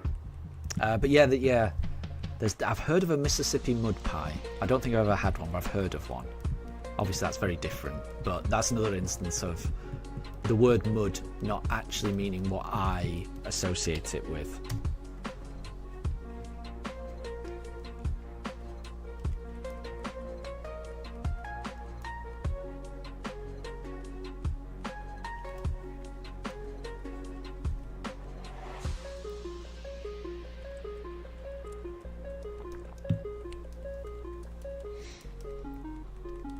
And Deb, no problem at all. Enjoy your tea. Enjoy your tea. It's always good to have tea.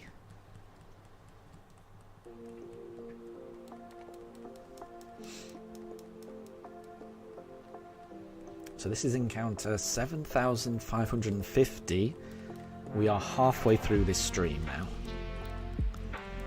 So another 151 encounters, including this one. And Vihan, Shinx did use a revive. I revived Shinx. Shinx got knocked out in the morning stream, but Shinx is back and is still standing currently. And Brandon, you're going to have to make a mud cup. It sounds nice. Sounds nice.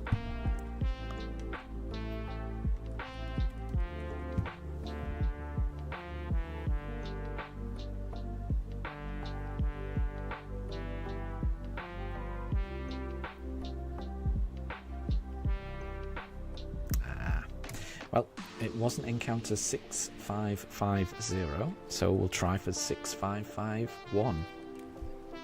Could that be the shiny?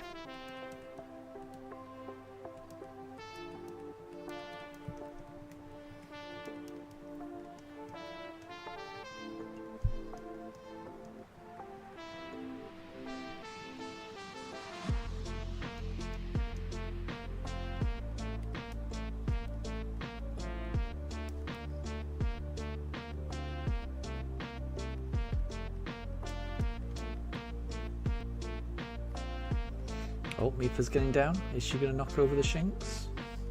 Nope, Shinx has survived. Ooh, and Deb, you're going to get some Papa. Okay, I have heard of that.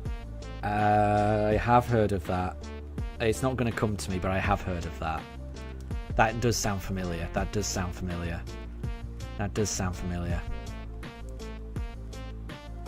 Is it going to come to me? I don't think it is going to come to me. Apologies, but that does sound familiar. I feel like I've been told what that is before. And again, I have an awful memory.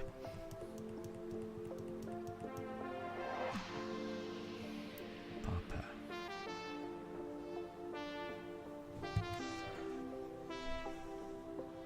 Yeah, what is that? Can you describe what that is? It'll come to me, because I'm almost certain I've had that.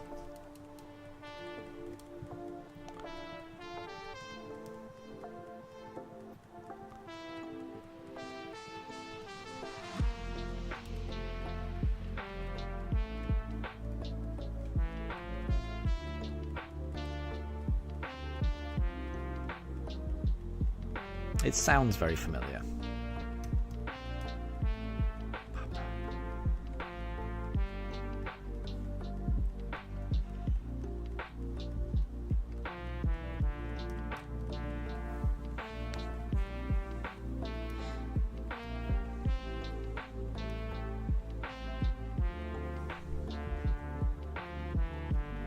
And Vihan, you have real mud cups. Nice.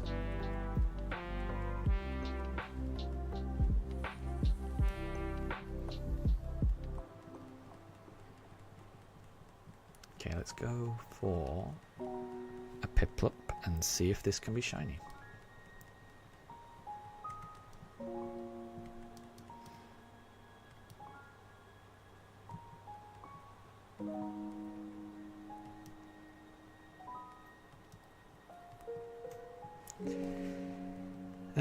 Yeah, let me have a look. So I feel like I've had it. Oh, wasn't paying attention there. No, that's not shiny.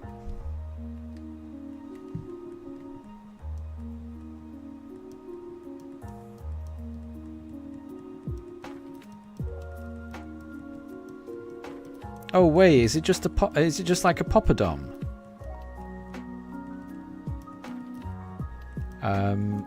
If it's just that, it looks very similar to a Poppadom, which yeah, which I mean I had that last night, so I've definitely had those before. The little thin discs that you can just put in hot oil and just fry up.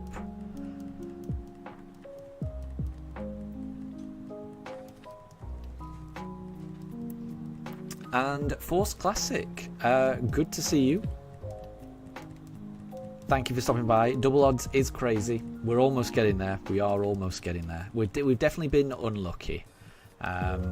It's not too crazy though. This could definitely go for a lot longer. But equally, the next encounter could always be shiny. You never know. But we've been a bit unlucky. We've been a bit unlucky. I'm going to do another 148 encounters, so we will see. Well, it's not that Piplup, so we'll keep going. And Vihan, yeah. So yeah, I think I know that as a Poppadom, and yeah, we've had those. They are nice. They're very nice. They're very nice with a little bit of chutney. They're very nice. I mean, they're nice with everything. I do like it. And Force Classic, thank you very much for the good luck. Thank you very much. You're currently getting trainer stars right now. Well, good luck with that. Good luck with that. Vihan, you think that if we'd stuck with one, we would have got it? I mean, it's definitely possible. You know, I'm not going to say it's impossible, because every time you open that briefcase, depending on the frame, depending on how, the delay and when you select it, a different Pokemon is going to be selected. So if you're not taking that amount of time to select a different Pokemon, you're going to be on a different frame each time. So you're going to be selecting different Pokemon. And since on average we've gone over, yeah, I mean, I don't think that's unreasonable to say. But equally, there's no way of knowing that would have been faster. If I'd done it any other way, if I'd done a second delay before picking each one and still done it differently, then equally, yeah, that I probably would have got it. There's, it's all just probabilities, and because I'm not manipulating the RNG, because I am not controlling it, there's no way of knowing, honestly. So that could have been faster. It could also end up being slower. I mean, it's impossible to say right now because I don't know how long this is going to take, but yeah, it's definitely possible. It's definitely possible. I mean, in my mind, it wouldn't have been as fun. I like the idea of not knowing which starter I'm going to end up with, so there's that. It would have been a little bit trickier for me to stay motivated if it was just the same one. Because I do quite like the idea of not knowing exactly which shiny I'm going to end up with.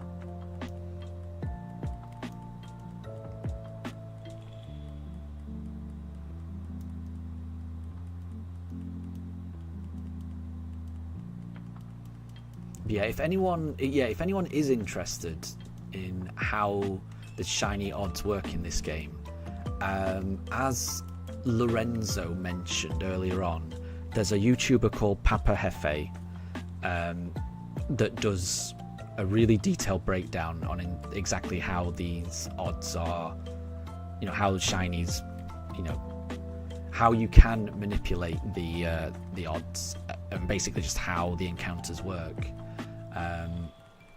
So that should explain how it all works better than I can. Because no matter how many times I explain it, I feel like people don't... I'm not very good at explaining things. I'm really not. I'm really awful at it.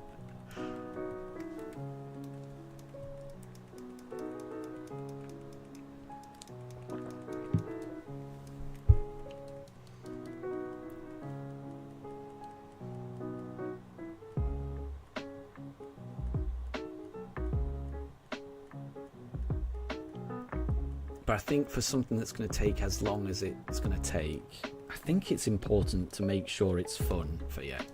Like, I think the only way that I would enjoy this is by doing it different each time, because that just makes it more fun for me. Oh, Daruka is almost about to bark, I think. He heard something outside.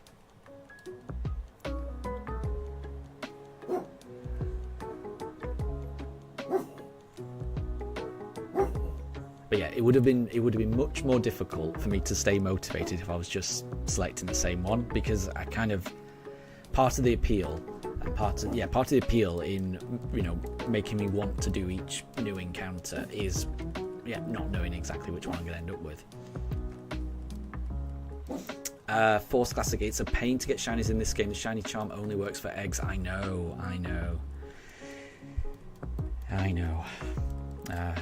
Yeah, I wish it worked differently. I think I've said I think the shiny charm was meant to operate differently than the way it does. I can't imagine it was meant to just affect eggs, but I know that is how it works. So it is pretty useless in this game. Pretty useless. But I will be doing one. I will be doing one Masuda egg hunt.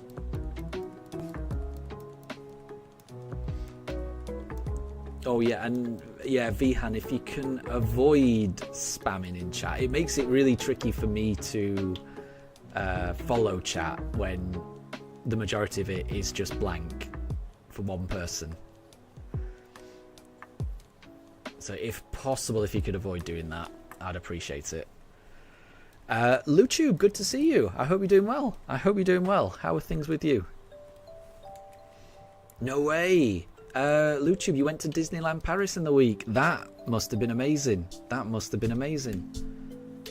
And you love Star Wars again. Nice. It's been a long time since I've been there, but I do love Disneyland Paris. I do indeed. It's great, yeah. I think my favourite ride when I went there was the Ratatouille ride. The Ratatouille ride was awesome. I loved that one. And Luchi, you've currently watched 3.5 of the films. Nice one. Well, I hope you had fun. You're currently on Phantom Menace. That's... what is it? It goes Phantom Menace, Attack of the Clones, then Revenge of the Sith. Is it the third one? So Phantom Menace is the first one, isn't it? The one with the pod racing. And Luchi, at Disneyland you went on all the big rides. Nice one. And you like Ratatouille. That was my favourite ride. I loved that one. That's a really cool ride. That is a really cool ride. But you're right. I liked all of them. I think the last time I went, it was a bit rainy, so it was a bit tricky to go on everything. But it was still fun.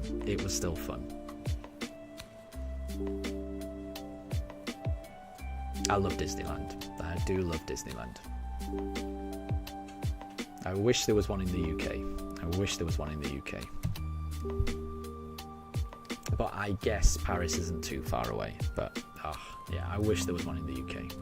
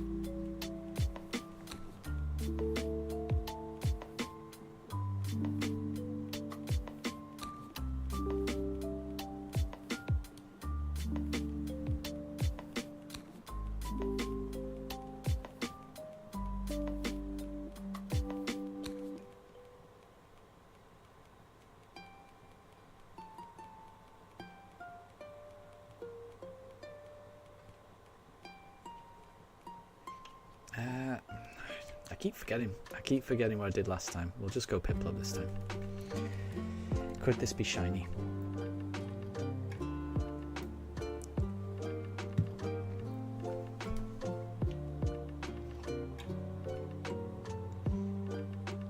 That is not shiny, so we'll go on to the next one. Jilly, good to see you. Welcome to stream. I hope you're doing well. But you're not sure what to do. Your mum is supposed to help you come and organise.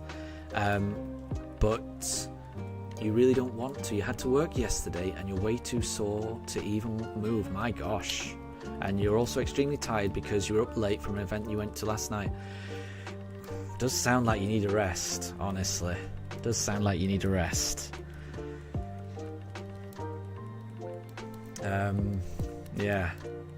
I don't know what to say because I don't know what organising you need to do, and I don't know how far your mum's got to travel and how out of the way it is for her.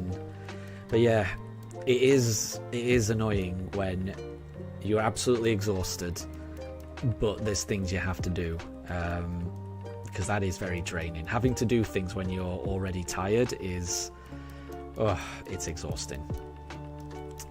So I'm hoping you're able to get through it. LuTube, the release order, New Hope, Empire Strikes Back, Return of the Jedi, then Phantom Menace, Attack of the Clones, Revenge of the Sith. I thought it was. So those 6 I've definitely seen. Those 6 I've seen. But then after that, it goes Force Awakens, Last Jedi, and Rise of Skywalker. So I've never seen those 3. I think I will watch them eventually, but I've never seen those 3. Force Classic, have we had any shinies? We have. Have we had any shiny Starlies? Yes, we have. In the very first stream that I did on this series, episode 1, we got a shiny Starly at encounter 77, and we got a second shiny Starly on encounter, I don't know the exact one, it was around 600 and something. So we had 2 shiny Starlies inside the first 700 encounters. We have not had a shiny Starly or a shiny of any kind since then. So we started our run really either lucky or unlucky, depending on your take on shiny Starlies.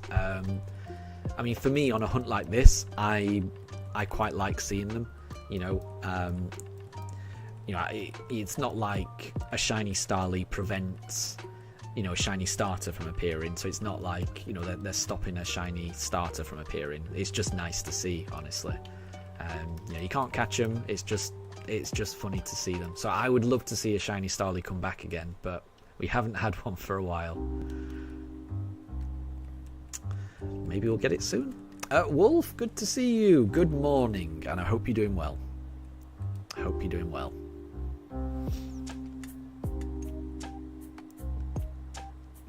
No, it's not shiny. It's not shiny, so we'll keep going. We've got through 161 encounters today. We're going to be going through another 139 encounters. So the goal today is to get up to 7,700. We should be able to do that.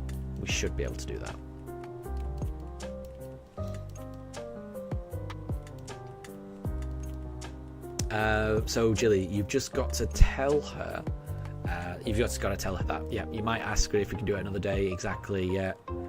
Yeah. Just see. Just honestly, the best thing to do if you're feeling exhausted. The best thing to do in any sense, if you're ever uncomfortable or uncertain doing something, just talk to the person and see if things can be worked out. Because yeah, if it's easy to rearrange, then that might be the best. It might be for the best, and then you can just recover.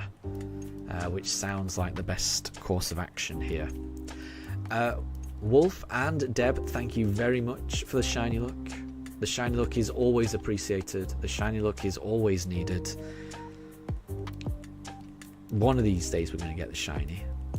Could it be in this encounter? Could this Piplup be shiny? Imagine if it was. Imagine if it was. It's not though. So we'll keep going.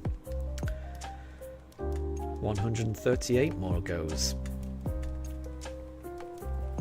And Jilly, you're currently stuck in bed but need to get up and eat. Oh yeah, I know that feeling. I know that feeling. I suspect you will feel better after you've had something to eat though. So food is important, rest is important, but also just making sure that you're well nourished. That's also important. And well hydrated as well, I would say. Those things are always important.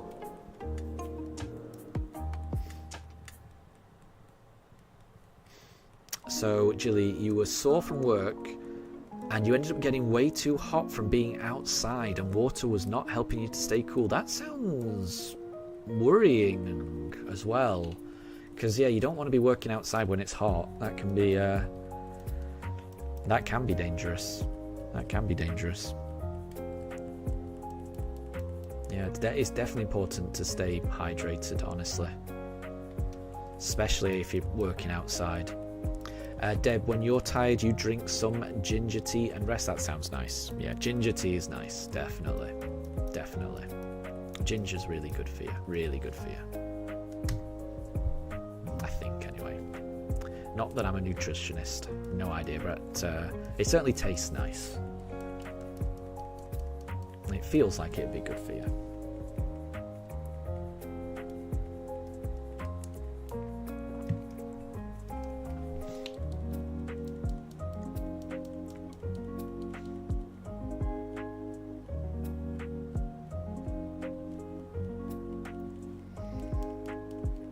And I don't know if anyone's noticed, but something in the room has changed from the morning stream. Nobody's noticed it in chat yet, but I did change something up between the morning stream and the stream that we're doing now.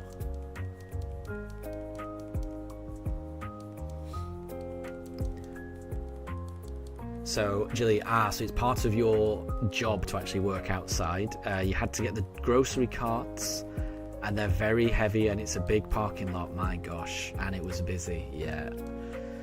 That sounds exhausting. That sounds exhausting, definitely.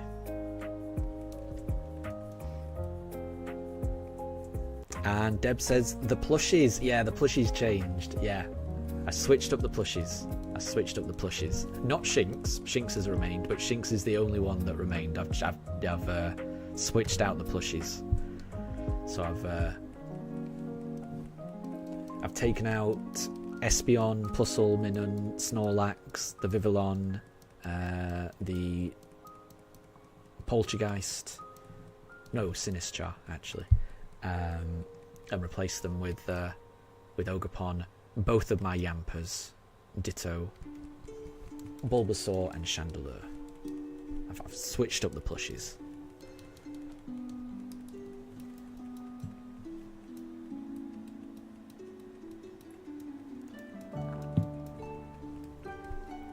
Actually, you want those Yamper plushies. The Yamper plushies I'm a big fan of. I've put the little Yamper on top of the big Yamper because I think those Yampers, the expressions of those Yampers, they remind me of my Pugs. And Mifa often likes to just plonk herself on top of Daruk. Mifa's the smaller one, and she just likes to sit on top of Daruk. So I've purposefully done them like that. Yeah, because I know my pugs are not corgis, but there's something about their expressions that those plushies, they remind me of my dogs.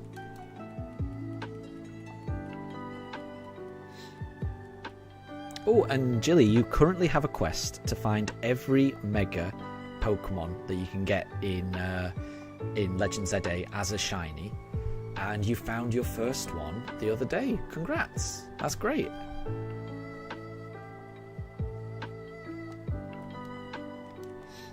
Oh, and Brandon, you want an Appleton plushie. That would be good, actually. I do not have that plushie, but I agree, that would be a cute plushie. That would be a cute plushie. I'm always wanting more plushies.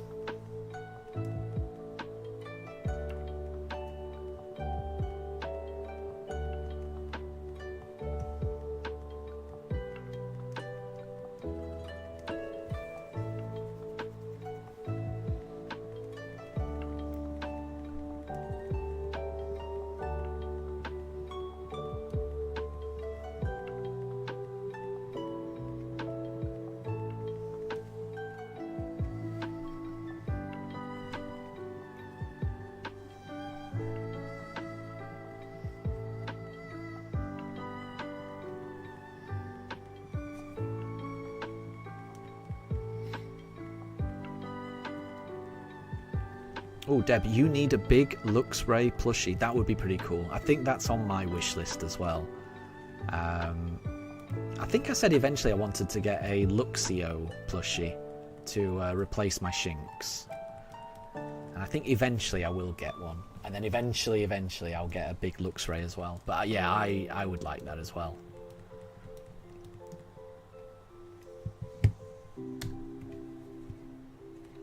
But that might be... I think I'm going to get that later. I think the next plushies I want to get is... Well, I'm definitely going to get a plushie based on whichever starter I get from this hunt. So if I get a Piplup, if I get a shiny Piplup, I'm getting a Piplup plushie. If I get a Chimchar, I'm getting a Chimchar plushie. If I get a Turtwig, I'm getting a Turtwig plushie. So those will be my next plushies. And I think I also want... What else do I want? I also want to get a plushie for whichever starter I end up picking in Legends ZA as well. So those will be my next plushies, I think. Brandon, but it's going to cost $130. Man, that's expensive for an Appleton plushie. That must be massive. Oh, Jilly, you're getting some Lego Animal Crossing today. That sounds cool. That sounds really cool. I'm a big fan of Lego. I don't have many. In fact, I've got a Lego set unopened that I'm waiting for the right time to open it. But I do like Lego a lot. And Jilly, you're also going to send a picture of one of your plushies as well. Yes, please. Yes, please. I feel like maybe I should create a thread in the Discord for plushies, for people to post pictures of their plushies. I might do that. I do like seeing people's plushies.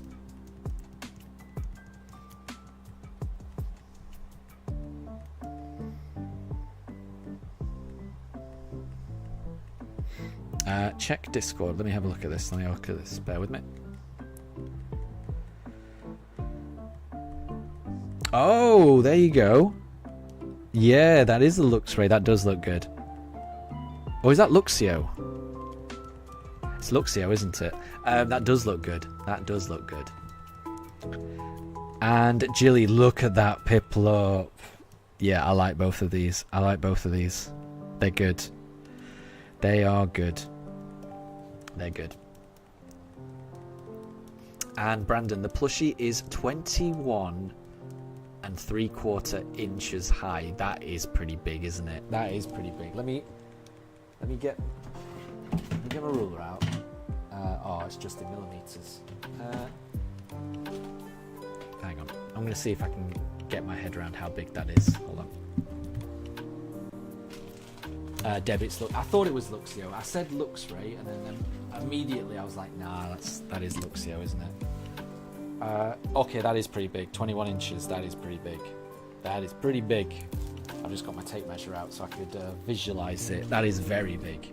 So I can kind of understand why that's so expensive, that Appleton. But I bet it's good. I bet it's very good. Right, wasn't paying attention. You are not shiny, Mr. Chimchar, sir. So we'll throw that briefcase into the lake and try the next one. Jilly, your Piplup is so tiny. Well, you know, nothing wrong with a tiny plushie. You know, the Yamper that I've got, you know, tiny. I've got quite a few. I think they're called sitting cuties.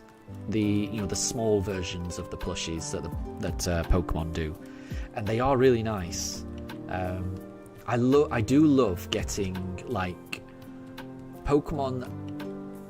So Pokemon that would naturally in their environment be small, like bug Pokemon, things like that. I love getting them in sitting cutie form. Like, you know, so I've got like a Caterpie and a Hoppip and things like that because they're really in sitting cutie form, so they're quite small.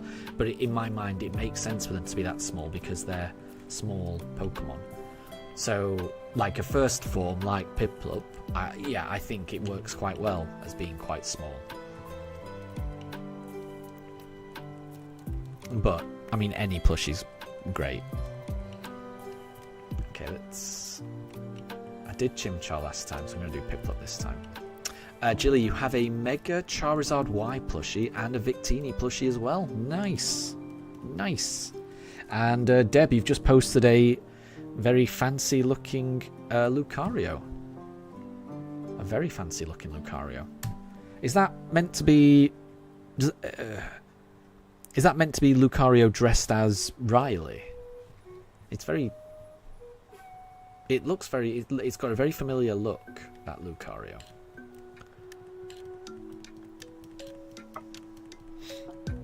And you've got a Hisuian Zorora as well. That's very nice. It's very nice.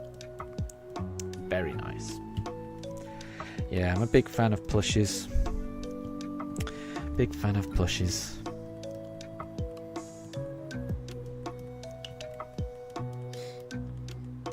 Oh, and Jilly, I've just seen you've just caught a shiny Dratini, and I think Dratini is my favourite shiny. It looks so nice, just swimming in Casaroya Lake. That beautiful pink Dratini looks amazing. Congrats, massive congrats. It's one of my favourites, Dratini, honestly. Deb, that's the movie exclusive Lucario, and it looks like Riley. I thought it looked like Riley. I haven't seen many Pokemon movies. I think I've only ever seen the first one, and maybe the one that involves the NT. So I don't know any more than that. Right, so I did Piplup last time, so let's do Turtwig this time. And Anna, welcome to stream. Congrats, because you just beat Pokemon Violet with your team of bugs. Well done. Well done. And I bet that was fun. I bet it was fun to use like a themed team. But congrats, massive congrats. Jilly, so you were worried it was going to be hard to see and that you were going to miss it. Nah, you can't miss that, can you? Although it does look similar in colour to some of the Tatsugiri that would have been there, but it stands out. It's such a nice shiny. I think Dratini is my favourite shiny, honestly. It looks gorgeous. Looks gorgeous. And Mello, good to see you. You got lucky yesterday. You found... Oh, no way. You found 2 shiny Charmanders 10 minutes apart. And now you've got all of your shiny Charmander evolutions. Well done. Well done. I'm glad you're able to do that. I can't wait. I can't wait to do a similar thing. I really want to play Let's Go and do some shiny hunting. And I will do, but it's a way off for me. I need to get this one done first.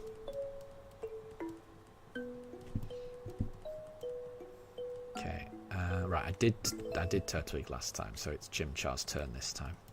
Chmeeze, you were running through your legend save file and you just ran into a random shiny Alpha Goodra. Nice one. I've never seen a shiny Alpha before. I've never seen a shiny Alpha.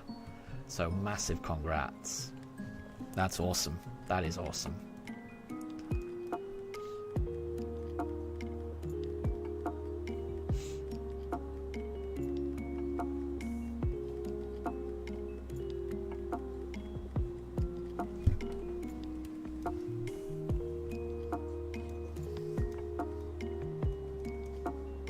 And Mello, you even found a shiny Golbat in between the shinies. So you ended up getting 3 shinies, but you already have another Golbat. Well, a shiny is a shiny. It's always good.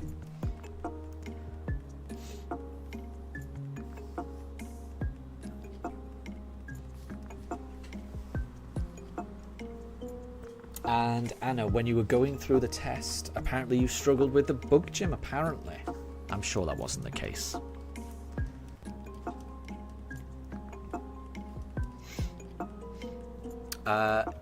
Deb, you think Champion Geeta is the weakest champion? Random battles are tougher than Geeta battle. Interesting. Yeah, it's not. Yeah. I'm trying to think. It's an odd team that Geeta has, I suppose. But one thing I did find that made the Geeta battle a lot easier than the rest of the Elite Four. I think the last time I did a playthrough on Scarlet and Violet, I forgot to bring any revives or potions with me. So having to get through all of the Elite Four, match after match after match, without using potions or revives, it was stressful and terrifying. And I will say, once I'd beaten the Elite Four and I was about to face Geeta, I was really terrified because I was like down to like my bare bones of my team. But she does heal. She's the only one in that fight that heals you before the fight, which made it a lot better. So I definitely found Geeta easier than like the last fight of the Elite Four, but that had more to do with, I was on my last legs in that last fight, rather than Geeta where, she healed you up completely. So it wasn't too bad. But I'm not sure. I think when I think of who the champion is in Scarlet and Violet, I tend to think of Nemona as the champion. I know you face Geeta after Elite Four, but then after that you face Nemona, and Nemona's already beaten them all. So I kind of think of Nemona as the champion, and Nemona is tough. We'll do Turtwig. Jilly, one time you got a shiny Alpha Gengar. Nice one. Oh yeah, but I suppose that yeah, it's difficult to tell that it's shiny when it's a Gengar. Yeah, I do think it is a shame about Gengar and Garchomp's shiny. They are famously subtle shinies.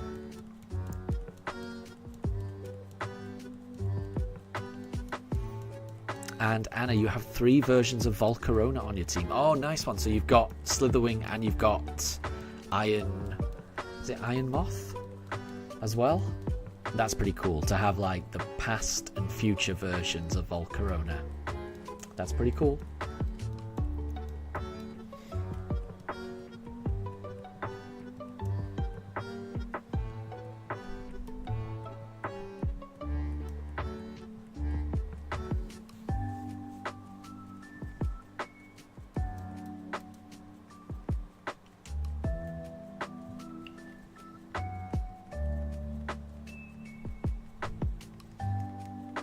And Jilly, time for more Mewtwo checks? Well, I hope you get the Mewtwo. Mewtwo is a great shiny. I hope you get it. Right, I'm pretty sure I did Turtwig last time, so... Could it finally be Chimchar?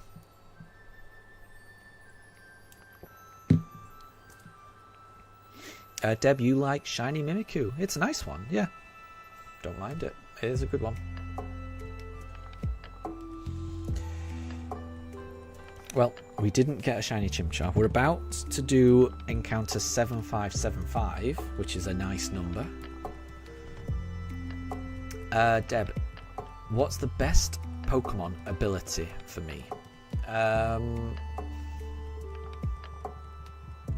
That's a good question. I tend to like Pokemon that have the contrary ability. That's quite a fun one. I guess you kind of also need to couple the contrary ability with a move that's really powerful but has the effect of lowering your stats to really make use of contrary. But when you do get that combination, it's wonderful. So like a contrary Malamar that uses superpower is pretty awesome. A contrary Serperior that uses Leaf Storm is pretty awesome. Because you've got that really powerful attack and you're boosting your stats every time you use it rather than lowering it. So I like contrary. And also, obviously, if your opponent doesn't know you've got that ability and tries to lower your stats, they actually go up. So yeah, the ability that I have most fun with, I would say contrary. Because like I say, I think it's quite fun. Anna, you're trying to get all of the EVs, but none of them will obey you. No. Oh, I'm sorry to hear that. So you're forced to use your Chimchar. Yeah, it's tricky if you're getting them and you're not the original trainer. Yeah, you need the badges, don't you, in order for them to obey you. That's tricky. That is tricky. But they will obey you once you've got the gym badges. So you've just got to think about that. They will obey you eventually.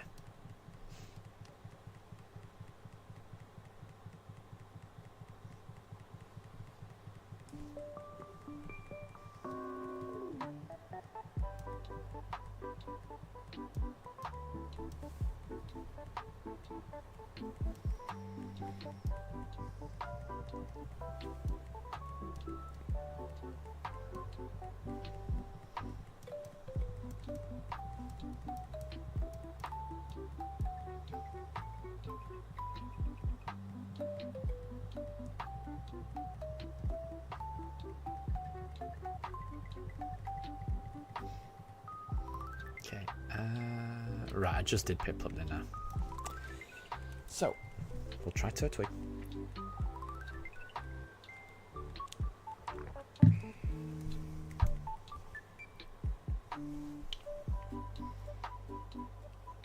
Nope, so we'll keep going. 124 more encounters to go.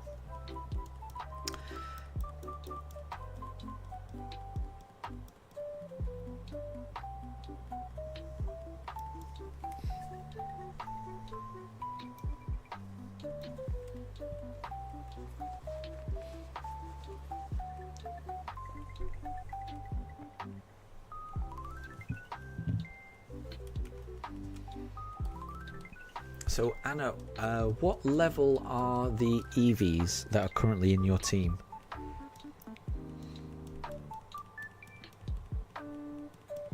Anna, sorry, it's the Leafeon you mean, because the rock is right there in the forest. Yeah.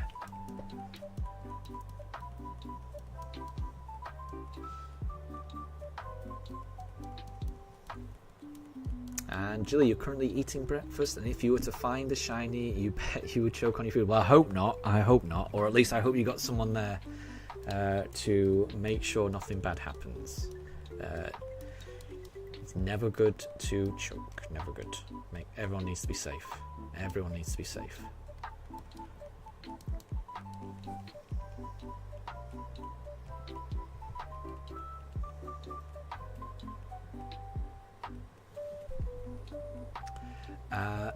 Anna, so your EVs are between 9 and 17. Okay, I'm surprised that they're not obeying at that. I thought maybe 20 and above would be a problem. I'm surprised that there's obedience issues even at that level. That's surprising.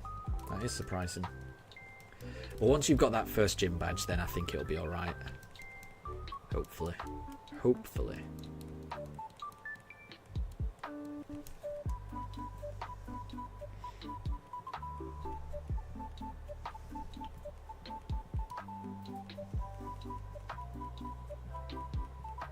Angela, you know how to save yourself if you choke. Okay, that's good. That's good. So long as everyone's safe, that's the main thing.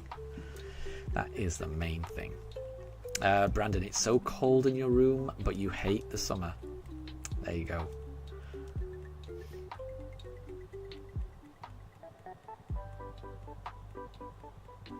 And Anna, you're currently in SP, so you're in Shining Pearl. Same as me then, I guess. Same as me.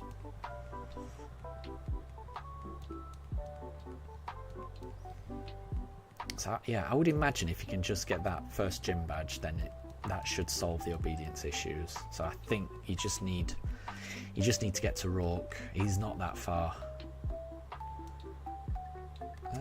We'll do Turtwig.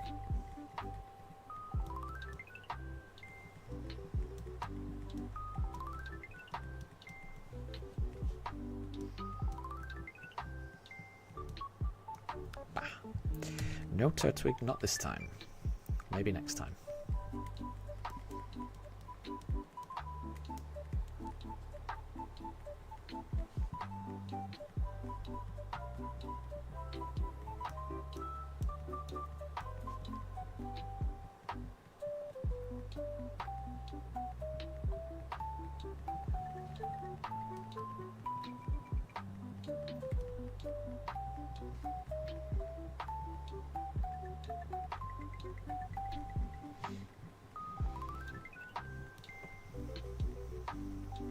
And Anna, the only trouble is your Flareon doesn't know any fire moves. Oh no. That could be a problem. What level does Flareon know fire moves?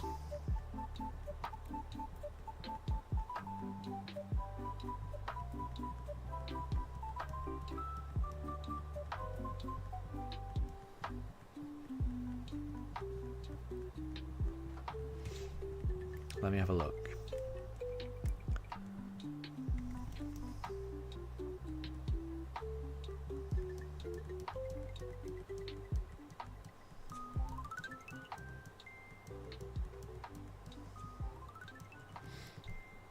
Oh, that's not a Chimchar.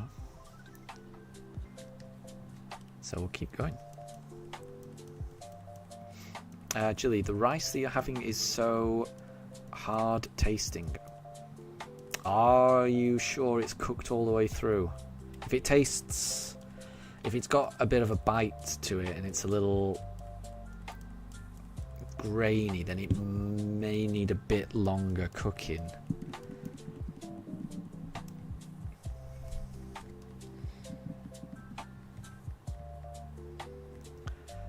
So, Flareon, I don't think, if it's already a Flareon and you don't have a move like Ember already, then I don't think you're going to learn another fire move until level 30 when you get Fire Fang.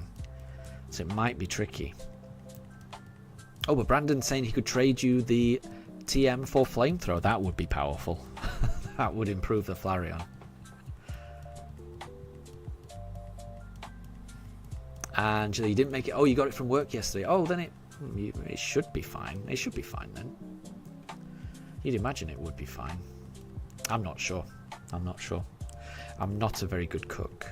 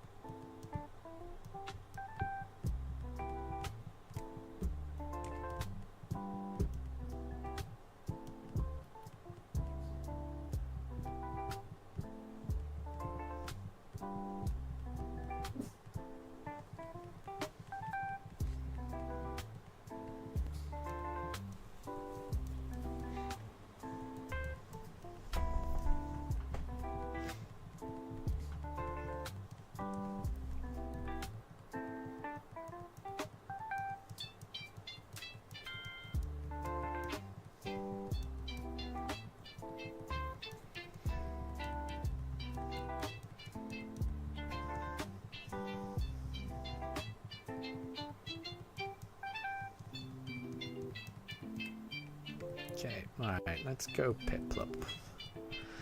Let's see if we can get a Piplup. Fingers crossed. Ah, that's not shiny. So we'll keep going. One of these days it's going to be shiny. Jilly, you're going to keep looking for Palkia once you're back in bed. Well, good luck on that hunt.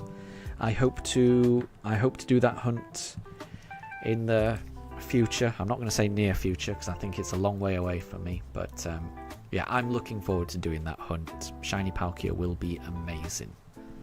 So good luck if you are doing that.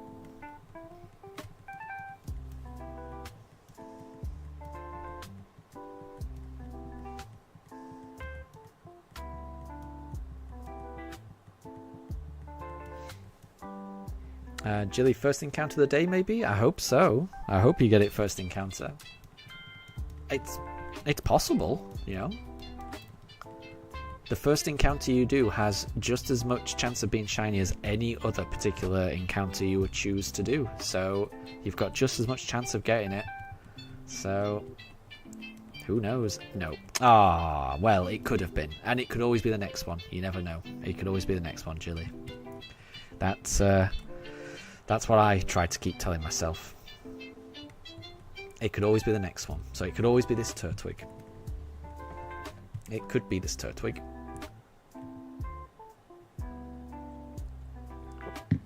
It could be this Turtwig. It could still be this Turtwig. This could definitely be one, but it's not. So we'll go on to the next one. And we'll find out if the next one is shiny. Because the next one could be shiny. You never know. They could definitely be shiny.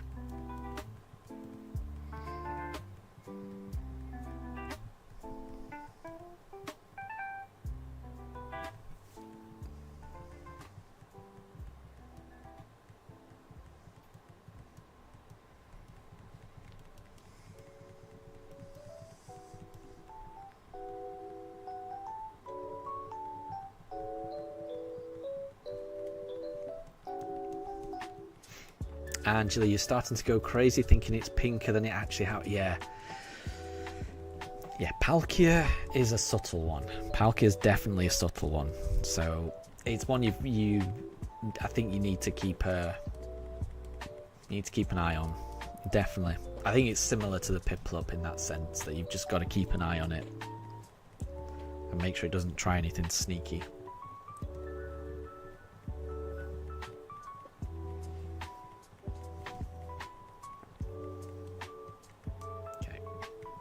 Let's do Chimchar.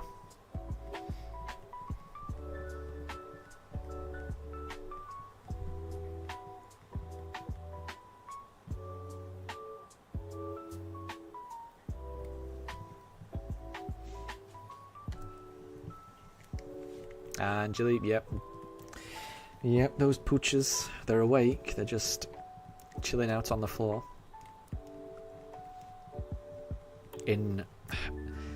In about 45 minutes, that will be their time to go on a WALK. But I'm hoping that I can get to that point. Sometimes Daruk especially gets a little antsy before then. So, I mean, as soon as they get too agitated, I'll have to take a break. But I'll definitely have to take a break in at least 45 minutes. You can see Daruk's trying to figure out what I'm saying. Whenever he tilts his head, he's trying to figure out what I'm saying, and he's trying to ascertain whether I'm saying any of the words that he understands. So I have to be very careful with my words right now. I have to be very careful with my words. Sometimes you can get away with saying certain things around him, but when he's really paying attention, I have to be very careful not to get him too excited. Right, I think I did Chimchar, so it's time for a Piplup. So Anna, you're going to transfer your Jolteon, Flareon and Vaporeon to your sword to see if they can learn any moves. Very good. And you may have some water, fire or electric moves. Yeah, makes sense. What you may want to do, Anna, and I don't know if you want to bother with this rigmarole, but you could hatch some... Well, you could get some EV eggs by going to the daycare, popping a Ditto and popping an EV in the daycare just to get some EV eggs. You could transfer those over to your Shining Pearl and then hatch the eggs in Shining Pearl, because then your Shining Pearl trainer would be the original trainer of those EVs. And then you could... And what that would mean is that those EVs would always obey you. No matter what level, those EVs would always obey you. And then you could transfer those EVs back into Sword and Shield, where you could evolve them, give them some moves, and then trade them back. And then you would have Pokemon in Shining Pearl that were hatched in Shining Pearl. So you're the original trainer, they would always obey you, and then you would never have, you know, obedience issues with those EVs. But it is a bit of a faff.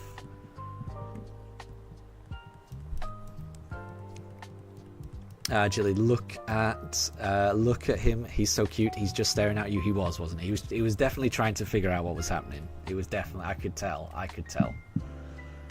A few of those head tilts were like... He could almost follow what I was saying, but I was careful. I didn't say the WALK word. Had I done, that would have set him off, I think.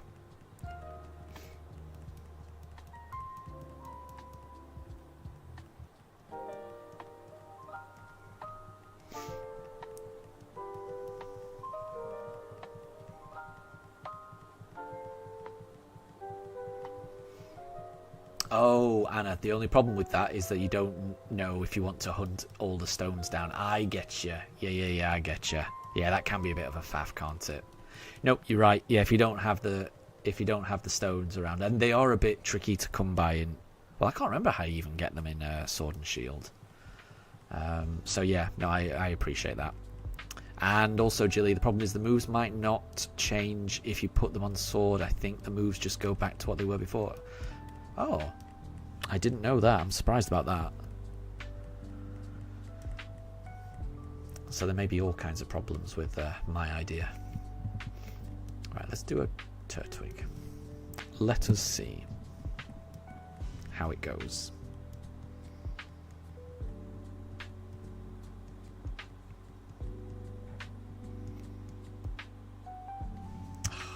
Sadly not, but it could be the next one. Jilly, so you've had that happen where you did all of that, but then the moves reverted back to the old ones after you moved it there and back. That's crazy. I'm surprised about that. So I could understand that happening. No, I don't know. I am just surprised about that. But I guess maybe, yeah, different generations have different moves. Maybe that's the issue.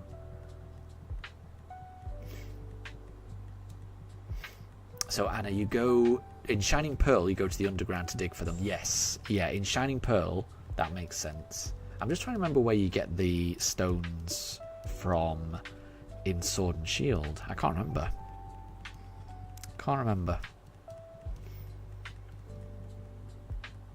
But yeah, once I get to the underground, I'm going to be doing an awful lot of digging for fossils, for evolution stones, for all kinds of stuff. But I'll try and do the digging off stream.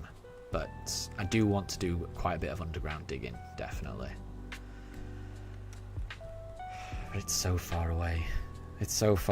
I need this shiny. I would love this red fire monkey to be shiny. FYI. Ugh, but it's not. So we'll keep going. That was encounter 7,587. We're going to do another 113 encounters today. Can we get the shiny? I've still got a good feeling. About this stream.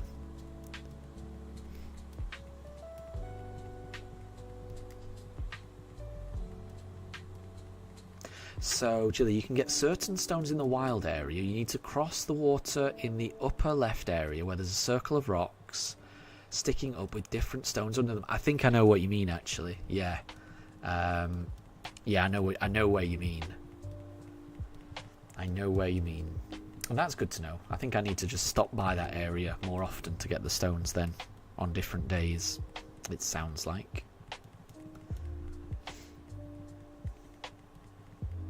So, just so you know, it's 3:20 in the UK. Yeah, 4 o'clock is definitely Daruk's time. So as it gets closer to 4 o'clock, he's got a really good internal body clock. It's almost like he can tell the time. And yeah, anytime the closer it gets to 4 o'clock, the more antsy he gets, and the more he wants to go for a WALK. Yeah, Mifa doesn't have as good of a body clock, but Daruk, my gosh. I mean, I wouldn't, if I didn't have a clock in front of me, I wouldn't have a clue what time it was right now. But him, he knows. He knows. I'm sure he knows. I'm sure he knows.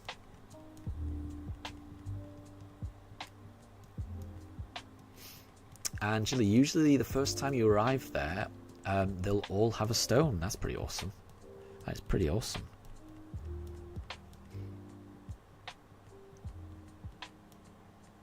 And Jilly, I know. I'm very proud of him that he's being fairly calm right now. But I do feel like he's will you take us out now, Father? Exactly, that's what I mean. I feel like he's being a little bit patient. I don't know how long his patience is going to last. But it is still early for him. This is a bit too early for him. 3:20 is early. Like, he's got a good body clock, but it's not perfect. I don't think he realises quite how early it is. 4 o'clock is the right time. A little bit before 4 is okay, but this is too early. So... oh, he's got his head down, and he's waiting very patiently.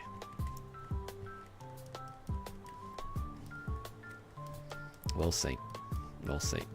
Like I say, if he starts getting antsy, then I will have to take a break. But if we can make it all the way if we can make it for the next 40 minutes, that would be ideal, because that is the right time for him. Because I don't want him to get used to, having these WALKs any earlier than 4 p.m. So I'm hoping we can hang out until then. But it depends. If he starts throwing a tantrum, then we're going to have to go. And Jilly, when you're watching your dog at your parents' house, she will paw at you, to wake up and feed her. Yes. Yeah, Daruk's exactly the same. He has a routine in the morning. He will... during the night, he'll sleep at the bottom of the bed, and that's the most comfortable place for him. So he'll always sleep at the bottom of the bed, and he'll sleep there all night. He might jump off the bed, patrol the room, make sure everything's safe, and then jump back on the bed. But typically, he sleeps at the bottom of the bed. But in the morning, he has a routine of he'll come to the top of the bed, he'll start pawing at my face until I lift up the covers, and then he'll sleep under the covers right next to us for the last half an hour. So it's like 99% of his sleep is on top of the covers at the bottom of the bed, but right in the morning he just likes to just do the last part of his nap under the covers at the top of the bed. So he'll always just paw at my face just to wake me up and just lift up the covers to let him just have a little bit of a extra nap.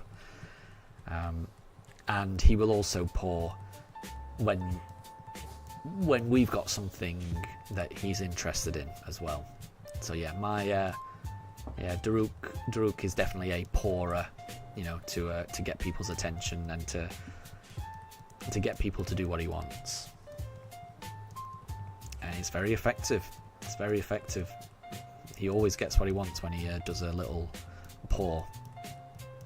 And Jilly, hey, wake up and let me under the covers is exactly what he means by that paw. And I know it. I know it now.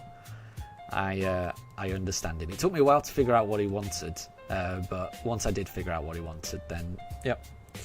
That's his routine.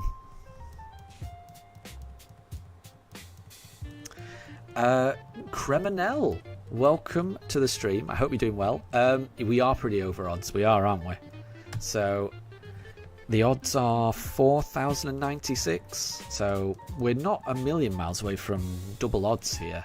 But I mean, that's not beyond the realms of possibility. I mean, this could go on. I mean, this could go on, you know, for 12,000, 15,000. You never know. You never know. But we've been unlucky, definitely. It's gone over odds. I don't know how unlucky I am until we finally find it. But the further away we get from the full odds, the more unlucky we've been. So with each encounter, we're getting more and more unlucky. But we could always get it in the next encounter. You never know. And that's just the thing. For everyone who gets this shiny under odds, it's just as likely that someone's going to get it over odds. So, yeah, it is what it is. Every time you open that briefcase, there's a 1 in 4,096 chance. I've just got to hope that this is the time when it pays off. Let's go Chimchar this time. And Criminal, you think it's good because that means I'm going to get my next shiny faster? I hope so. I really think that this is the biggest hurdle. It's definitely the biggest hurdle in terms of the time to encounter each potential shiny. No other shiny hunt that I'm going to do in this run will take as long to look at the next Pokemon. You know, having to reset, having to go through the cutscene outside the forest, having to listen to Dawn and Professor Rowan, you know, talking to each other, having to listen to Barry talk to each other, having to be attacked by the Starlies, opening up the briefcase, selecting the Pokemon. All of that takes so much time. You know, any other shiny hunt I do in this game, they're all pretty much going to have the same odds. Apart from the Masuda hunt. I'm going to do one Masuda hunt where the odds are going to be a lot better, but by and large every hunt's going to have the same odds, but no hunt is going to take as long as this to encounter each Pokemon. And definitely the next hunt I do, I'm going to be encountering 2 Pokemon at the same time, because I'm going to be doing the next hunt in Eterna Forest. So it's going to be great. I can't wait to get there. It's definitely going to be faster. I cannot wait to get there. You've no idea how much I cannot wait to get there. Yeah. I mean, I'm not only over odds, it's taken a very long time to get here. I've been searching for a long time. I just can't wait. I can't wait to play this game. Cannot wait. But, I'll get it eventually.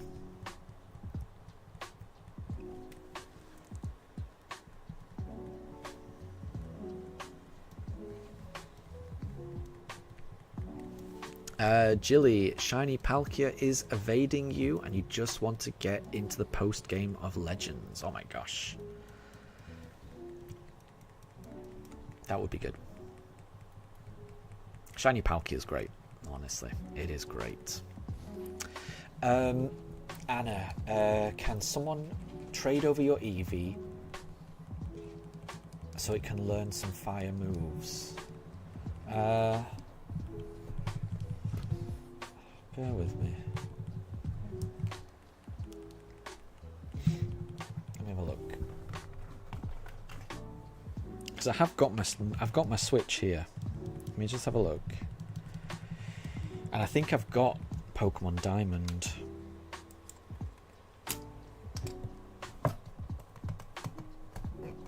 There we go. But if it's an Eevee, can it actually learn fire moves? Doesn't it have to be evolved into a Flareon first? Oh, wasn't paying attention. Right, let's go for Right, let's go Piplup. We went Chimchar last time.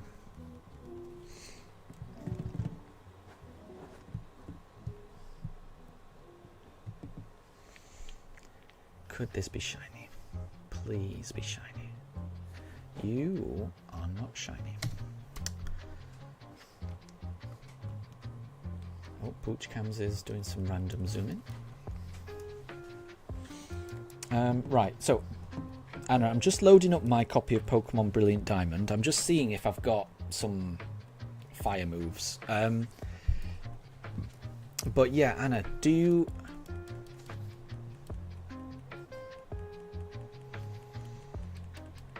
Oh yeah, so Anna, so is it a Flareon or is it an Eevee that you've got?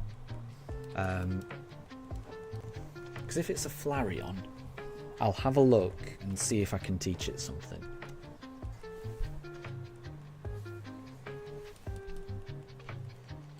Criminal, yeah, Eevee can't learn any fire ups by level up in this generation there, so it would have to be a Flareon. So if Anna, so if your Eevee that you want to be a Flareon is an Eevee, there's not much I can do. But if you've already evolved it into a Flareon, then I might be able to help.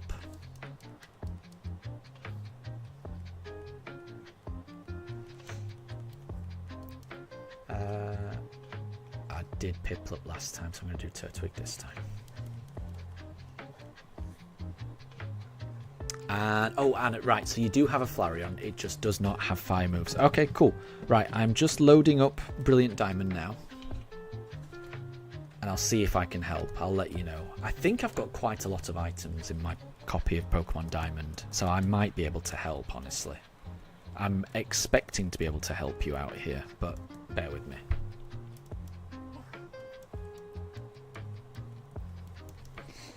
Right, okay, it's finally loaded up. It takes so long. It takes so long to load up.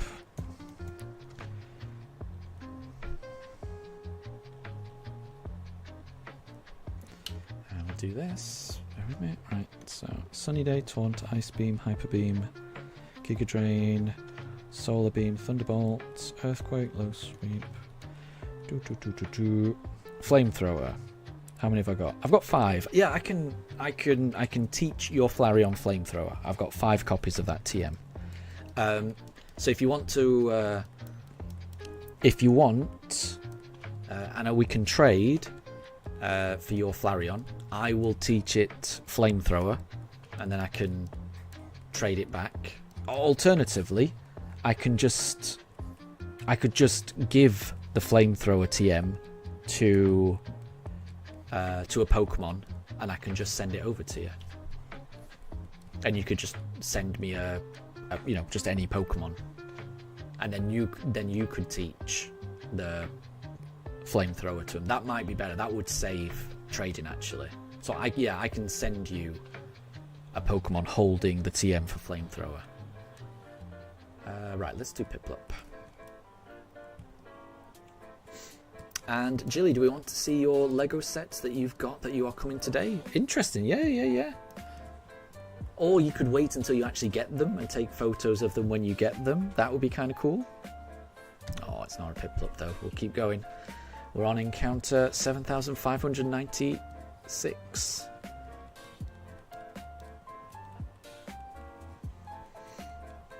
Yeah, so give to a Pokemon.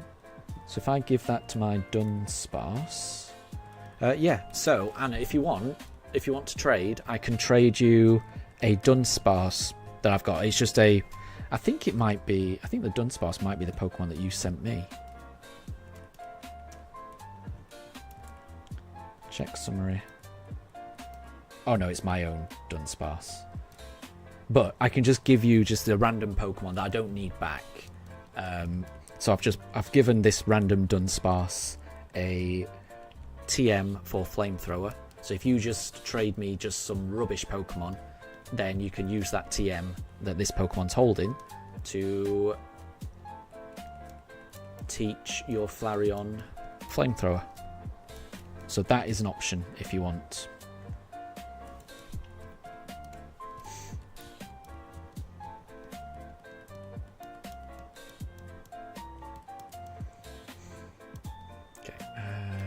do Turtwig.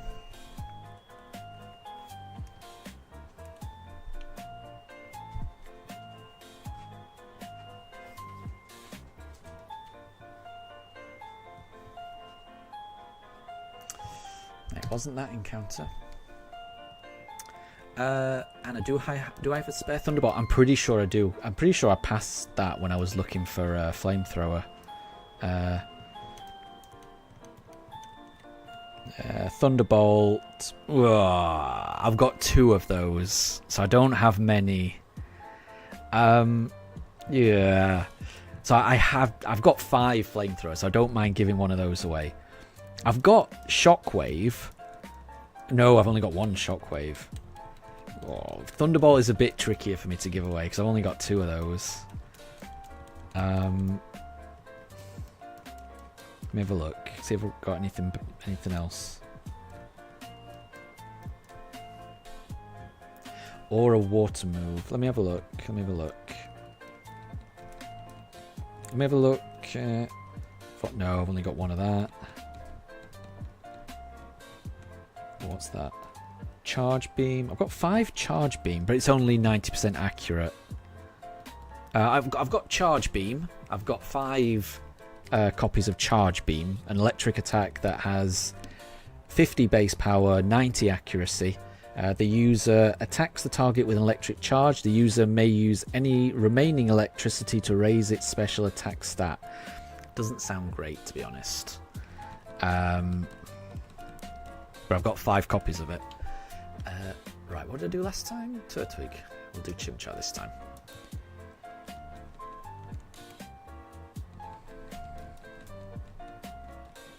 Yeah, so I don't have electric moves. I've not got. I can't. Yeah, I don't think I can really help with electric, sadly. Water. Hopefully, I can do water. Let's go right to the top and try it again. So let's have a look at water. Water pulse. I've got 4 copies of that, so that's fine. I can I can trade one of those. Oh.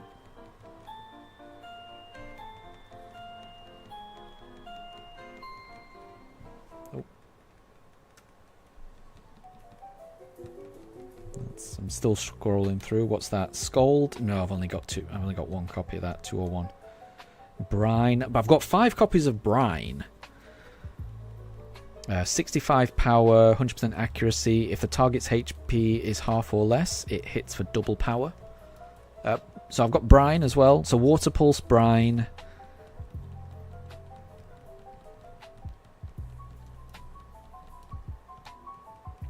And I've got 7 copies of Surf. That's the best one. So I could do Surf. That's probably the best one, I would imagine. And Anna, you're happy with Charge Beam? Yeah. So I tell you what, I need to find 3 Pokemon. But yeah, 1 can be holding Flamethrower, 1 can be holding Surf, and 1 can be holding Charge Beam. That's fine. That's quite a bit of trading. So I'll trade you 3 Pokemon that I don't need, just holding those items. You just give me 3 Pokemon that you don't need. And then that would do it. But I probably won't be able to do that trade right now because I've got a feeling. Well, no, we might be able to. Bear with me. Let me just see if I can do that. Because I'm a bit worried about my dogs wanting to go for a WALK soon. But we might be able to do it. Bear with me. Let me just get these. Let me just find some Pokemon to trade. I just need to find 2 more. I've got my Dunsparce is already holding 1 of them. It's tricky for me to do 2 things at once. Bear with me. Multitasking is not something I'm great at. Oh, there we go. Right. What about this guy? What about this little Pichu guy?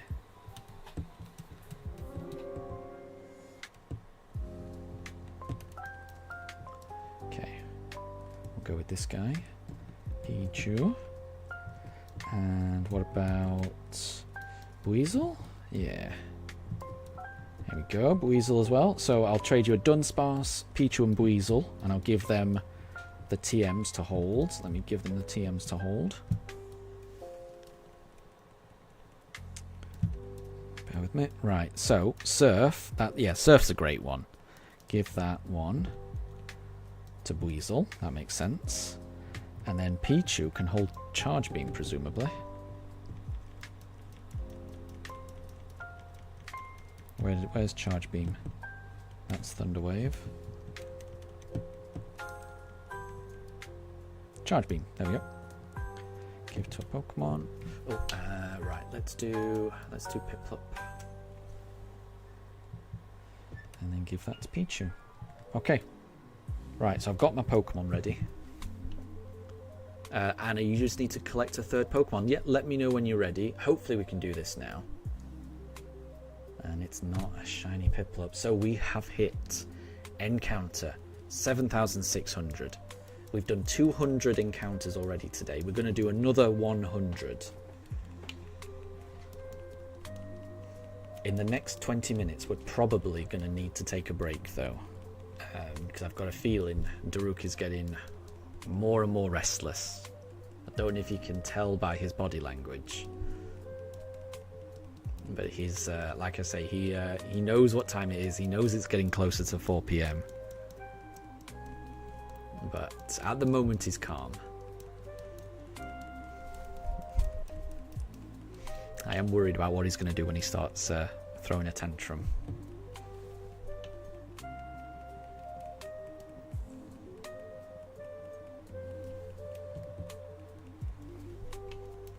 But yeah, so Anna, once you've found your third Pokemon to just trade me, let me know what the code will be for the Union room, and I will join and we can trade. Right, I've just done a Piplup, so it's Turtwig's time. It's time for Turtwig to save us. Time for shiny Turtwig to show his face. Or her face. Please. No. Maybe it's the next one. It can always be the next one.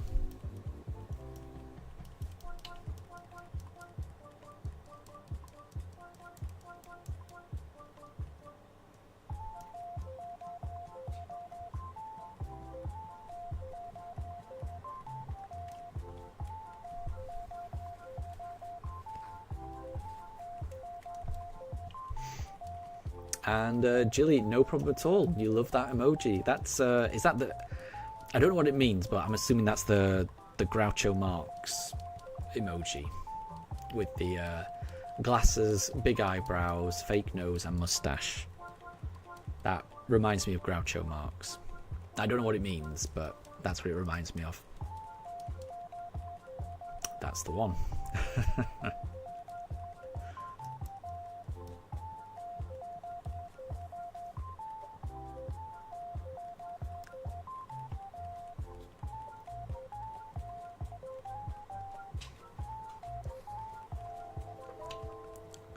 We just did Turtwig. No, we just did Turtwig. No. This is Chimchar time. This is time for a Chimchar. This is where we get the shiny Chimchar, I'm sure. I'm sure this one's shiny. I mean, it was almost shiny. I mean, that's as close as you're going to get to being shiny without being shiny. But I guess that's true of utterly every single encounter.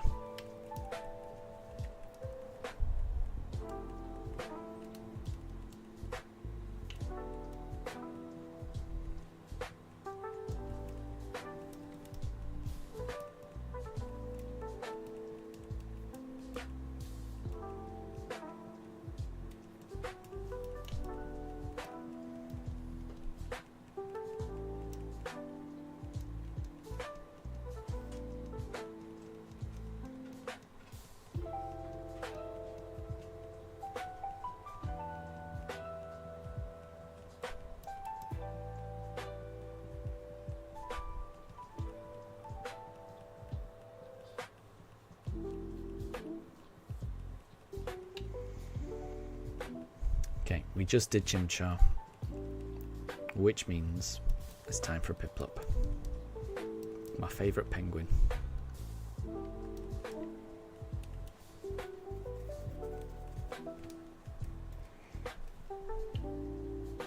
Can Piplup save us? Can Piplup save us from briefcase purgatory? Not this time, but maybe next time.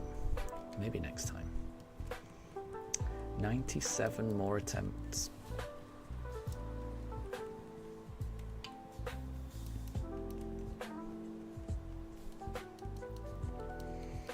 And Anna, have you been able to find that third Pokemon? I mean, if not, we may have to end. We may have to wait until I come back from a break.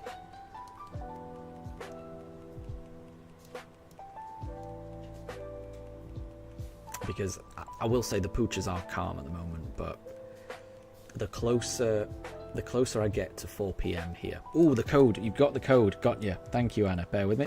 I'll just put it in now. So, yes, with a link code. If you set the link code. Bear with me. I'm doing it now. I'm doing it now.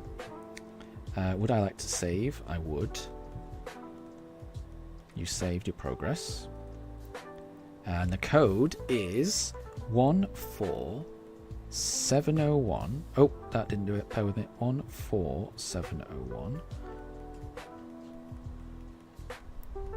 470. Perfect.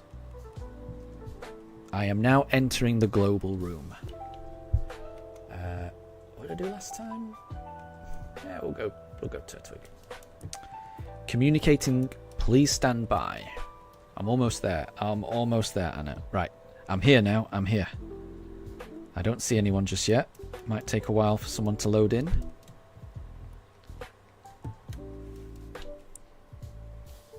Oh, my game has frozen. Okay, that is not a shiny Turtwig, thankfully, but that wasn't great. And Anna, your character's name is Barry. Nice one. I don't see anyone just yet. Oh wait, who's that? Are you? Oh no, that's the NPC. I don't see anyone. Did I put the code in right? I don't see anyone just yet, Anna. Can you see anyone?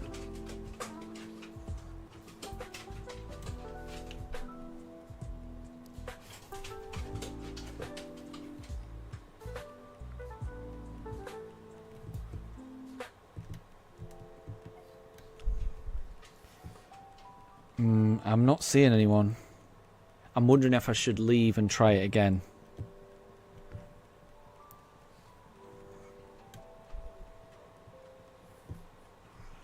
I'm wondering if I should leave and try it again. Yeah, I'm just going to leave and try it again. Bear with me. I'm going to leave and try again. Yeah, sometimes the internet is a bit sketchy.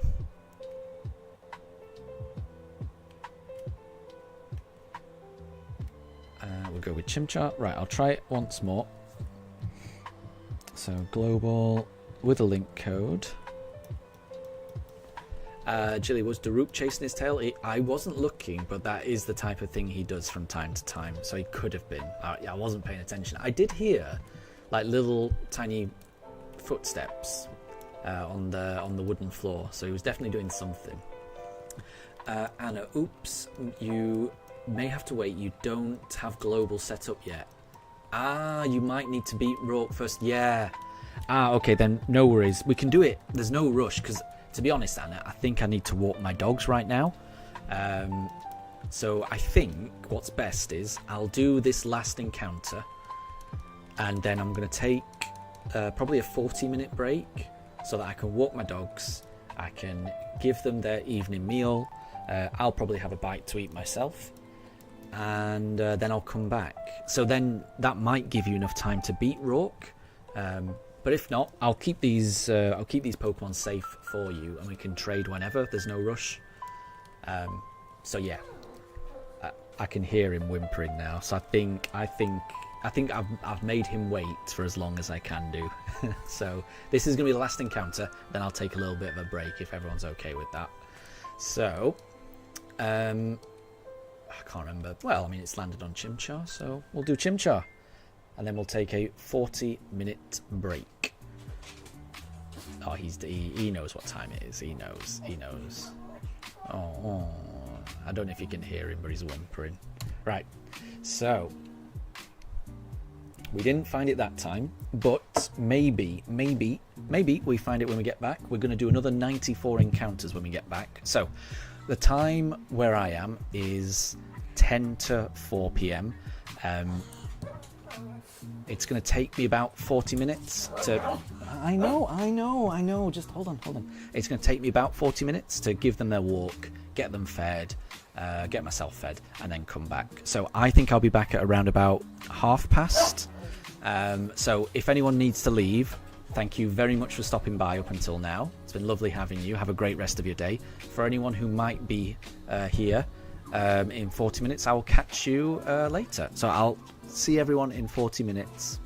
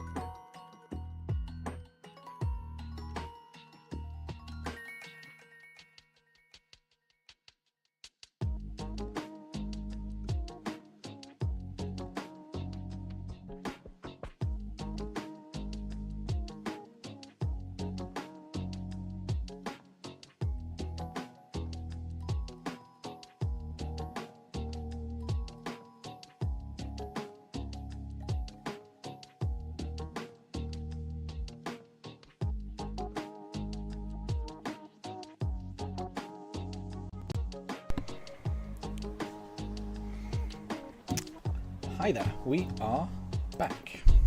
Let me pop that in chat.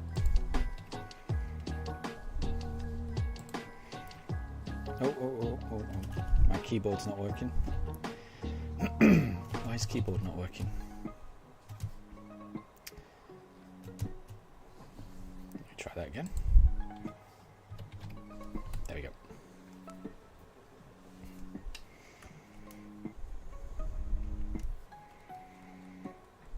And okay, so the dogs have had their walk, they've had their evening meal, I've had my evening meal. We are all ready for the last 94 encounters of the stream. And Jilly, the music was so calming you could almost fall asleep. So I'm wondering if you actually had a nap or not, Jilly. Oh, and you did take a nap on the way. There you go. So the music did put you to sleep. That's a good thing, you know. It's good to rest. Sleep is important. Anna, you've just unlocked global trade. Gotcha.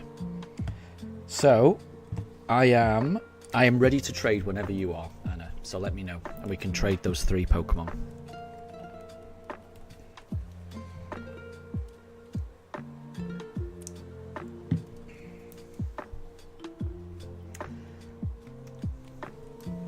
Let's start this with a Turtwig, and let's see.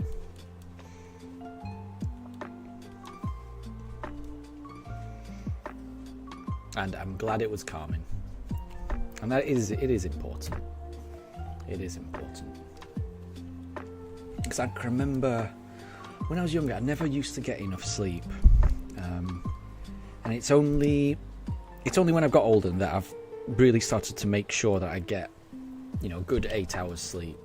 And it makes a difference. At least to me, it definitely makes a difference.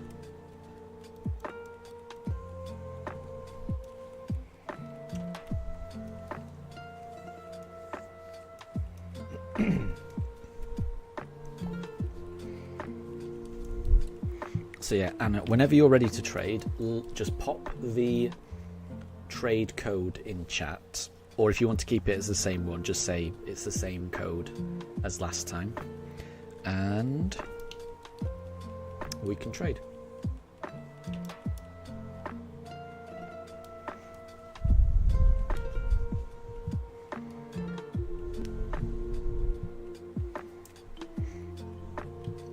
And Anna, you may end up using your Chimchar for a while. I don't blame you. Chimchar's a good Pokemon. It's a good Pokemon. I'd be very happy if I ended up with one. In fact, Chimchar is the next one we're going for. Could this little guy be shiny? We'll find out. We'll find out right now. It's not. But the next one could be. 92 more attempts. Oh, did I see the Lego sets? I did. I had a quick look. While I was having my my evening meal. Let me just remind me of them, because there was 4 of them, weren't there? Let me have a look. Because I'm sure one of them was like the airport, was it? Yeah, the airport one looks so good. And Anna, it will be the same code as last time. Nice one.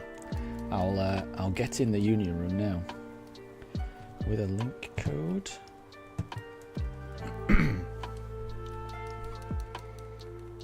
But yeah, that the airport one looks so good.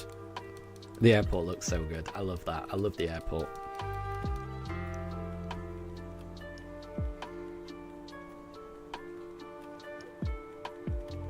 Oh, and you share a birthday with one of them. Is the bear? I might be wrong. Apologies if I get this wrong. Is that Maple, the bear? Oh, and I can tell the deer. That's Fauna. I like Fauna. I think we had Fauna on our island. So Fauna's really good. And the dog. Oh, I'm sure we've had the dog on our island as well. I can't remember its name though. Right, let's go I'm going to pick a Chimchar again, just because I know I'm not going to be completely paying attention. So Anna, you're in the room. Okay, I'm just entering the room. Bear with me. I'm just doing a couple of things. So the code. Let me scroll up. 1470. 1470. Okay. 1470. 1470. Just double check that. 1470. 1470. Okay. Here we go. I'm entering the room now, and this Chimchar was not shiny. I'm certain. The dog is Goldie, of course it is. Yeah, I think we've had Goldie on our island before, and Goldie's nice. Fauna's one of my favourites. I forgot about Fauna, but seeing her brought her name back. And yes, it is Maple. I'm glad I got that right. We've never had Maple on our island, but I do recognise her. But we've definitely had Goldie, and we've definitely had Fauna. And Fauna's one of my favourites. I do like Fauna. Oh, I think I can see you. Oh, wait. Bear with me. I think I can see you, Anna. Yep, here's Barry. A trade. Okay, I'm going to be... a trade, but of course I need time to get ready. Okay. Right, bear with me. Right, we've got Dunsparce. I'm going to trade the Dunsparce, and I do want to trade that Bidoof. Here we go. And here we go. It's tricky. It's tricky to multitask. It is tricky for me to multitask. Oh, here comes the Dunsparce. So, Anna, this Dunsparce has got the flamethrower, just so you know. So you'll be able to teach that to your Flareon. And Deb, no problem at all. See you in 1 hour. No problem. I'll catch you in a bit. Okay, I've got Billy the Bidoof. Next trade, I've got a Pichu for you, Anna. And this Pichu has got Charge Beam. Jilly, you like Orville the Dodo from the airport, and you're kind of sad he's not part of that set. Oh, do you not get both of the Dodos? Because that is kind of sad. That's a shame. That doesn't make sense. You only get Wilbur then. That is a bit of a shame. Oh, sorry. Again, apologies, and I wasn't paying attention. Let me trade that Starly. This is a bit much. This is a bit much. I'm trying to pay too many attention. Piplup, you are not shiny. I think I may avoid picking Piplup just until all these trades are done, because I can't concentrate on chat and trade and look at the Pokemon as they come out. It's too much. I've got Philly the Starly, and here is, let me trade the Buizel.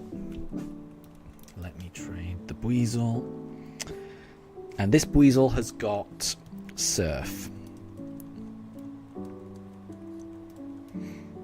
And I've now got the Zubat once it's been traded over. Hold on.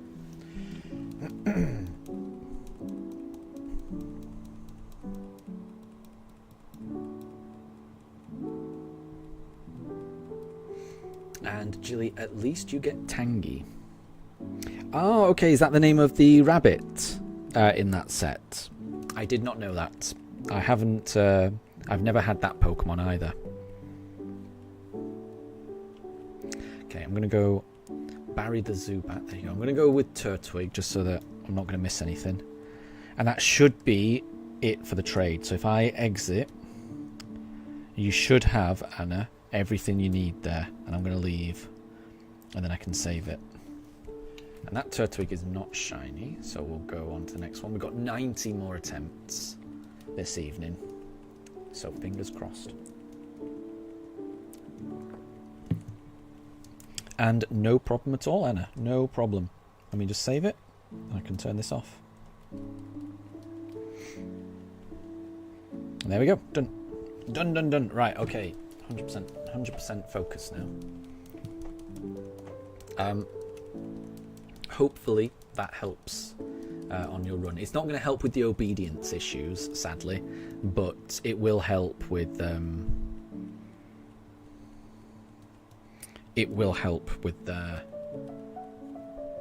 moves, obviously. Jilly, no Tangy is a cat. Oh, okay.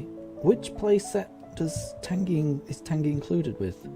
Oh no, it is a cat, isn't it? I saw the big ears and I thought that was a rabbit, but they are pointy ears, aren't they? So it is a cat. You're right. I was just looking at it from a distance and it looked like a rabbit, but you're right, it is a cat. It is a cat. Those are pointy ears, you're right. I had to zoom in to see. From a distance it looked like a rabbit to me. My eyesight is terrible. Apologies.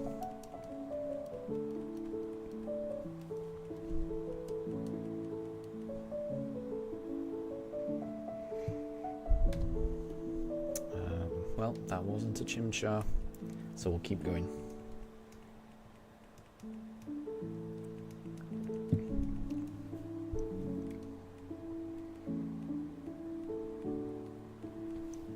But yeah, I do like that airplane set. The airport airplane, it's really nice. And Jilly, there's another one you want, but you may want to order it today. I mean, surely that's going to keep you occupied for a while. That's a lot of playsets right there. That's going to take a while to build. Especially the airport one. The airport one looks quite big. Right, yeah, I bet it's good.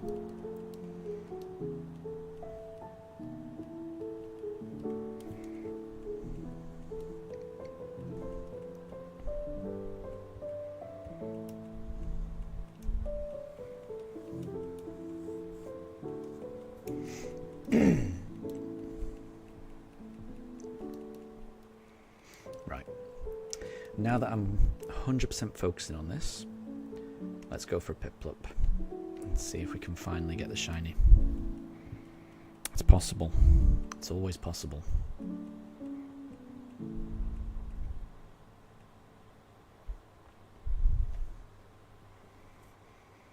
That doesn't look shiny though. And the reason it doesn't look shiny is because it's not shiny.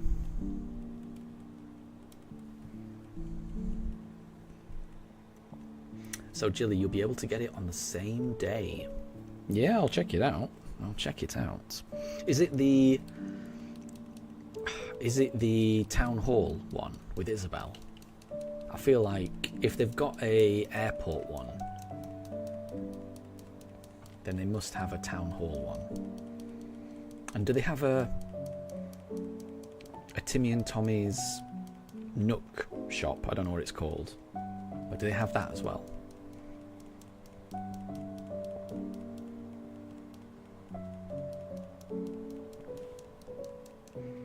They all look good though. They all look good.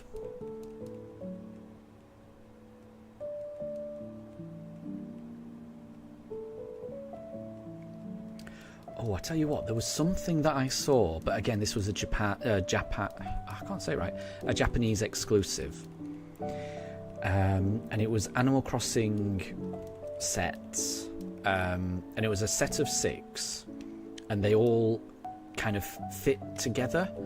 And you could move the figures around, and you could kind of arrange them. There were like little dioramas of each room. So there was one of the roost, there was one of different characters' houses, and you could kind of modular fit them together, and it was gorgeous. But it was all like Japan only, and it made me look up how much it would cost to import it. They were so good. Let me see if I can find it.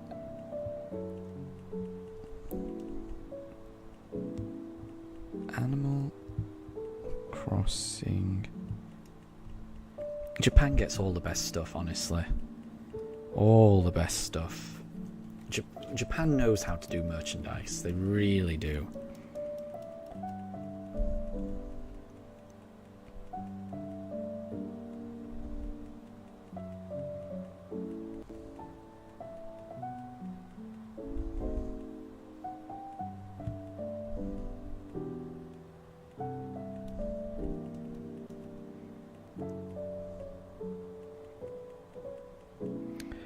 Animal Crossing Happy Room.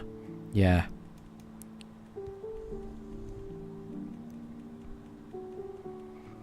And it's going to get released at the end of November, so they're not out yet, but they look gorgeous.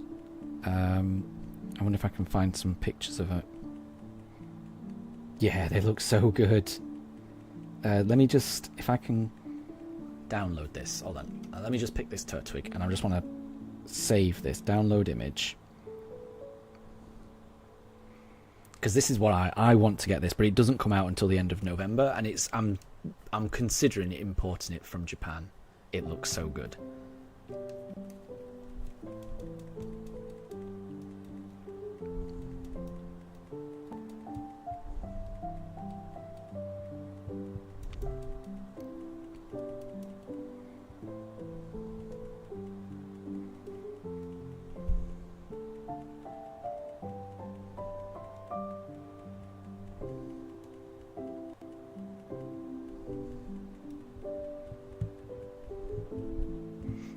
Wasn't paying attention. Sorry, I'm typing in Discord. This set is Japan.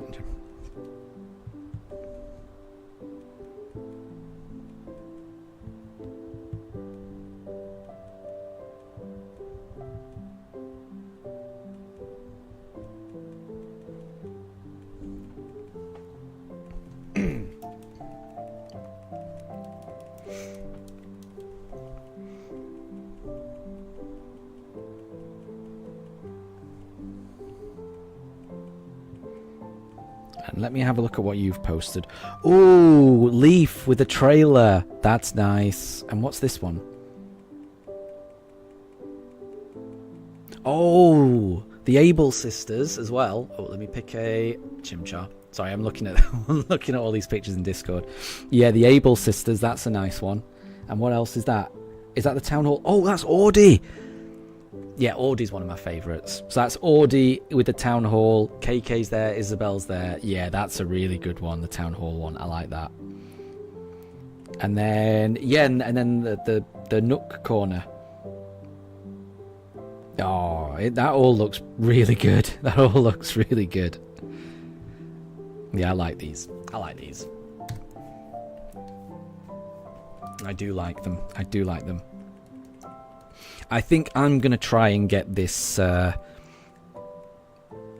this thing from Japan, though, when that comes out.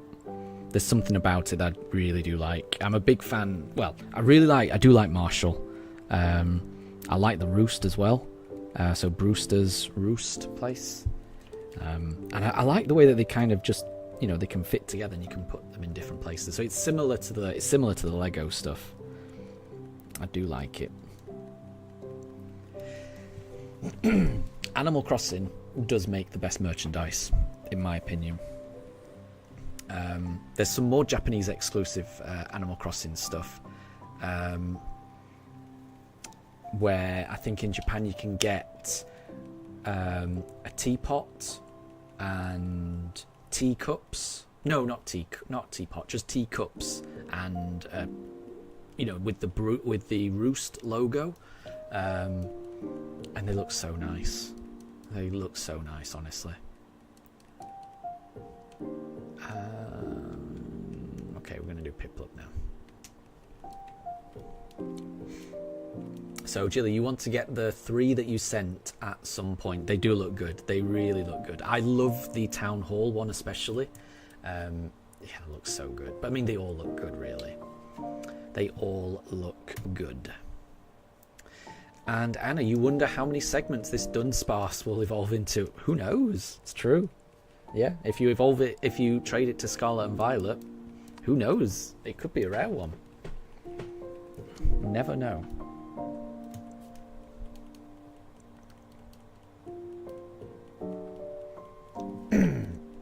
And Jilly, it seems like you'd end up with the Leaf one tomorrow. And that isn't too bad. Having to wait one day is not too bad, honestly.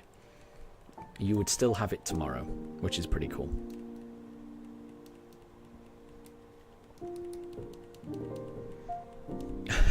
And Anna, you're going to pretend your Monferno is an Eevee in a monkey costume. Yeah, I think that could work. That could work. Oh, and Jilly, I don't know if I've shown you this before. This is my Switch 1 case as well.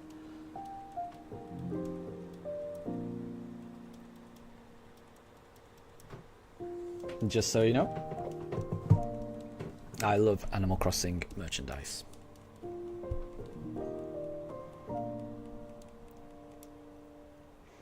Right, we just did Piplup, which means it's time. It's time for Turtwig. And Jilly, are you going to get a pint of blueberries today just to get your Lego set tomorrow? Interesting. I mean, blueberries are delicious and healthy, so who knows? Who knows? Doesn't sound like a bad idea. Sounds like a healthy idea, in my opinion.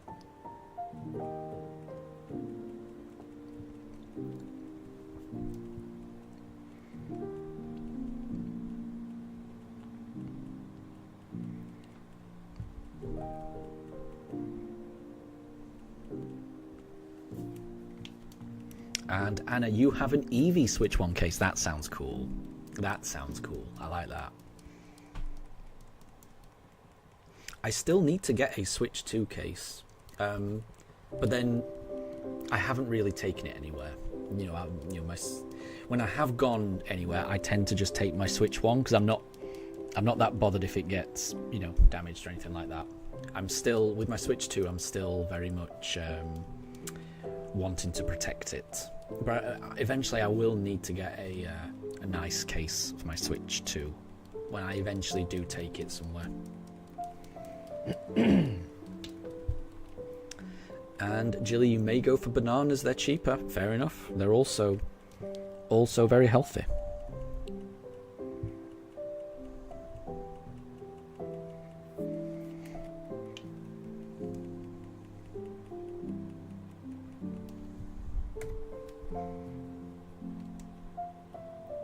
Oh, and Anna, you've already bought a Mario Kart Switch 2 case. Very cool. Very cool.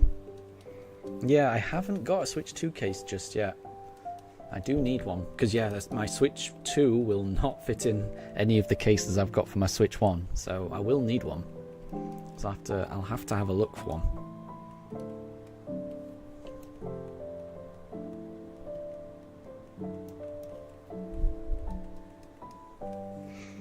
And Jilly, you've ordered your Lego set, so Leaf and Poppy will arrive tomorrow. Nice.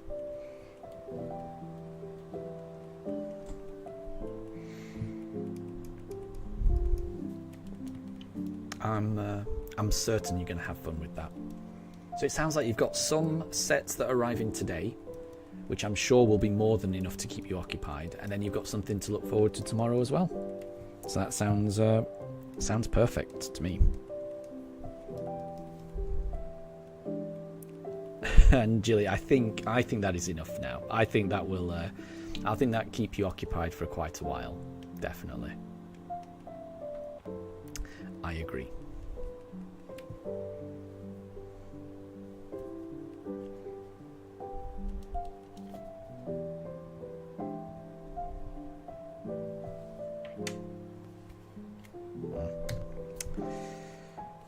Wasn't the Chimchar? We've got 80 more attempts. Oh, and Vihan, well done. You've got a shiny Ho-Oh in Ultra Sun. Oh, and you've sent a photo already. Let me have a look.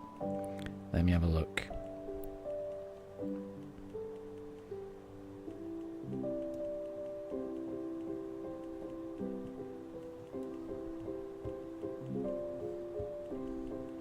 Oh, it's come up as a weird file. Bear with me.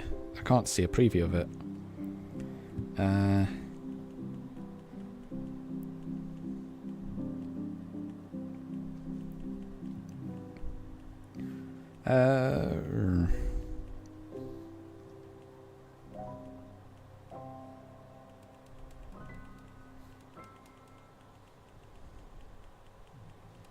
I don't know what file type that is.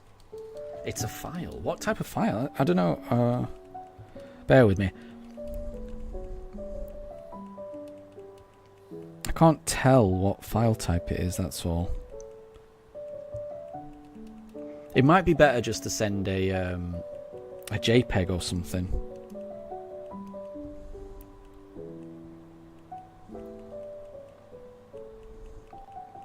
Hang on.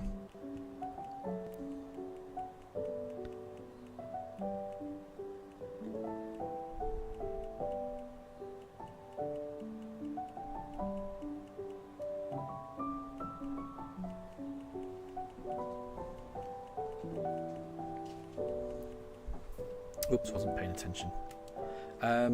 Apparently it's apparently it is a JPEG. Okay. I don't know why it's not showing up.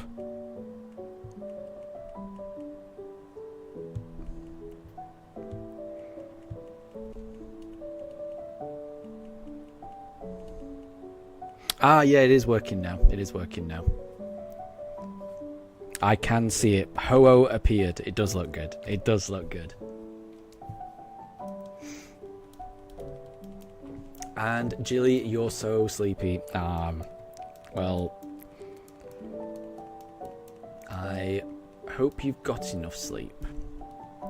And you've really just ordered some bananas just so you could get free shipping. There you go. Nothing wrong with that. Nothing wrong with that. And Draven, I didn't notice. Hi there. Good to see you. I hope you're doing well. I hope you're doing well. You haven't missed anything. We've gone through 221 encounters so far today. We haven't found it yet. We're going to do another 79 encounters. So there's still a chance for today.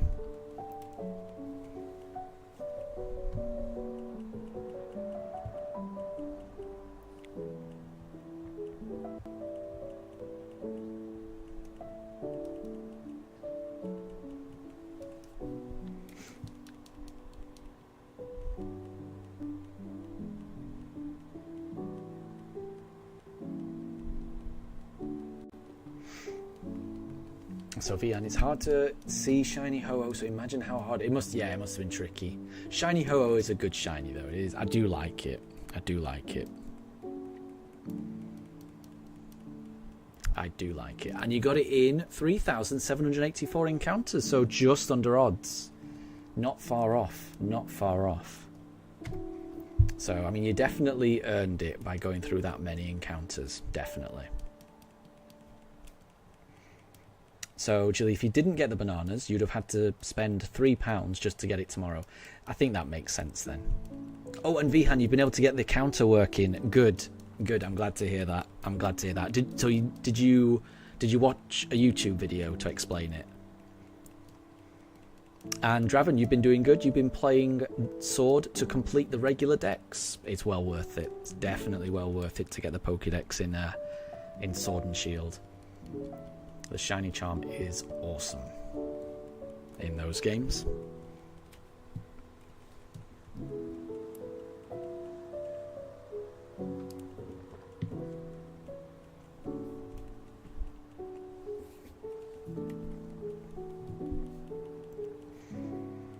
I'm still hopeful. I'm still hopeful of getting it today. I've still got a good feeling about today's stream. And Vihan, yeah, you saw a YouTube tutorial. Nice. Good. Good. Because it's a bit of a weird thing to explain. The way it like edits a text document, it's a bit odd.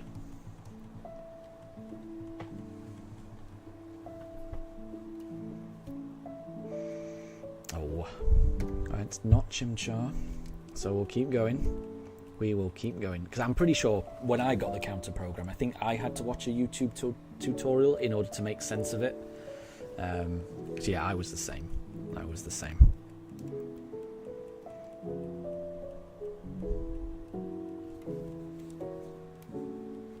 And it's pretty much a YouTube tutorial for everything in life. It's a wonderful resource.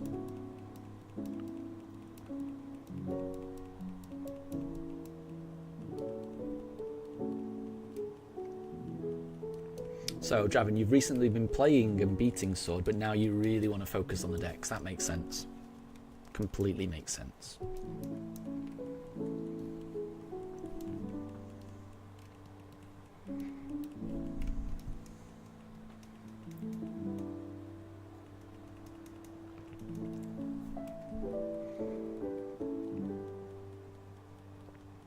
Okay, let's do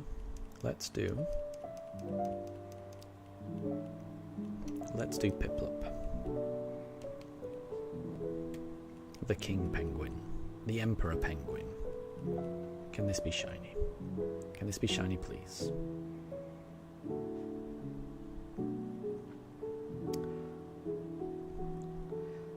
It doesn't look shiny to me. It doesn't look shiny to me, so we will keep going.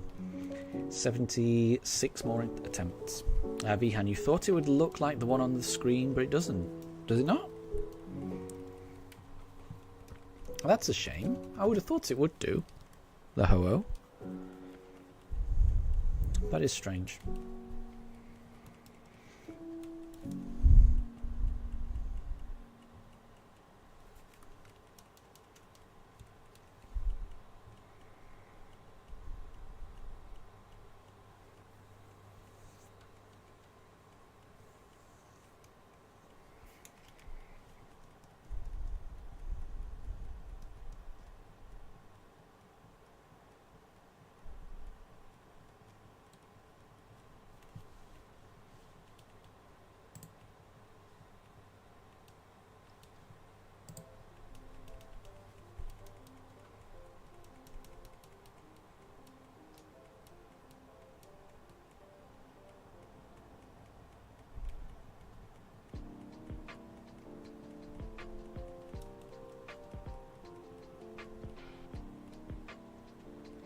Oh, V-Hat, sorry, I get it. You thought it would look like the one on... Yes, I understand what you mean. Sorry. Yeah, the death counter. I'm following you now. I thought you were talking about the Ho-Oh. Yeah, so you thought it would look like how I've got it on OBS. Yeah.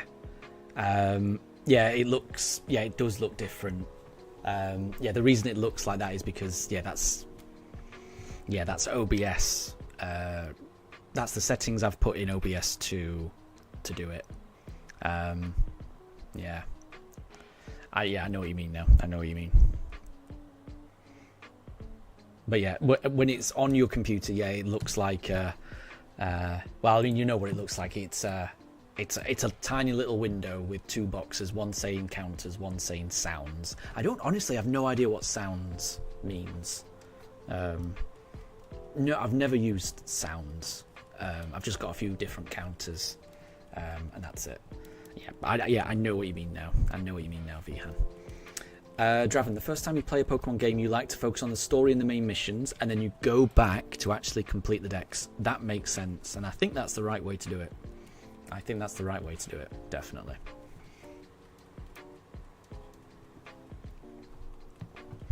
And Anna, your Jolteon's only Thunder move before I gave you that Charge Beam TM was Thunder Wave. I mean, Thunder Wave's a decent one. Thunder Wave is a useful move, just so you know. I mean, obviously, it's not going to do any damage, but it's a useful move, I think. Good support move.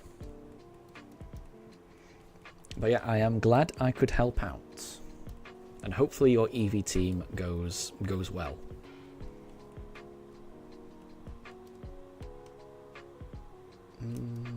Let's try Piplup. Let us try.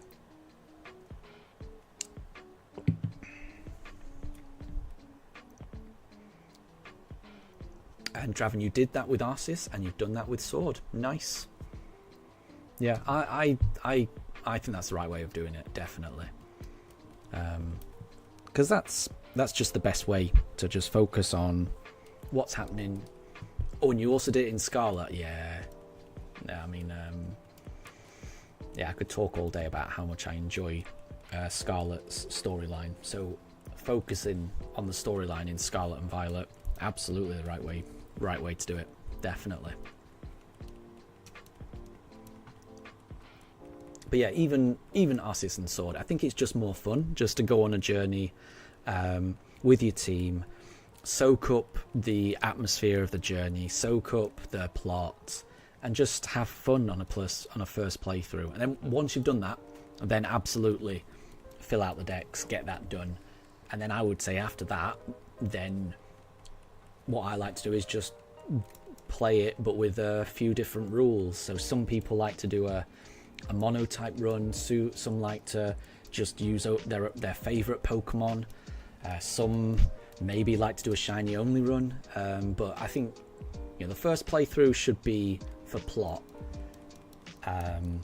Then once you've done the decks, then I would have thought any subsequent playthrough,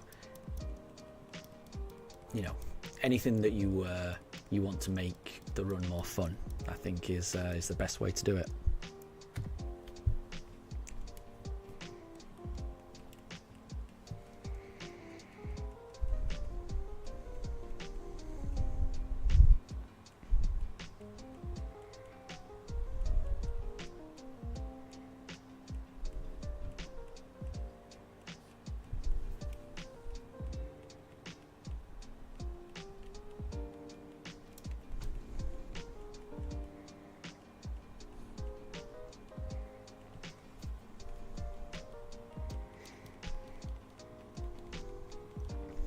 Anna, does Fletchling learn fire moves before or after it evolves?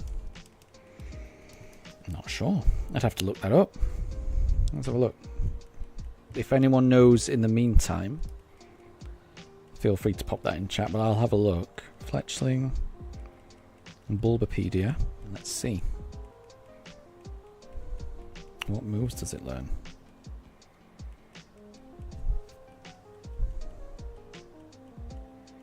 So it evolves into a Fletchinder at level 17.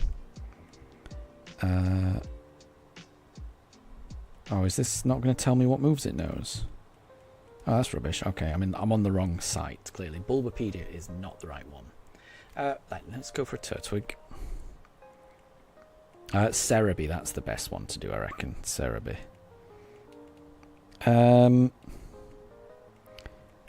So it would learn... Oh, and we don't want the Turtwig, so let's keep going. Because that is not shiny, and it's frozen a little bit. I don't like the look of that. Why have you froze, Mr. Turtwig? What's happening? This is scary. I'm not liking this. I'm not liking this. Apologies, everyone. If this is how it's looking to you, apologies. That was a bit weird. Right, let's go for the next one. So Draven thinks it's got Ember. From what I can see, it learns Flame Charge at level 34. But you can teach it certain moves.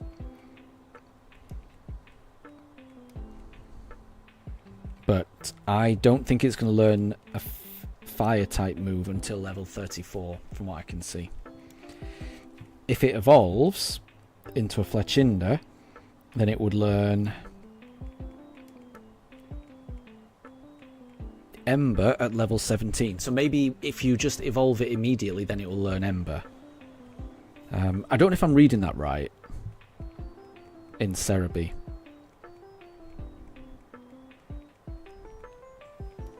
From what I can see on Cerebi, that Fletchling evolves at level 17 into Fletchinder, and Fletchinder learns Ember at level 17. So I think you need to evolve it to get it, but I might be wrong. I might be reading Cerebi incorrectly. And Ham, welcome back. I hope your gym session went well. Have you missed anything? No, do not worry. Sadly, you've missed absolutely nothing. No shinies just yet. I'm going to be doing another 72 encounters. So I'll be doing encounters up to 7,700. So it's probably going to take me a couple of hours, I reckon, to get the last 72 encounters. But there has been no shinies. No shiny starlies, no shiny starters. Nothing just yet. But 71 more encounters, actually. There's still hope. So Anna, you don't want to evolve it to keep its normal typing. Then I think Fletchling will learn a fire move at level 34. That's what Cerebi is saying. As far as I can tell. I don't know if I'm reading it wrong, or I don't know if I'm looking at the wrong generation decks. I'm not sure. But yeah, from what I can see, I don't think it'll learn a fire move until level 34. if I'm reading Cerebi correctly. So yeah, there is still hope. There's still hope for me to get a shiny. There's still hope.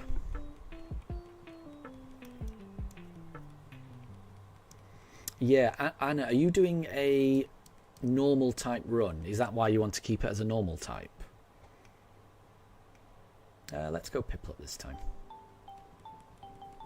And Ham, you're going to play some Pokemon Let's Go. Nice. Nice. Is that you... Will you be filling out your Pokedex, or are you already starting your shiny Mewtwo hunt? I mean, either way, good luck with that, and I will catch you. I'll catch you later if you'll still be here. And I appreciate the good luck. I appreciate the good luck. I need all of the good luck that I can get. And Anna, it does sound like you're doing a normal type run, and you may end up getting a Pyroar. Yeah, that might be easier for a fire move. But maybe if you've got access to TMs, you might want to give the Fletchling some fire type moves, so it gets some fire type moves earlier than 34.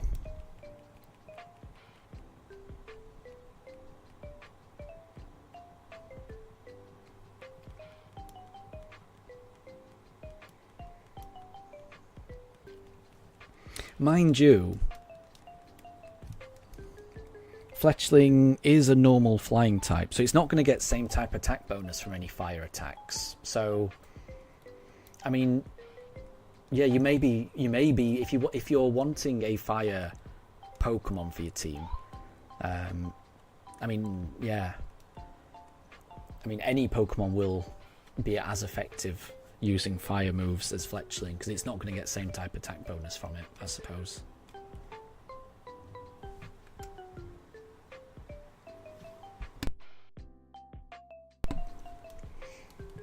Oh, and Ham, you're still doing the story. You've got the third badge. Gotcha. So, what is it? You've beaten... I'm assuming the third badge would have been Lieutenant Surge, but I guess you can kind of do a lot of things out of order in Let's Go. But I'm assuming that means you've got past Lieutenant Surge. So, no problem at all. Enjoy the story. I adore Let's Go. It's a fun game.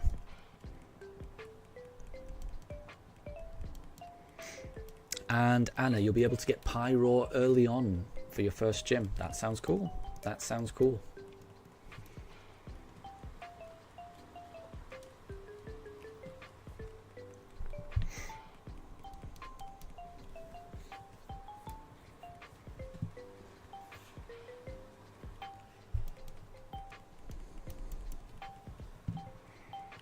And yeah, Anna, remind me again, which game is this in?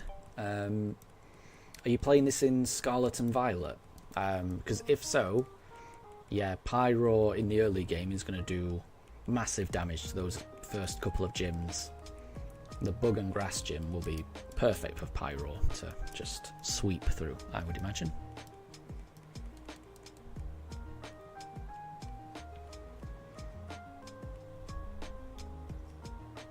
Let's try Piplup. If you could get early before first gym.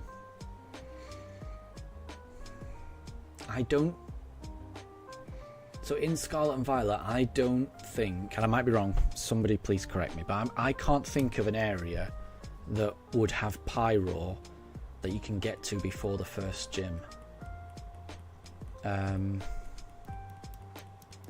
But I think there are ways of getting around the whole map without any of the abilities. I don't know how to do it, honestly. Oh, and Ham, it's kind of annoying that you have to use the Joy-Con, not the Pro Controller, plus your Joy-Con has a bit of stick drift. That would be annoying, yes. That is the problem with Let's Go. It is kind of difficult to play for long periods of time because... yeah, holding just one Joy-Con, it's not comfortable, is it? At least not for me. My hands want to grip something bigger. You know, it's just not. It's just too small.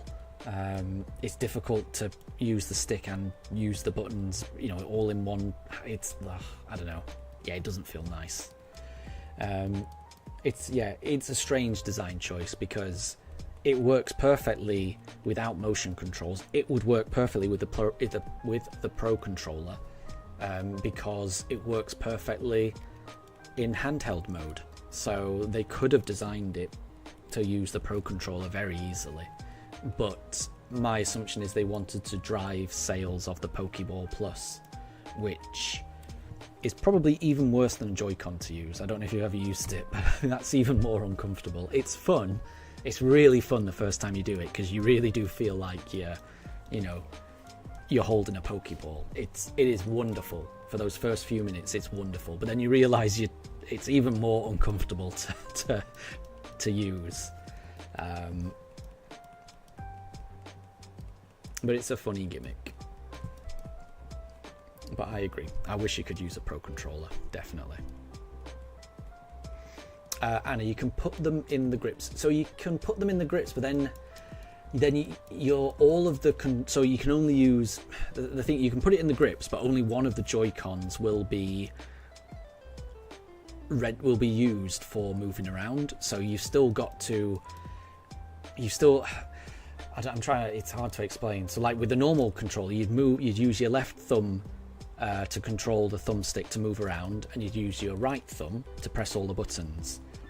If you've got both Joy-Cons in the grip, your left thumb will do all of the movement, but your left thumb will also have to do all of the buttons as well, because you can't, because the buttons on the right nothing on the right Joy-Con will work. All of the buttons you have to press will be just underneath the control stick on the left Joy-Con, or vice versa. Whichever Joy-Con you've got, you have to use the stick and the buttons associated with that Joy-Con, which means putting it in a grip doesn't really help. It's not really much more comfortable, especially when you've then got to every now and again, make throwing motions at the screen. It's it really, I mean, I think I tried doing that, and fair play to anyone else that can get it to work comfortably, but I can't.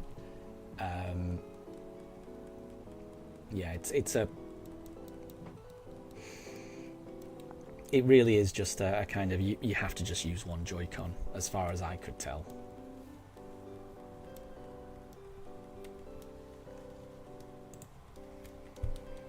Which is a shame. It's definitely a shame, because I do love those games, but the lack of a Pro controller option, or the lack of just using two Joy-Cons in a grip, like you say, but using the buttons on one of them and the stick on the other.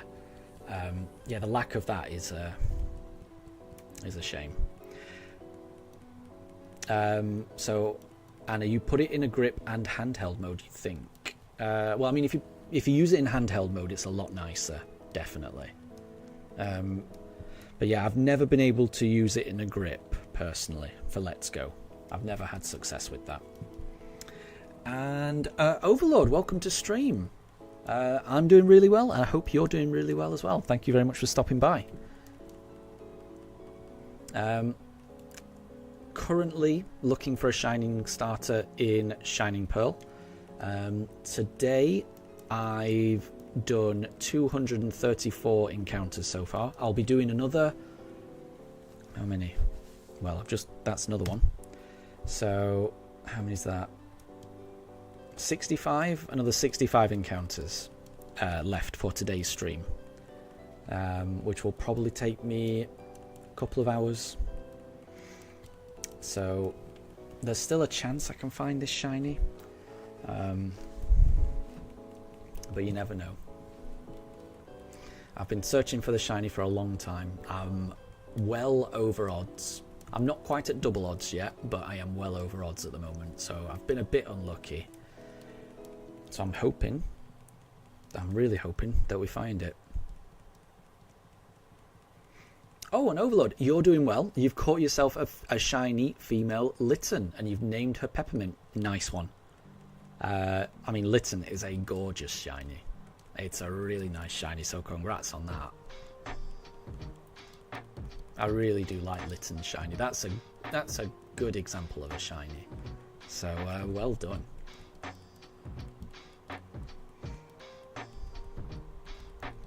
In fact, because of that, I'm going to go for a Chimchar, and I'm hoping I can find my own shiny fire starter, just like you, Overlord. I'm hoping your shiny luck will rub off on me. Is this gonna be the shiny? It isn't, but it could always be the next one. You never know. You never know. We keep going. We keep going.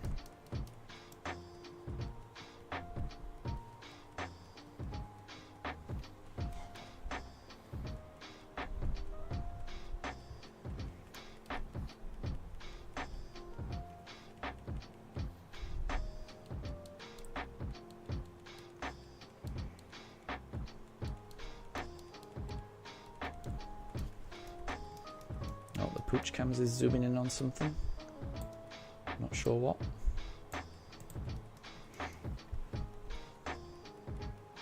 Yeah, the Pooch Cams zooms in for odd reasons. No idea. Again, no idea why it's doing that. No idea what it's doing. Vihan, still no shiny. Still no shiny indeed. Yeah, we are about 7.5 hours into today's stream, and we've been searching for a long time before then as well. No shiny just yet, but you never know. We've still got 64 more attempts today. We're gonna be streaming until we reach encounter 7,700. So I mean, there's still a chance. This could be shiny. It's not, but it could have been. It definitely could have been. 63 more attempts. I have no idea what that Pooch Cams is doing. Let me just wave something in front of it to see if that affects the focus.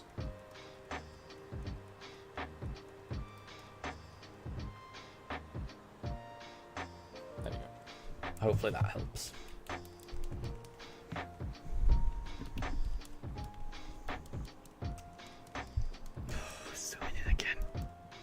Apologies, I cannot control that top webcam. I do apologise.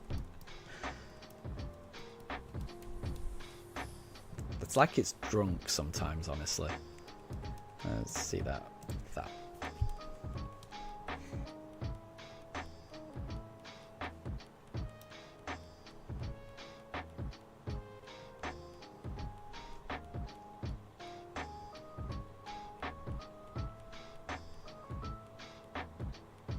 Vihan, thumb reveal. Oh, did you see my thumb? Ay.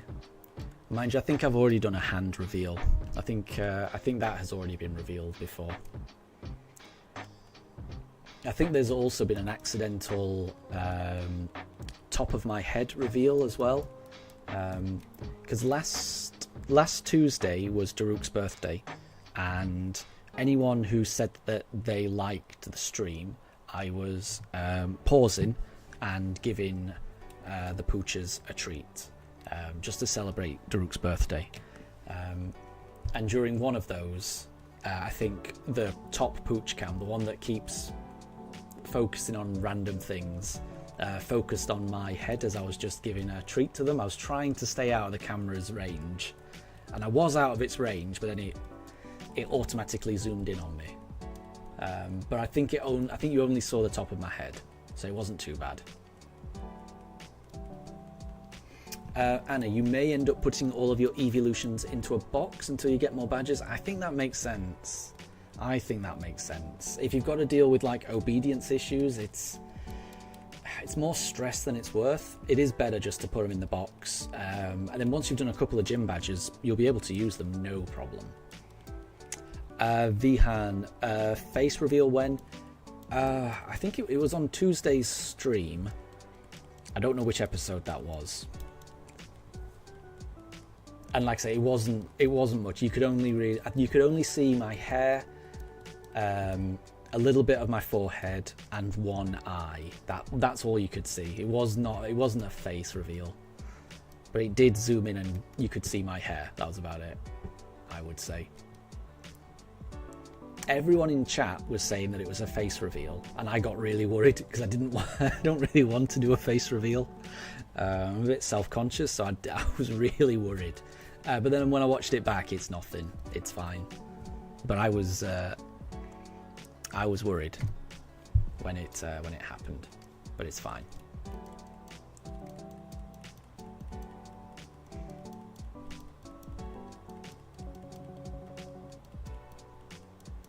Not that it's a particularly big deal, but I'd still rather not do a face reveal, honestly. Like I say, I am a bit self-conscious.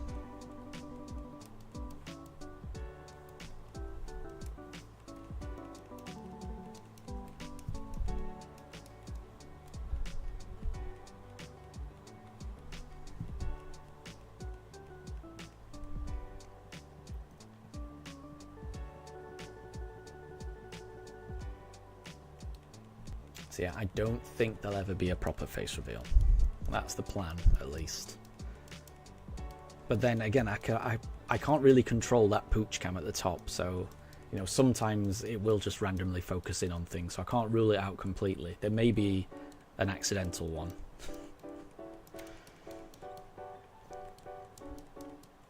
You never know. The top pooch cams is rogue. It's a rogue camera.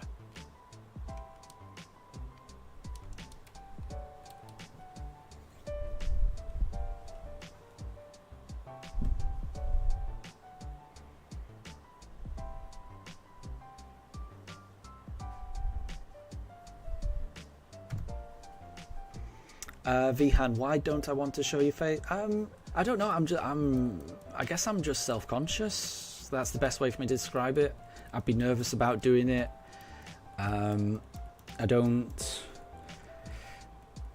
Yeah, I'd be just nervous about it. It's not really something I want to do, honestly.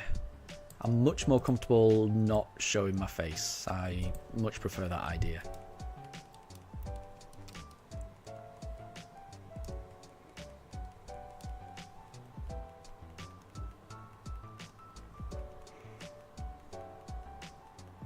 And also, I think that I don't know, because I mean, I work a 9 to 5, and again, I don't want to talk too much about my job, but I don't think I'd want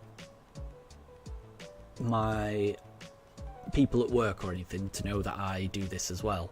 I don't want to cause, I mean, it's not a conflict of interest or anything like that, but I would still have worries about, you know, are my work happy that I am streaming? I have no idea. I don't want to take that risk. They might have a problem with it. I ain't got a clue.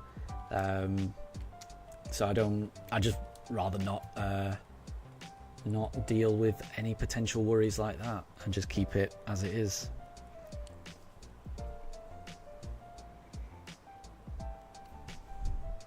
Vihan, I could become like my pugs. I could do.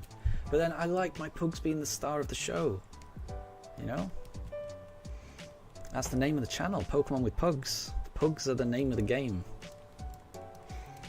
Ham, what are some of the new Megas I'd like to see for ZA? What did you think of the Mega Dragonite? Personally, you really loved it, Ham. I like it. I definitely like it. I kind of want to reserve my judgment until I see it shiny on Mega Dragonite. I think if Mega Dragonite shiny looks like, takes its inspiration from either normal Dragonair, you know, the kind of lovely blue, sky blue colour, then I will love it. Or if Mega Dragonite takes its shiny form inspiration from shiny Dragonair or Dratini, where it's like a lovely pink colour, I will love it. However, if shiny Dragonite takes its shiny colour scheme from shiny... Wait, I'm saying too many things, I'm confusing myself. Basically, I don't want Mega Dragonite shiny to look green. That's the main thing. I don't think I'll like it if it's green, honestly. But if it's blue or pink, I'm going to love it. Vihan, you think it's going to be blue? I hope so, because I will love it if it's blue. If it's a blue shiny, I will love Mega Dragonite. Shiny Mega Dragonite. Shiny Mega Dragonite, I will love it.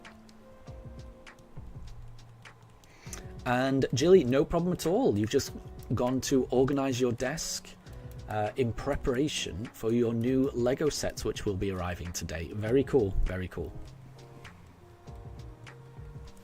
And thank you very much, Mello. You just saw my Pug YouTube short. It's very cute. It is cute. I do like it. I found there was a TikTok account of someone who had done that, and yeah, I absolutely loved it.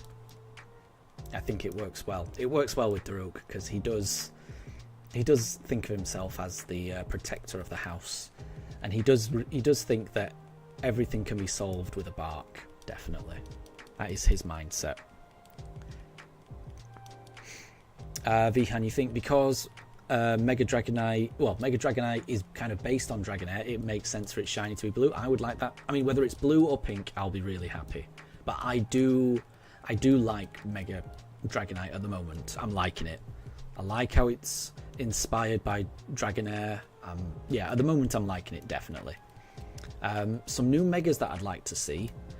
I'm not sure. I'm gonna be honest. I don't know too much about Mega Evolution. I never really played the 5th, 6th, or 7th generation, so I've only really got the few Mega Pokemon that I've seen in Pokemon Let's Go right at the end of the game, where you do get some Mega Keystones or something. So I've only seen a couple of Mega Pokemon, so I don't know too much about them. So I may end up saying Pokemon that already have Mega Evolutions as ones I want to see, but what would I like to see? Well, I mean, my favourite Pokemon is Vivillon, so I think it'd be kind of cool if we got a Mega Vivillon with loads of different patterns. That might be asking too much, but I'd quite like that. I would quite like that. No problem, Anna. You're going to take a nap? Well, I hope you have a nice, refreshing nap.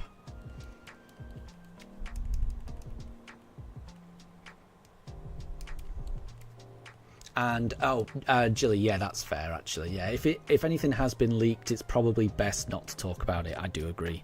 I think that's a good point. I didn't catch that. Thank you.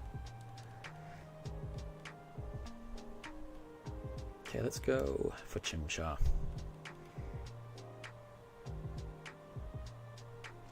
Vihan, you have heard me say a million times that I haven't played Generations 5 to 7. I know, I have to keep saying it though. Apologies.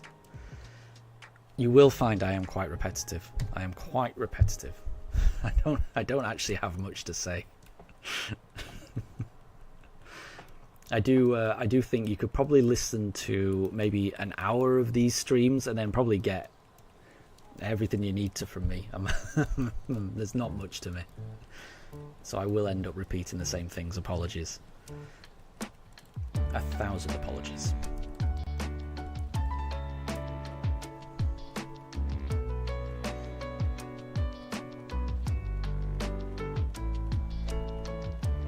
And Jilly, you're going to be shiny hunting for every Pokemon that can be a Mega before Legend ZA comes out. Very cool. I already saw you catching that Dratini this morning, so I know you're on your way to that journey, so good luck.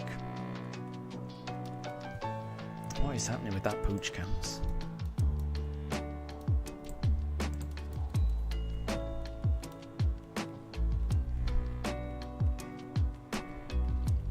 And Vihan, you come for 20 minutes and then go away because you get bored. I don't blame you. I don't blame you at all. I don't blame you at all. That's very fair.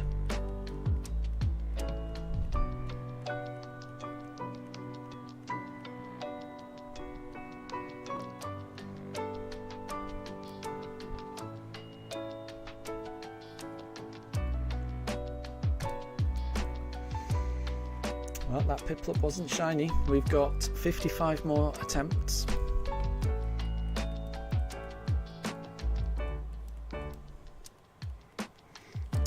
Jilly, you need some help deciding on what to go for next. Oh, and Mifa's about to jump into the bed. I don't know if you can tell. That. Oh, no, she's changed her mind. Okay, I'm way off. I thought I understood my dogs.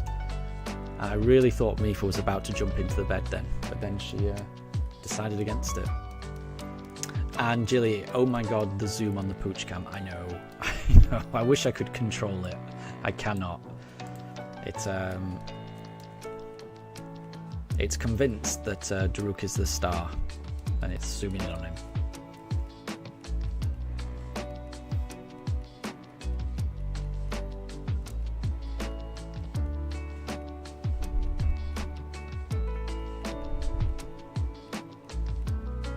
Okay, let's go for...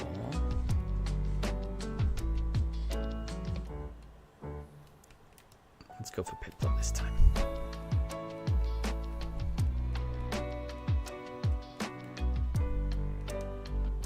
And Jilly, you're screenshotting it and send it to Discord. I'll have a look at that. Bear with me. I always have to pay attention to my Piplups. That is not shiny. One must always pay attention to their Piplups. Deb says, Shinx, are you alive, my boy? I can assure you Shinx is alive. Poochcams isn't showing it, but trust me, Shinx is alive. I've just turned and I can see Shinx is alive.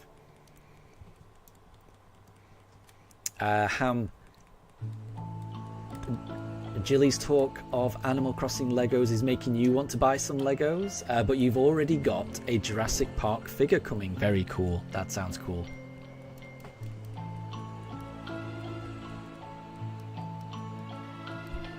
Let me have a look at that Discord picture, Jilly. Aww. He looks very peaceful.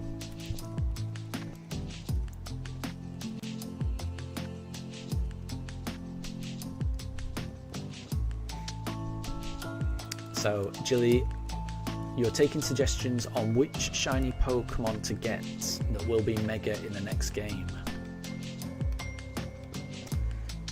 Ooh, that's a tough one. Right, I did Piplup last time, so I'm going to do Turtwig this time. And Jilly, you're going to be Masuda hunting Beldum. Good luck. Good luck.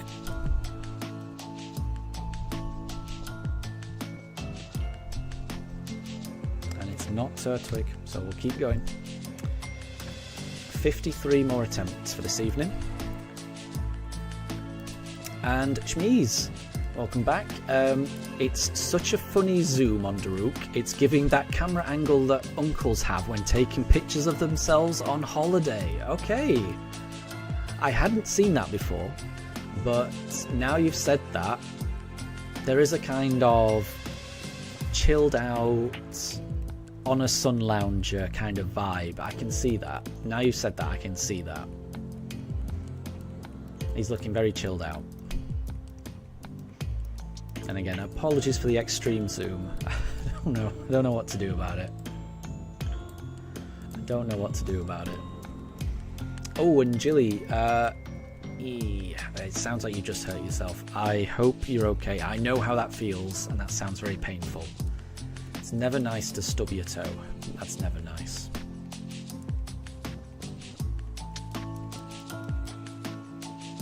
And Daruk looks very cozy just there.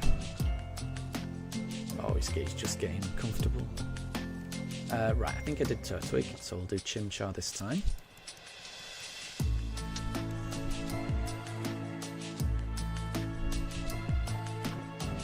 Oh, finally it zoomed out. So, you should be able to see that Shinx is still there. So, Shinx has not been knocked out. It looks like Shinx maybe will make it until the end of the stream. Shinx got knocked out in the morning, but is now Shinx is doing okay.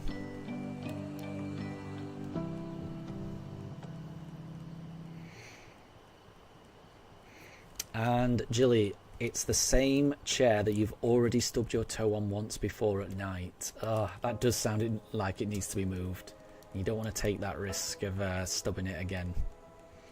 Especially not at night.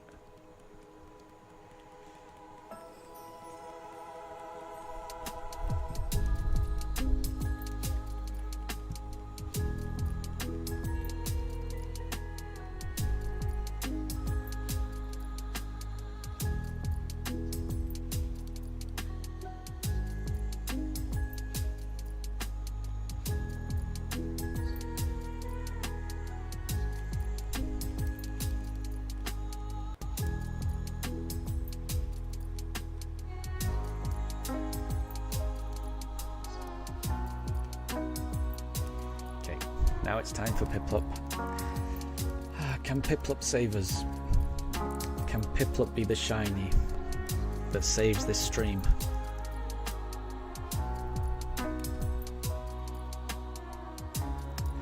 Not this time, but maybe the next one.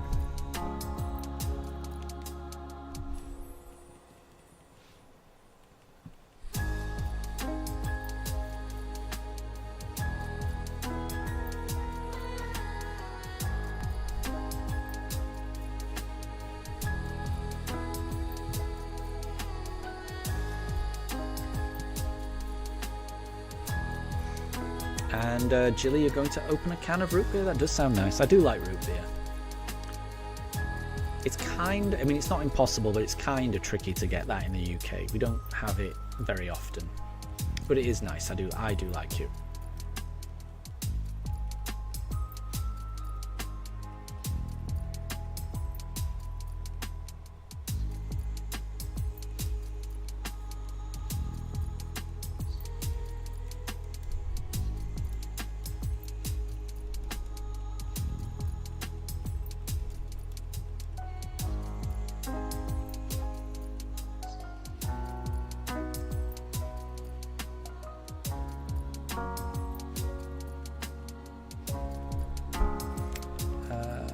Let's try Piplup.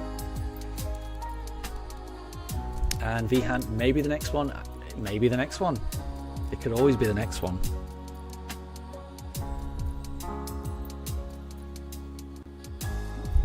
But it's not this next one. It could always be the next one. So we've got 50 more goes. We'll see.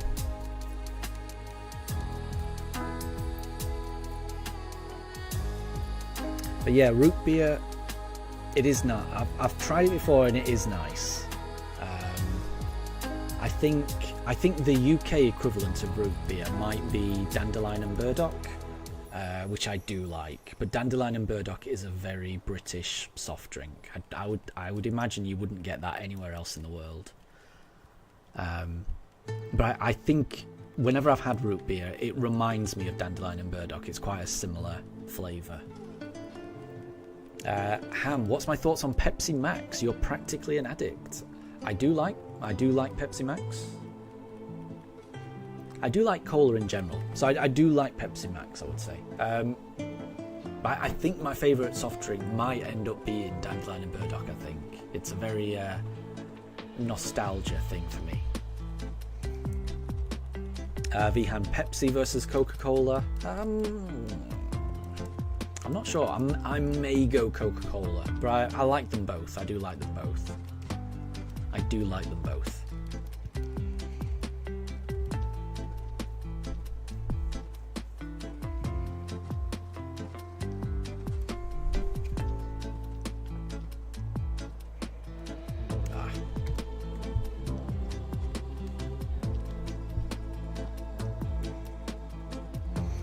Jilly, will your Metagross catch first try? Vihan says no.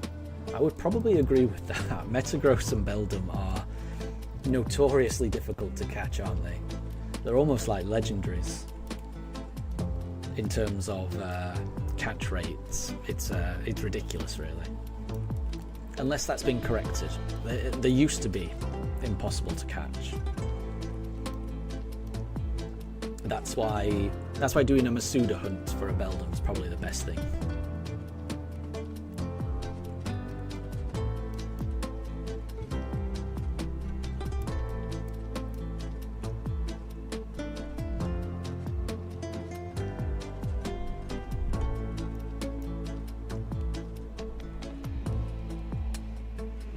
And thank you very much, Wolf, for the shiny look.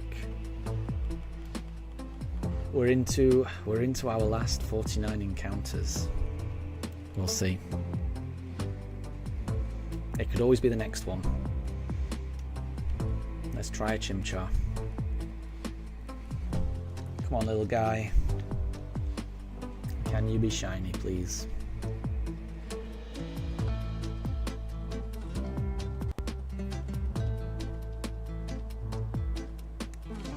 There's a bit of lag there. Apologies everyone, but that is not shiny. So 48 more attempts.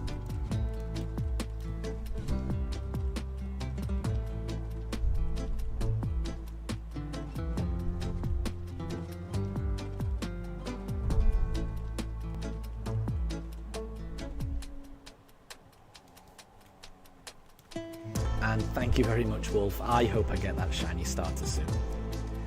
Oh, I really do.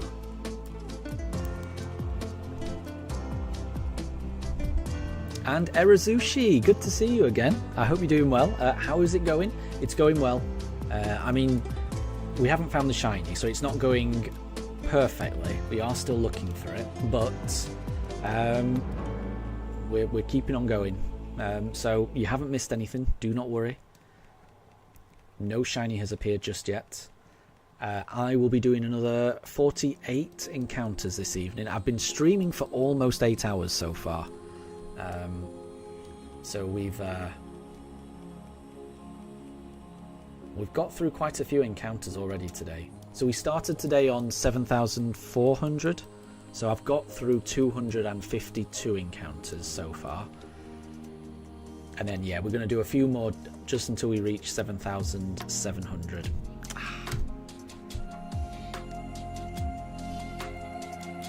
So there's still a chance that we find it in today's stream. Vihan, the stream has also improved your CPS. What does that mean? What does that stand for?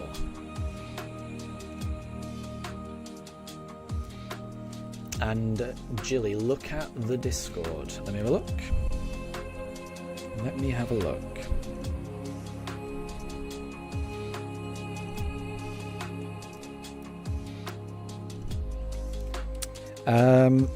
Oh wow.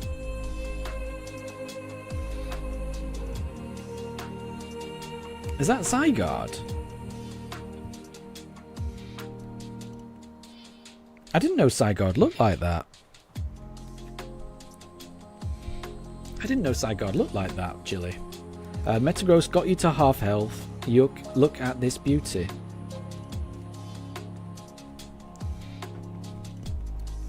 Interesting. And Vihan clicks per second. Okay. There you go. I didn't realize that my streams would improve something like that. I didn't really know what that is, kind of. Jilly, you're on a timer to get this Metagross. It's hailing, and it is Zygarde. Interesting. I had no idea that. So I'm assuming that's shiny Zygarde. Is it?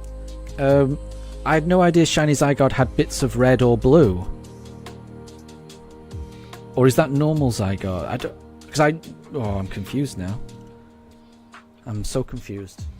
So yeah, again, I'm not gonna say I haven't played that generation because Vihan has already said I always say it, but I must say I don't know too much about Zygarde. Right. So yeah, that's not a Turtwig, so we'll keep going. Jilly, so it's on 100. It's on 558 health, and it's 100% Zygarde. Gotcha. And it is shiny, right? I'm gonna be honest. I thought shiny Zygarde was just like Ohiso says, like just toothpaste, like white and toothpaste. So to see aspects of like red and blue in its, is that a cape? I guess. I've never seen that before. I think I've only seen shiny Zygarde looking like a snake before, and that looked to be just like white and green. So yeah, I've never seen shiny Zygarde with that colouring. It's interesting.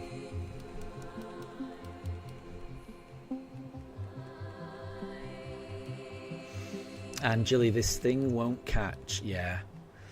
If that's the Metagross, it's a tricky catch. I don't know why it's tricky, but it is a tricky catch. It fainted. Oh, I'm sorry, Jilly. I am sorry, Jilly. Yeah, it is so difficult. It's so difficult to catch Beldum and Metagross. I think they've got the same catch rate as most legendaries, and I don't know why that's the case, but I think that is the case. They are notoriously difficult to catch, and I don't think anyone really knows why. It is crazy. So, unlucky.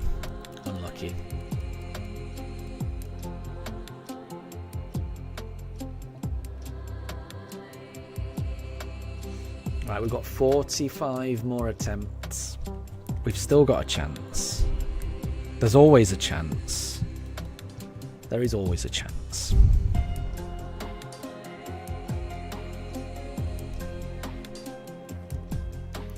And Jilly, you may have a Metagrow somewhere. I would try and dig one out from somewhere, and then just Masuda to hunt for it.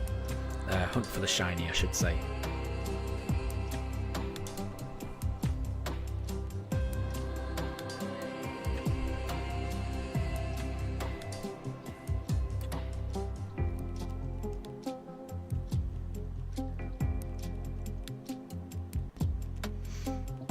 Right, let's go for Turtwig.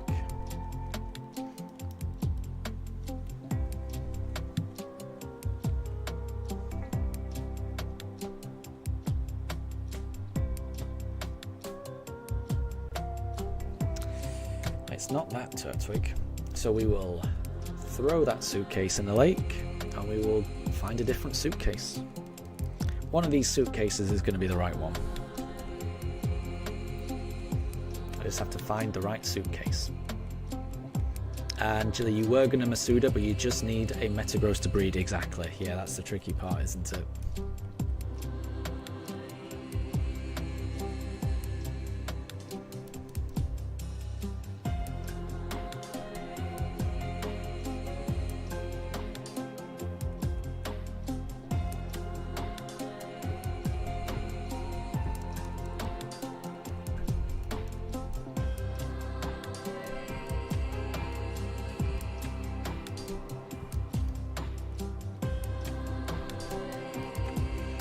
And Jilly, that was cruel. You're clipping that. That was rude. Laughing emoji. What was? Was that something that's happening in your game? Or was that something that happened on stream? Did that go over my head? I'm not sure. Did I say something that was rude? I hope not.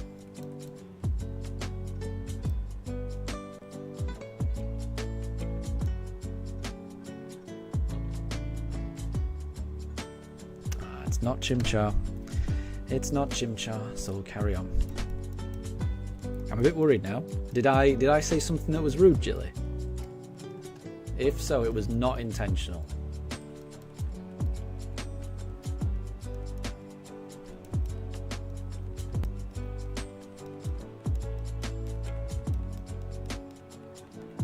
Oh, good, it wasn't me. Good. I started to get worried there. I was worried whether something I said got misheard or something. I was getting a bit worried there. It was something that Metagross did. Good, good, good, good. Phew.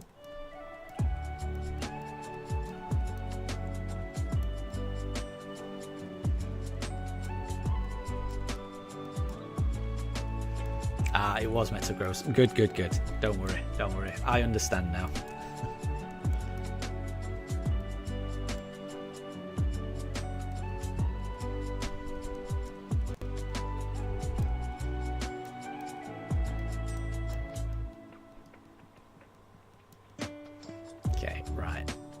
It's time. It's time for a Piplup now. We've waited for a while, and it's time for Piplup to save us. Shiny Piplup to the rescue. Here it comes. Charging out of the briefcase in all its shiny glory. It's the wrong Piplup. It's the wrong Piplup. We've picked the wrong one. We'll go for the next one. We've got 42 more attempts. So again, it's still possible. It's always possible. As long as we've got one more encounter, it's always possible.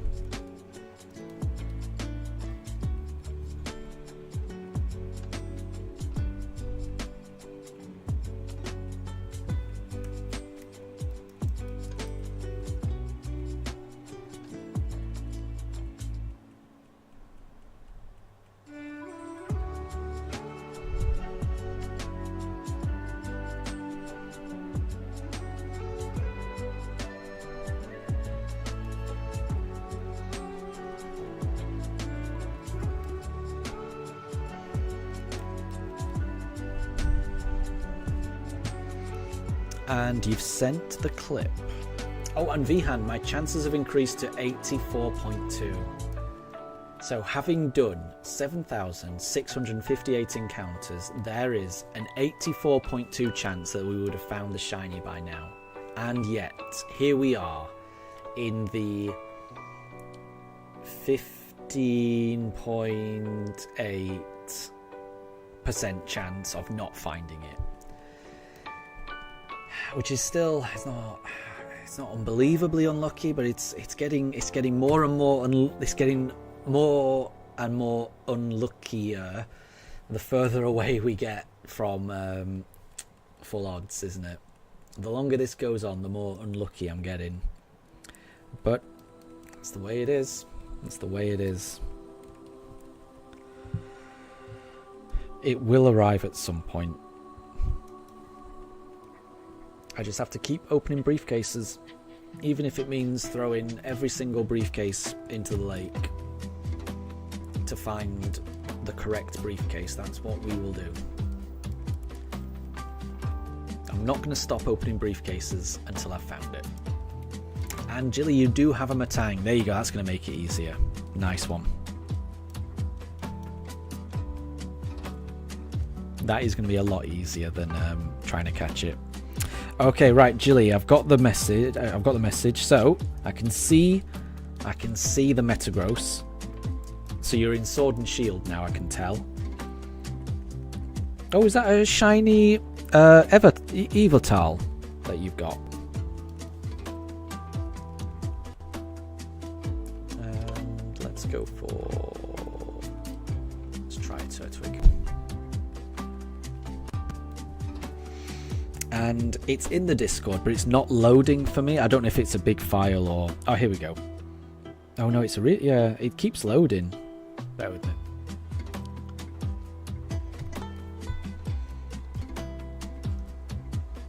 No, it wasn't a Turtwig, so we'll keep going. 40 more attempts. Yeah, so it's in Discord, but I don't think I can watch it just yet. It keeps loading and loading and loading, so I'll just wait until it's fully loaded and then I'll watch it.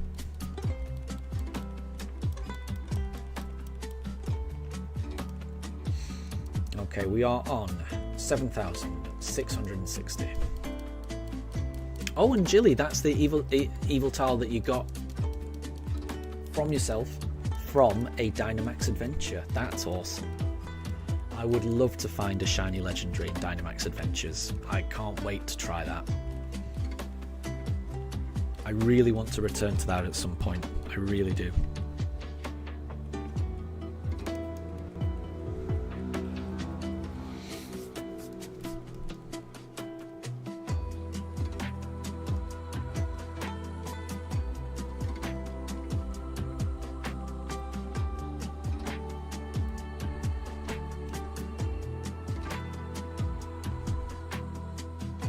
Oh, that was three. Oh, that was 3 rolls in the Metagross. Yeah, I thought that was in, Jilly. I thought that was in. And it didn't. It didn't go in. So I've just seen the video, Jilly. That looked like it was in. That looked like it was in, but it wasn't. That is unfortunate. But at least you've got the Matang, so you don't need to. But yeah, that's unfortunate. What's the best emoji for that? I don't think there is an emoji for that. That's just unlucky. I'm gonna post an otter. I don't know what other emoji to put. So there's an otter there. I hope the otter makes you feel better in Discord.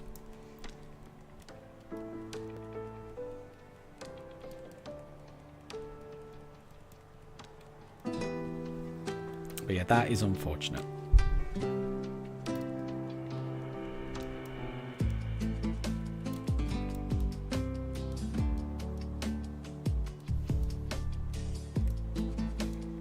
And Erazushi, you need to go back to Dynamax Adventures. You've still got loads of legendaries left to get there, and yet you're trying to get an Oshawott instead. Very cool, very cool. So yeah, I'm the same. I've never caught a shiny legendary in those. I'm gonna do that. It's a while. Eventually, I want to do some Dynamax adventures on the stream, so it would be awesome if we could do some hunts together. But it's going to be a while away because I want to. Obviously, I've got to finish this one. I want to play through Legend ZA. I also want to do a playthrough in Let's Go Pikachu as well, a shiny only running that. And then after that, then I want to do a Dynamax adventure hunt for quite a few legendaries. I definitely want to get the Lati twins, but I think I'll probably want to get all of them. I may end up trying to do Dynamax adventures for every single legendary, but we'll see. But yeah, that, and I can imagine that being quite fun because hopefully people could help me get it, but it's a way off, unfortunately. And Snapdragon, welcome back. It's good to see you. It's been a while. I hope you're doing well. And do not worry, you've missed not a thing. We are still looking for the shiny. We're still looking for the shiny starter. We haven't encountered any starlies or anything like that, so don't worry. We are still looking for it. Eventually we'll find it, but we haven't found it yet.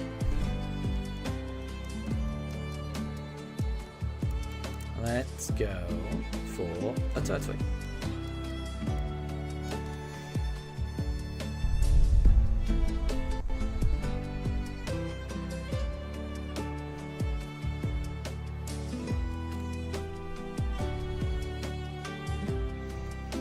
And do not worry, Snapdragon as well. Do not worry. Yeah, you never have to worry about stopping by or anything like that. These streams are haphazard. They get put out at random times. Every now and again, I'll take massive breaks if I've got family visiting. Life comes first, man. Life comes first. So do not worry. Never worry. And also, what I would say is, this is for anyone. If anyone, ever misses a stream or something like that, when I do get the shiny, I'll put up a post about it. I'll change the name of the stream to say this is the stream where we finally got it. I'll make it really clear when we've got it, so you never have to worry about missing something, because when it happens, I'll bookmark it. I'll be singing from the roof about it. So when it does happen, you won't miss it. Trust me. I've been looking for this starter for a long time, so when it happens, I'm going to make a big deal about it. Trust me. And Erazushi, Let's Go is really fun to shiny hunting. It is. It really is. Though it's a shame that the starter is shiny locked in it. It is. Yeah, that is a shame. These are the only games you can do this in. A lot of people aren't fans of BDSP, but that is a plus point in my mind. The fact that these games do allow you to shiny hunt pretty much everything. That is, in my mind, that is pretty impressive. So I do like that. And Snapdragon, we are over odds. We are massively over odds. Yeah. The odds are 1 in 4,096. So we're not quite at double odds yet, but we're creeping ever closer to that. So we'll get it when we get it. As Ohiso says, we are ready to go all the way up to 70,000. I am mentally preparing myself.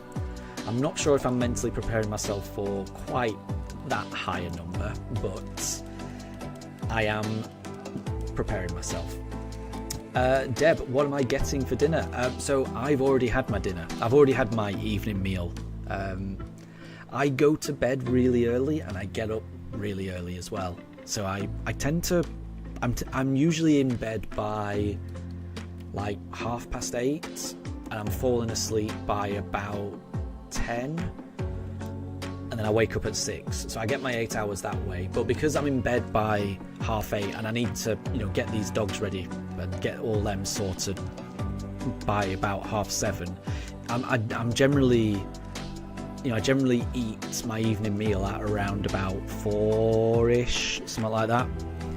So I've already had it, and we ordered a South Indian takeaway yesterday, and we've still got some leftovers. So my wife made some my mind goes blank every time.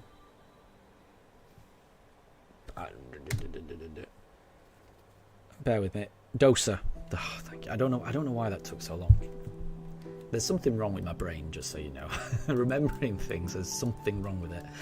My wife made some fresh dosas from some, idli dosa batter, and we've had that with a chicken curry that we got from the takeaway yesterday, and it was delicious.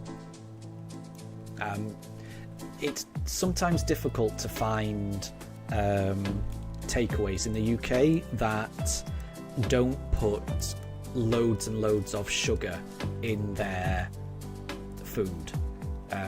So a lot of Indian and Chinese places, especially takeaways that you get in the UK, they will put so much sugar in their dishes. I'm assuming that's because it appeals to the British palate, but it does kind of ruin the subtlety of a lot of flavours. But this one Indian place that we go to, they don't do that, and it's really quite nice. So yeah, I had a really nice dinner already. Let's go for a chimchar. Oh, this is encounter 7666, so it's it could be the number of the beast here. This could be a possessed chimchar. No, it's not. It's not. Sadly, it's not. And we keep going. We keep going. Daruka's moved. He's gone. So, Erazushi, you're not getting everything in Dynamax Adventures, as you've already got a lot of the legendaries from Ultra Sun. Very cool. But there are still a few that you need. Yeah, nice one. Nice one. I just think Dynamax Adventures is such a fun way to do it. I mean, even when you don't get the shiny, it's still kind of fun to go through the process of battling each Pokemon as you go along, picking a Pokemon to take up with you. It's really quite fun. I do like it. And Ohiso, attempted dog art incoming. Okay, interesting. Snapdragon, your full EV hunt isn't going well. I'm sorry to hear that. I hope you're able to get the EVs. Shiny EVs are pretty special. Pretty special. I do like shiny EVs. Ohiso, right. So have you put that in Discord? What is this attempted dog art? I haven't seen it just yet. Oh, it's not a Piplup, so we'll keep going. We will keep going.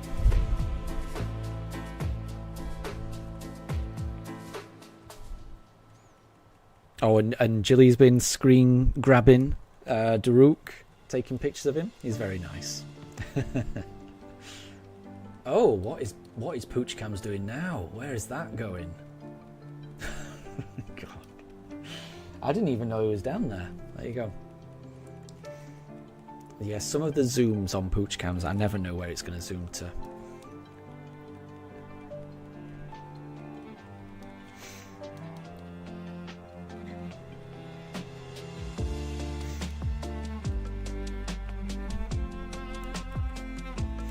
And Ohiso, it was text art that didn't work in this chat. Oh, okay. I didn't see that. That didn't come up for me. I didn't see that, unfortunately.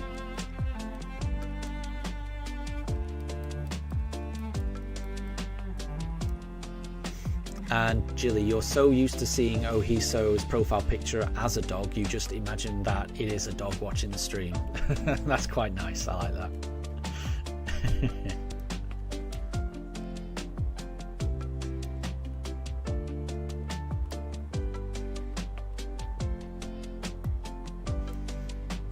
And Snapdragon, you are way over odds on your 7th Eevee. Oh, with 8,727 encounters. That is over odds, isn't it? I'm sorry to hear that. I hope you get it soon. I really hope you get it soon. That is way over odds. I'm sorry to hear that.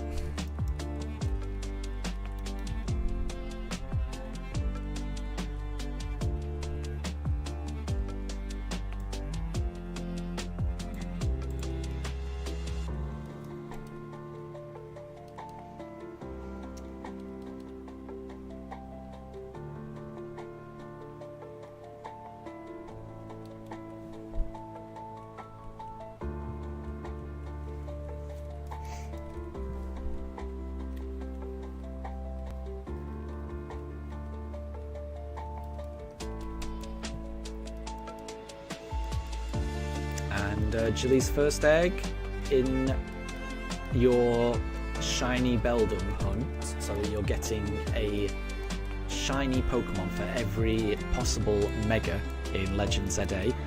The first egg was not shiny. Hopefully the next one is. Hopefully the next one is. Right, let's go for Turtwig. Second egg, no, sadly. You'll get there. You will get there, Jilly. I promise.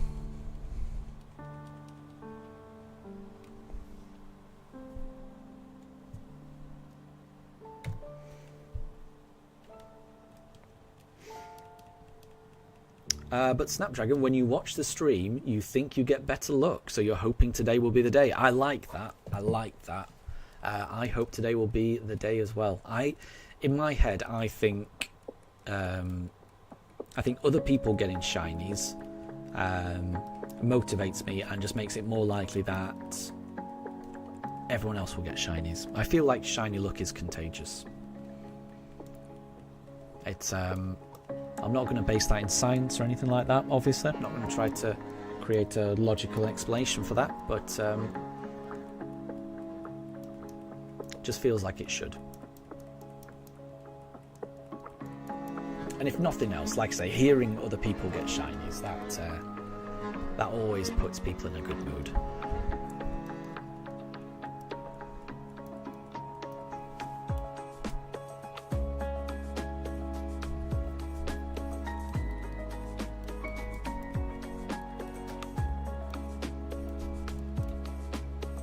Okay, I think I did. Yeah, I did Turtwig last time. So let's try this Chimchar.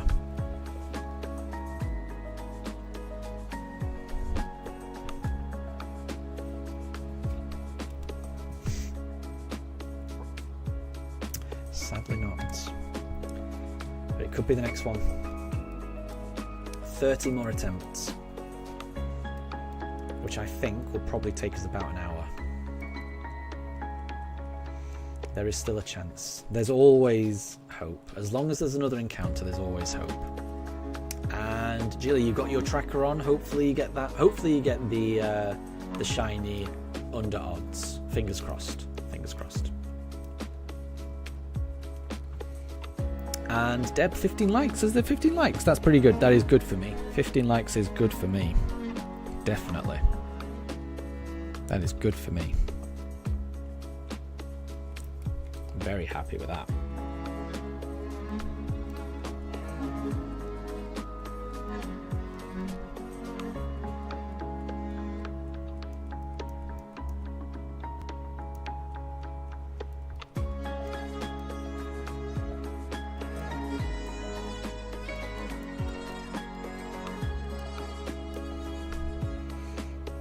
I did Chimchar last time, pretty sure, so I'm going to go Piplup this time.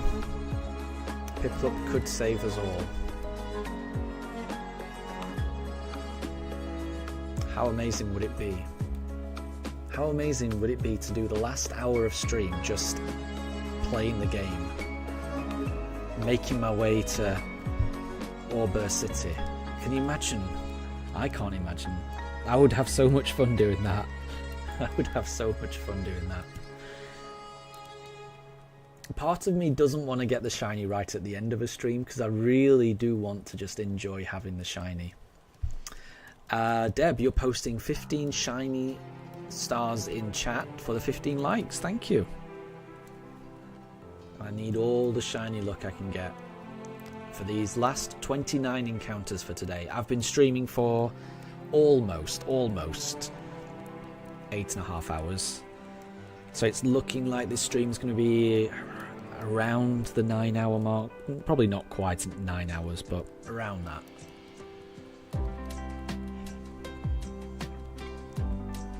And no shiny just yet. Just like every other stream so far. But could this be the difference maker? Could this be the stream where we finally do it?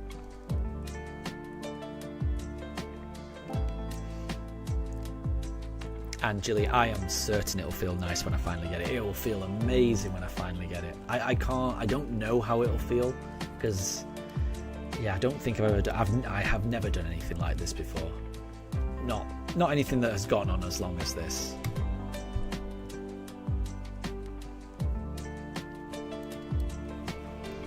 So I honestly can't even imagine what it's going to be like when I finally do get it. The sense of relief will be palpable.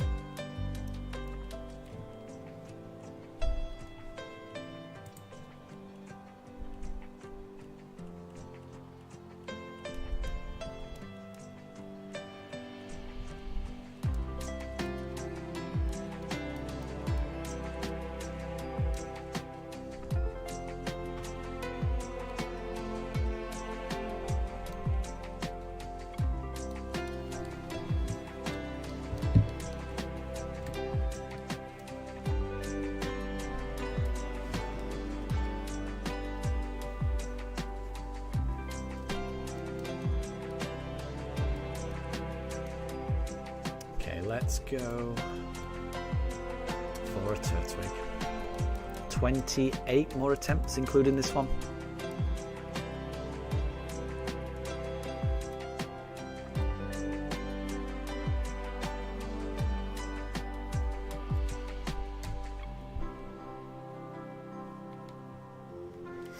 And Jilly, it may take longer due to the fact I'm going for all three. You're sure it will be quicker if we just went for one? Regardless, still wish you luck. Thank you very much. Yeah, I will say that is a very popular opinion. A lot of people think that if we just went for one, it would be quicker. And again, it's definitely possible. There's no way I'm saying that's not possible. But I would also say there's a chance that would take longer as well. You know. It's just whenever you open that box, whatever you select, there's a 1 in 4,096 chance of it being shiny. We've gone over the odds, so yeah, I think on average doing it any other way, you know, delaying by selecting the A button, doing it any other way that affects how quickly you press the A button, on average, yeah, we would have found it quicker. I would agree. I would definitely agree with that. But it's just, you can't really control it unless you're manipulating the RNG. You can't really affect it, unfortunately. I wish you could. Or, well, like I say, I mean, you can if you. Well, no, it is too late for me to manipulate the RNG actually, because I would have had to. What is it? I think in order to figure out my seed, I would have had to have figured that out earlier on in the playthrough. I mean, I guess I could start again, but again, I don't want to manipulate the RNG. Without manipulating the RNG, there's no other way of reliably affecting it, unfortunately. And manipulate the RNG, I don't think I'd have fun doing that.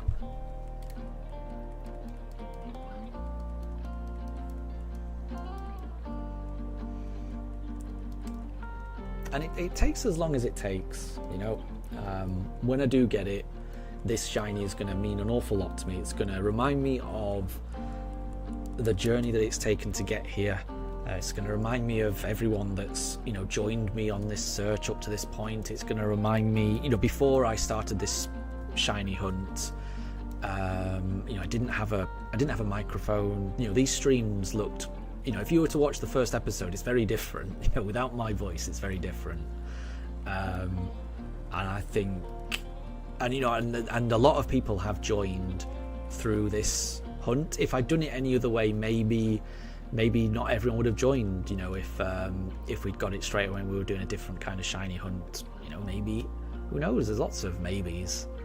I think you've just got to be thankful for where you are. So I will always enjoy not knowing what's going to happen, which is why I'm enjoying like going from one to the other. So I just like the idea of not knowing which Pokemon I'm going to end up with. I like the idea of not knowing what my team's going to look like. It's about the journey, not the destination. Exactly, Vihan. Yeah, exactly. Yeah, this shiny is going to mean so much to me. You've no idea. You've no idea. And Ham, welcome back. You just went for a WALK with your dog. Very nice. Very nice. It's if you're in the UK, it's a lovely time of day to do that. It's nice weather. I hope you had a pleasant WALK.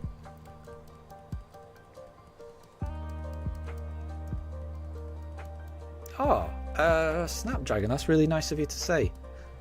The vids are awesome and they remind you of everything great and escape from what's bad in life. That's really nice, and that's what honestly, that's what Pokemon should be. Pokemon should be, you know, a kind of escape. Because I know it was for me.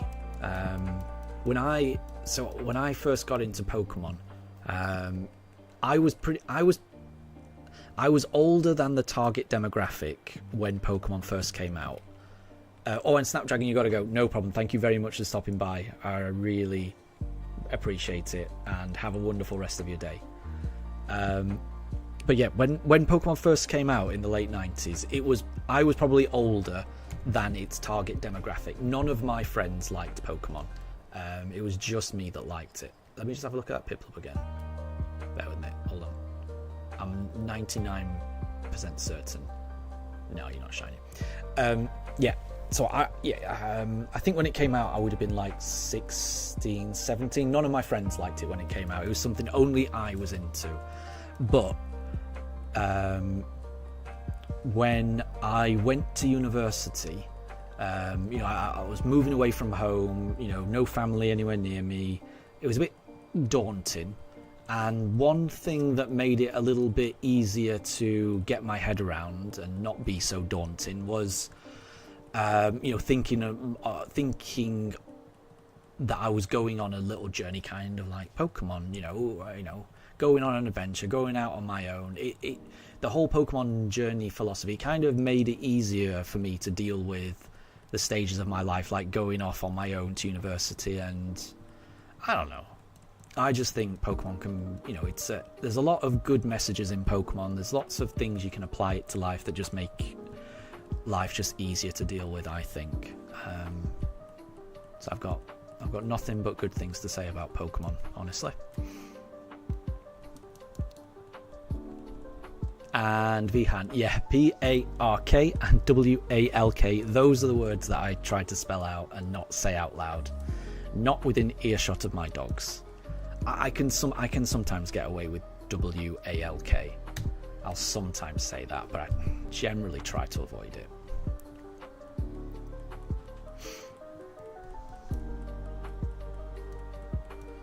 And Erazushi, you are currently 819 for Oshawott. That's 10% of the odds, and you're still going. Well, keep going, and good luck with that. Shiny Oshawott is an awesome shiny. It'll be worth it when you get it. Trust me.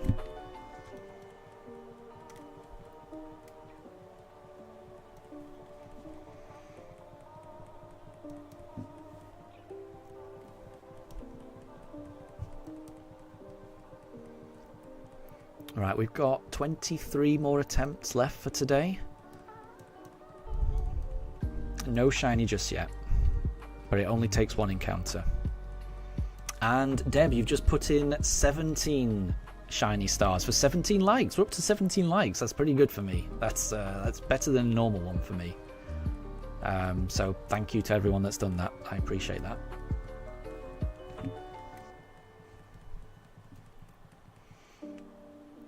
I've lost track.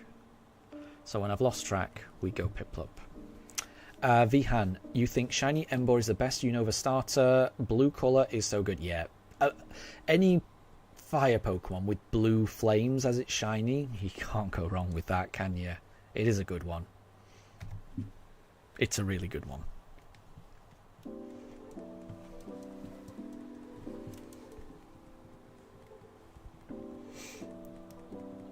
$22 now. 22. They're going fast. Best shiny starter ever. First evolution only. Ooh. That's a good question, Ohi. So I think my opinion would be Litten, I think. I do think Litten's shiny is a special one. I'm trying to think of a better one. Right now. And I'm struggling, I'm going to be honest. So at the moment I'm leaning towards Litten. I do like that one as a shiny. Vihan, Bulbasaur for you, it's a good one. Yeah, I like Bulbasaur. I mean, Bulbasaur is one of my favourite starters of all time, so I'll always have a soft spot. In fact, you can see I've got my Bulbasaur plushie in the background of Pooch Cams. Don't know if you can see that. There's a Bulbasaur there. Erazushi, you also agree with Litten. Yeah, and Vihan, you're even saying Litten. So yeah, I think Litten's a popular one, right? I think that would be my pick, honestly. I think that would be my pick. It's such a good one. I love a nice, white shiny. I like when the shiny contrasts. So if it's like a dark coloured shiny, if it's a dark coloured normal one and it's got a white shiny, or if it's like a white coloured normal one and it's got a dark black shiny or something, I really like that. So yeah, I like Pokemon where there's like a big contrast between the normal and the shiny. But mind you, isn't Mudkip's shiny pink? So I feel like I might like that as well. Let me just remind myself what Mudkip looks like, because I may end up saying that Mudkip's up there. Bear with me. Mudkip shiny. Yeah, I've got it. Yeah, to be honest, I do like Mudkip as well. Oh, and Ham says Sobble. Yeah, Sobble's a nice one as well. The more I'm looking at Mudkip, I might say Mudkip. Yeah, for me, I think it might be Mudkip or Litten. I may end up changing my opinion to Mudkip. The more I'm looking at that happy little guy. But I think the motto here is that there's a lot of really good shiny starters. Erazushi's shiny Embo's great, which is why you got it through Masuda method. Nice. And for this black playthrough, you're going for Oshawott. Again, yeah, good luck for that. Good luck for that. You'll get there. You'll get there eventually. And it will be worth it when you get it. Trust me.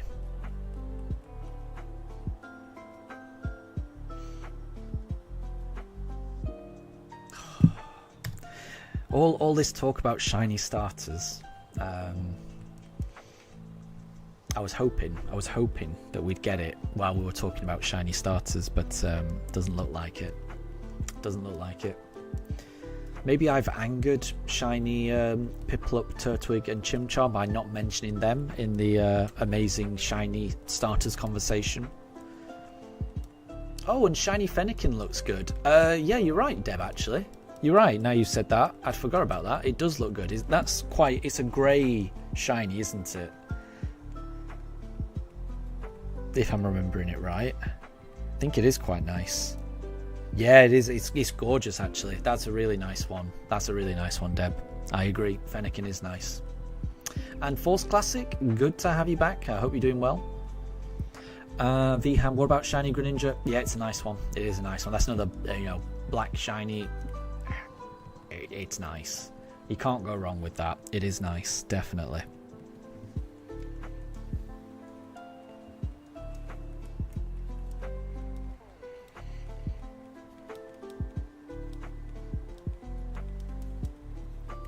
I agree, Deb. The Grey Fox does look good. It does. It does. Can't lie. It is good.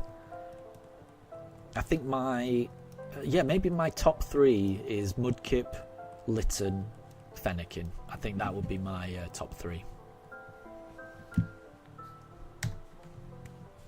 Top 3 shiny starter Pokemon. But I also really like Piplup, Chimchar, and Turtwig, honest. And please reveal yourselves, shiny Piplup, Turtwig, and Chimchar.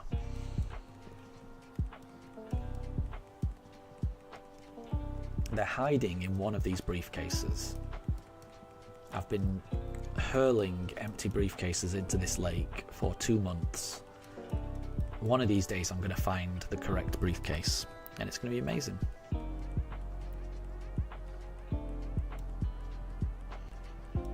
Deb, you think the least favourite starter of all time is Chestnut? It never got chosen. Did it not? I don't know too much about it. Didn't know about that. Yeah. Vihan, your worst is Inteleon? Yeah, I mean, I quite like it. Quite like Sobble. I quite like Grookey. Quite like Scorbunny. I mean, I must say I like most starters. There's not many starters I don't like. I like them all, honestly. Let's go Piplup. I mean, Piplup. Look at this happy little guy. He could be shiny.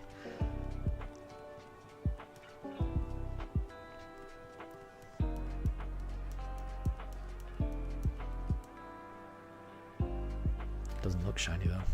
So we'll keep going. 18 more goes. 18 more goes for this evening's stream.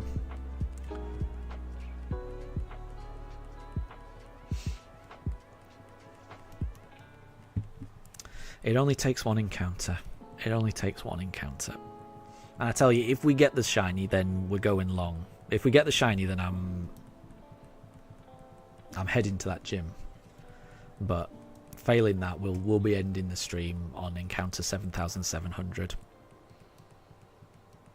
So Deb, nobody's ever used Chespin as a starter unless they don't have any other options. Oh, I'm sure that's not true. I mean, had I played those games, I'm sure I may have chosen Chespin. If I don't know too much about the Pokemon, or if none of them grab me, I tend to just gravitate towards the grass starter anyway. Grass starters tend to mirror my style of play the closest, honestly. So, but I must say, I'm obviously, and I know I keep saying this, I haven't actually played the game that Chespin is a starter in, so I can't really talk too much about it. But doesn't look too bad to me. Doesn't look too bad to me. I could see me picking Chespin.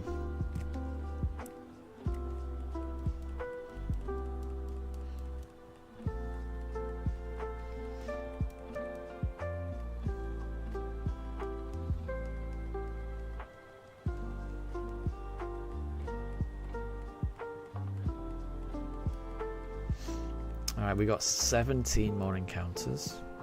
Oh, where's Daruk going? He's having a look around. Not sure.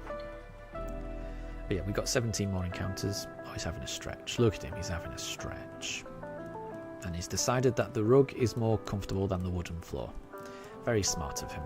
Very smart of him.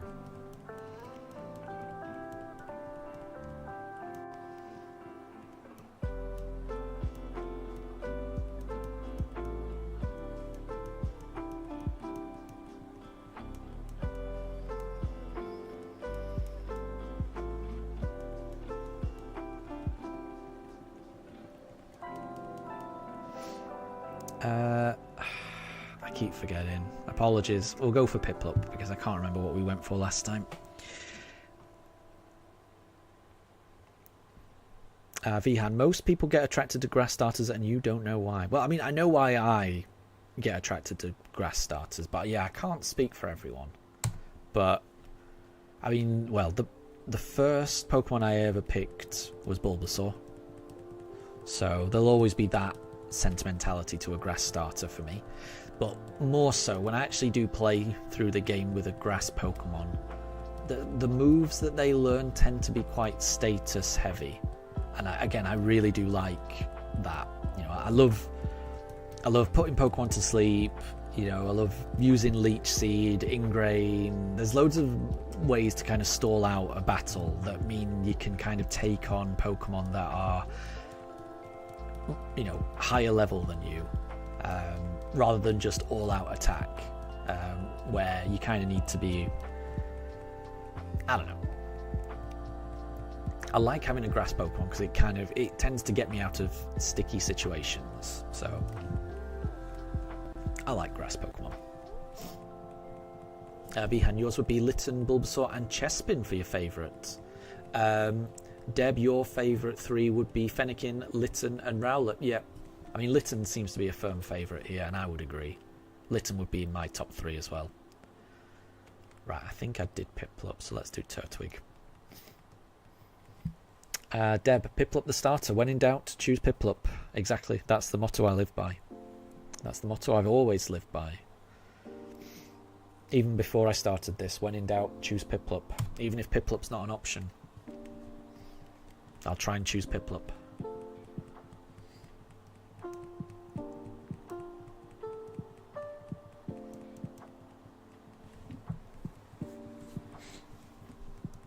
$15 more goes, everyone. 15 more goes.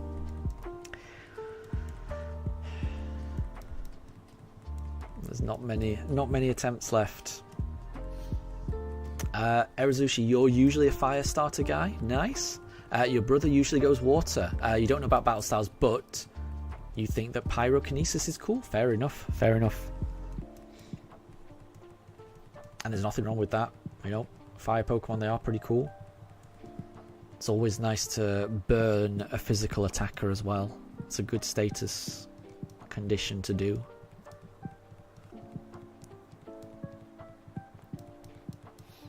And a lot of the cooler looking starters tend to be fire Pokemon. So, not a bad pick at all. I can't remember. Again, apologies everyone. We were talking about fire starters, so let's go for Chimchar.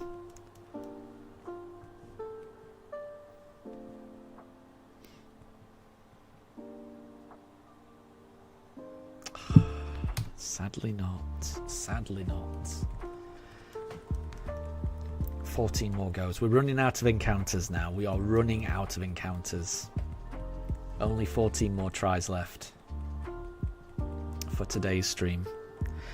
There will not be a stream tomorrow, just so everyone's aware. I'll be working in the office tomorrow. Whenever I work in the office, I've got quite a long commute there and back, which means by the time I get back home, it's far too late for me to stream. So there will not be a stream tomorrow, but I should be streaming on Tuesday.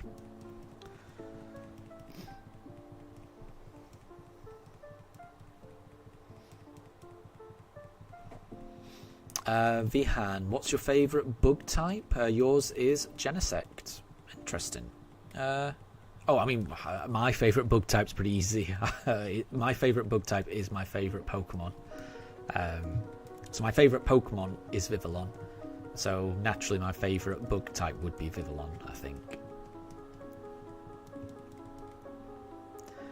Let's go Turtwig. Let's go Turtwig. Deb, the only generation you can't choose a starter is Hoenn. Sceptile, Blaziken, Swampert, they're all great options. Yep, I agree. Although you do avoid the chicken. Fair enough. But no, I agree. I think they're all amazing. I think Torchic is great as well. But yeah, I do agree. Hoenn is a perfect set of starters.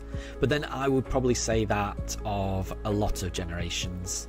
I think Kanto is a perfect set of starters. I think Johto is a perfect set of starters. And I think Sinnoh is a perfect set of starters. Every generation of Pokemon that I've played, I think, is a perfect set of starters. I don't hate any of them. So, Sword and Shield, I don't hate any of them. I love all of them. and Scarlet and Violet. I don't hate any of them. I love all of them. So yeah, I'm a big fan of all the generations that I've played. From what I've seen, Pokemon does a great job with the starter Pokemon. Vihan, no Johto, never. Oh no! What are you gonna say here? What are you gonna say here? Are you gonna badmouth Chikorita? Because I thought so. You're gonna say that is blatantly wrong. I'm afraid. Chikorita's great, and because of that, I'm gonna go for the grass starter now. Yeah, Chikorita's great. I'm probably gonna go Chikorita on the Legends ZA playthrough. And Deb says I've changed the plushies again. How many times did I change today? I only changed it the once. So I changed it from the morning, but this has been the same all afternoon. So I haven't changed. I did change it from the morning, but that's the only time I changed it. Right, so it wasn't Turtwig, so I'll keep going. No, but Chikorita's my guy. So I'm probably going to choose Chikorita for my first playthrough of Legends ZA. I'm a big fan of Chikorita. Vihan, Meganium is bad both design-wise and stats-wise. I definitely don't agree that it's bad design-wise. I think it looks great. A big, huge grass Brachiosaurus. It's awesome. I know it looks cute, but then a lot of Pokemon look cute. So no, I think Meganium's great. Whether it's good stats-wise, I don't care about that. You can make any Pokemon useful. You just got to build it in the right way. Most Pokemon will have some kind of niche use, and is it good competitively? Maybe not, but not everything has to be built competitively. Pokemon's a game where you can just have fun. I like Meganium, but no, I get it if other people don't. I completely respect that, but I would disagree.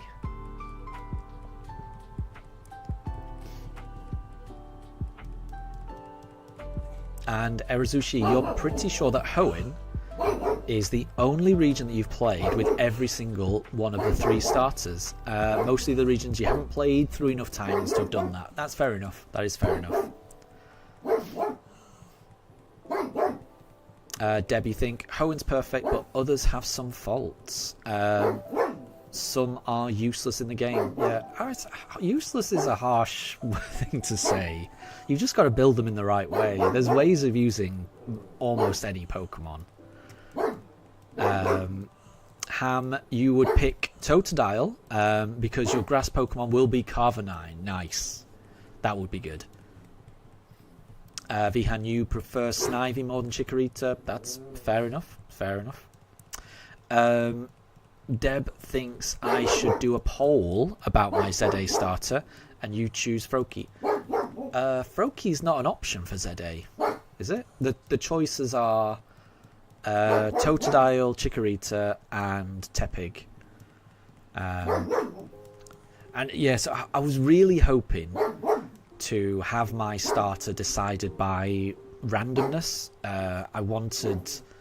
What I wanted was to order Legend ZA from the Pokemon Center, where they would send you a random plushie, and then that plushie would have decided which starter I would get.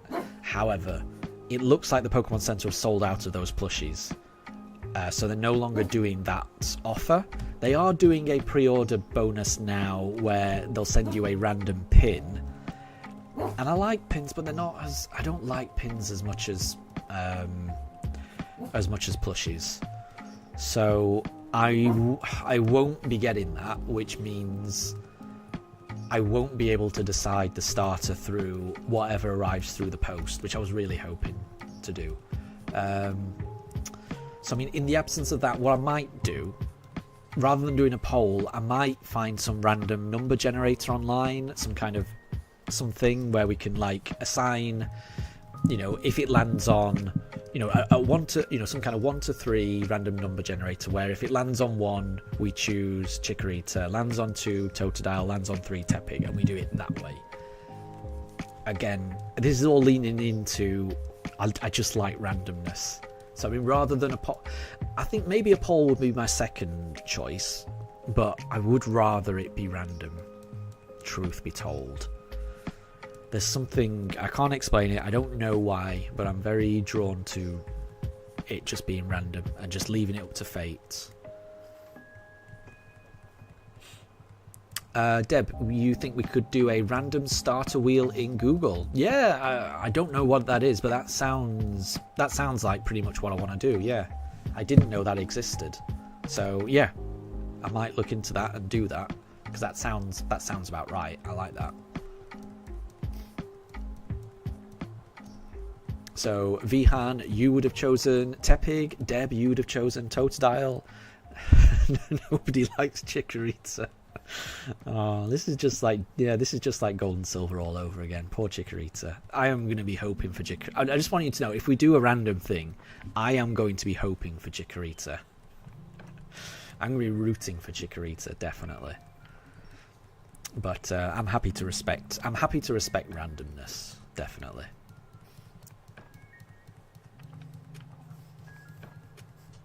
Erazushi, you're still debating what to start in Legend ZA. Yep, you don't particularly like any of the 3. You're kind of waiting to see what the megas look like. That's fair enough. That is fair enough. I'm hoping I don't see it. I'm hoping I can just find that out as I'm playing. So that's something I'm kind of looking forward to discovering as I play. Ham loves Chikorita. There we go. Yes, we've got some Chikorita love. Good. Thank you, Ham. I was feeling very outnumbered there. We've got one person who appreciates Chikorita in the chat. But yeah, I'm happy to do it random because I mean I just like the idea of doing it random. But know that I will have a favourite. I mean, similar to this, I want to do this random, but there's a part of me that likes Piplup. You know, Piplup is my not-so-secret favourite.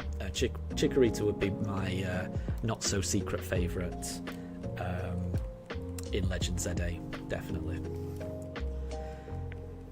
We've got 9 more encounters, everyone. It's flown by. Vihan, Teal Mask. Teal Mask? Oh, do you mean the Ogerpon plushie? Because I wanted a Teal Mask Ogerpon plushie, but they'd sold out, so we ended up getting the Half Flame Ogerpon mask. But I wanted the Teal Mask. The Teal Mask would have been really good. But the Half Flame is my second favourite. I do like the Half Flame as well. Erazushi, looks like the Pooch Cam wants Ogerpon. Yeah. I never know what that Pooch Cams is going to do. It's got a mind of its own. That's part of the reason why I put a Chandelure up there, because sometimes it feels like the Pooch Cams is possessed, that there's some kind of ghost going on. So I thought the Chandelure might help with that. Shadow, good to see you. Good to see you. I hope you're doing well. You haven't missed anything. We haven't found the shiny yet, but I do want to warn you. You may have caught the very last part of the stream, I'm sorry to say. We're doing the last 8 encounters. So we're going to be doing encounters all the way up to 7,700. Hopefully we find it. I mean, once again, if we find the shiny, then we're going to go long, and I'm going to enjoy the shiny for a bit, but it's not looking likely. So we're going to do 8 more encounters, and then that will be the end for this evening. I've been streaming for almost 9 hours, so it's been a long one today. It's been a long one. We've done 292 encounters so far, so this will bring us to 300 encounters. We started the day on 7,400. We're going to end it on 7,700, unless we find the shiny in these last 8. Fingers crossed, everyone.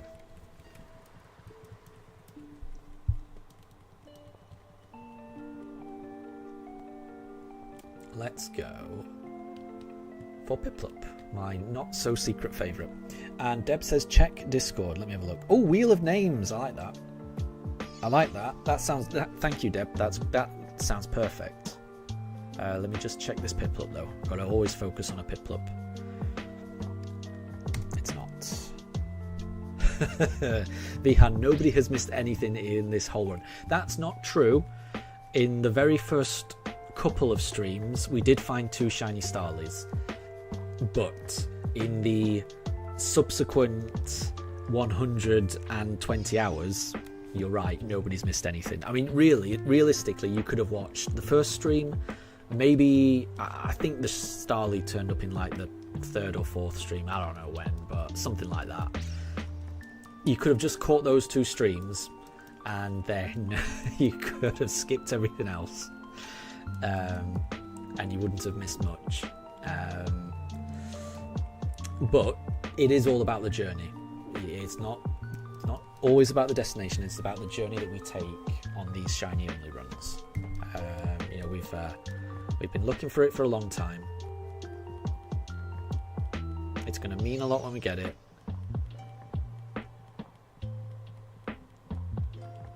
And could it be this one?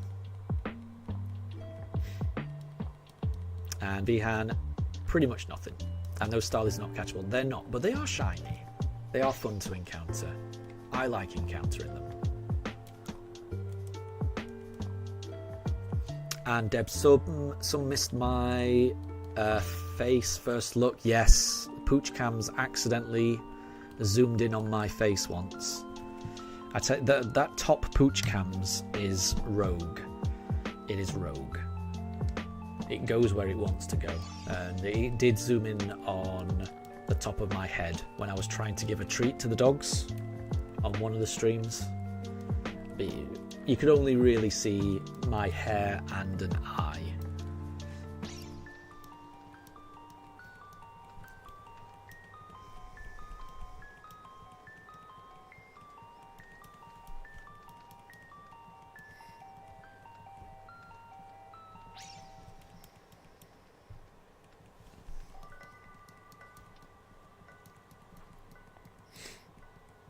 And there you go.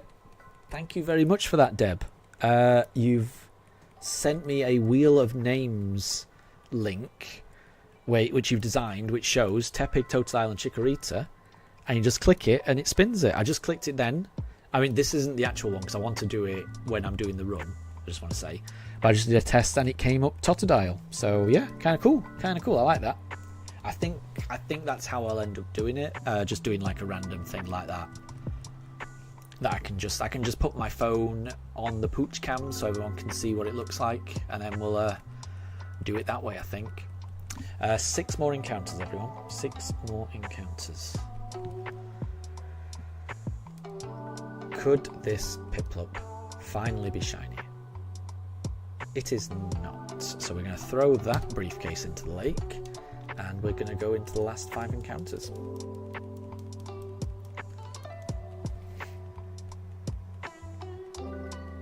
In which encounter did I find the shiny? Let me... I wrote it down because I can never... Well, so the first one was encounter 77.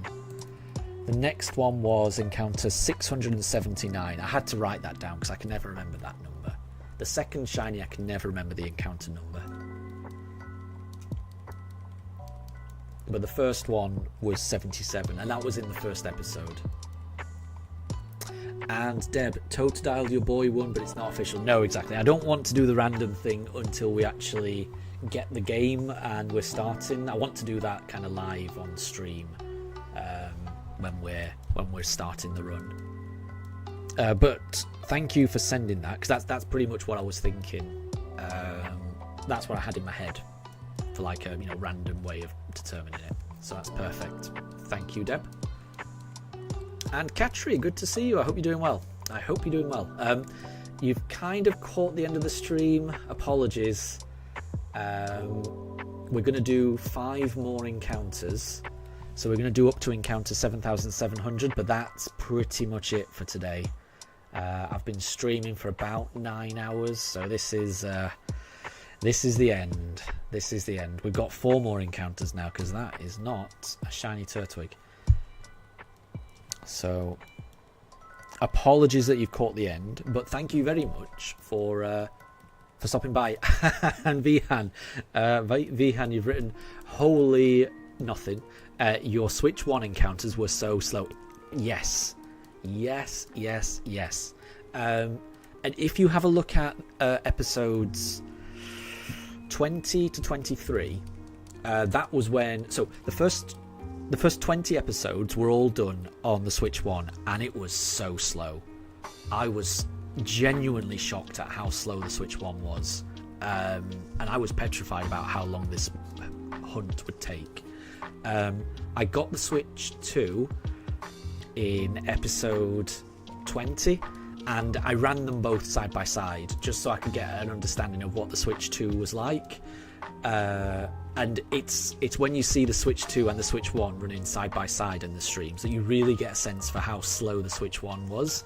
By the time it took Switch 1 to get to the title screen, I had already... You know, they were both starting at the exact same time. So the Switch 2 had already got through the title screen, got through the woods, got through all of Rowan and Dawn and Barry's jabbering. We'd selected our starter in the box, and we'd thrown out our Pokemon, and the Pokemon had just come out. And at that point, the Switch 1 had only just gone through the first part of the loading screen. So it hadn't even started yet. I can't explain how slow it was.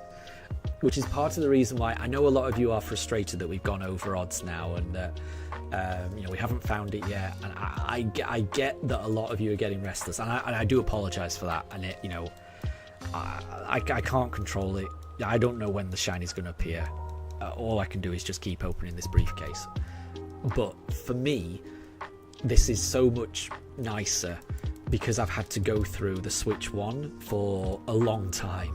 This feels so fast to me because I can still vividly remember how slow the Switch 1 was. It's still... The Switch 1 load times are still fresh in my memory, and this feels like heaven, honestly. I'm so thankful for the Switch 2. I just cannot say that often enough. So, where are we? Deb. Totodile Mega is a water dragon. Yeah, I mean, I'm hoping that's been confirmed. I don't know. We don't want to make sure there's no leaks, but if that's already been confirmed, then that's fine. But just make sure there's no spoilers or leaks in the chat. If it's a guess, then it's fine. Or if it's already been announced, then it's fine. I haven't got a clue. Oh, and KQJ, welcome back. Yep, still no shiny. Unfortunately, no shiny just yet. We've got 2 more encounters now. So I'll do a Turtwig, and then I'll finish on a Chimchar. But that's pretty much it. Thank you for the good luck. You're currently just playing Smash Ultimate. Very cool. Erazushi, you're still wondering whether Bianca's Tepig will shine before your Oshawott will. So far, neither has shined. Okay. I don't know who Bianca is, but I mean, good luck on your hunt for the Oshawott.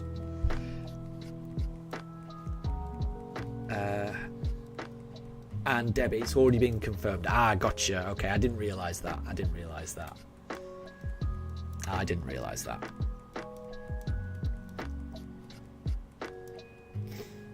So we've got 2 more encounters. This one's going to be a Turtwig, and then we're gonna do a Chimchar to finish with. And yeah, it's been confirmed. Deb, gotcha. Thank you.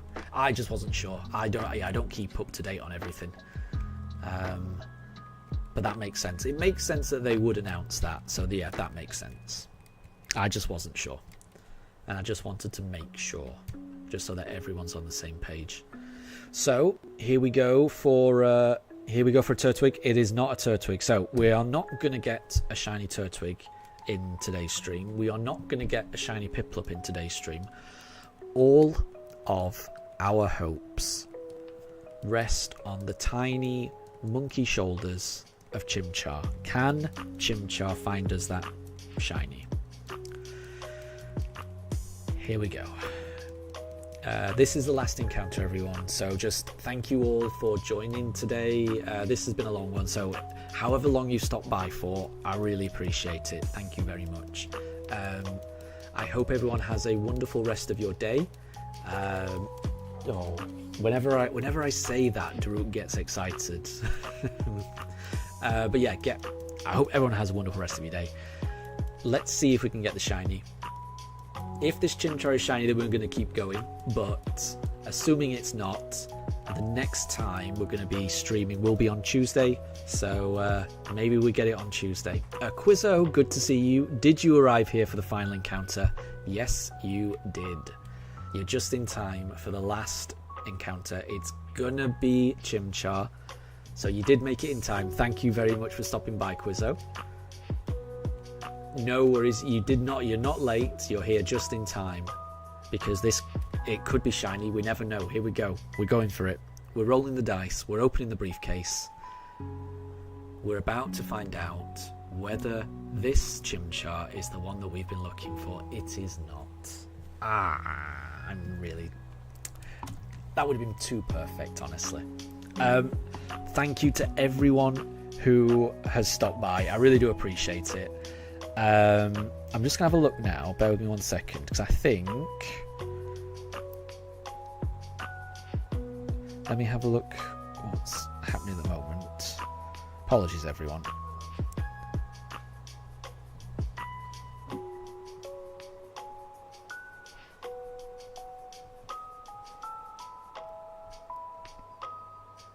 But yeah.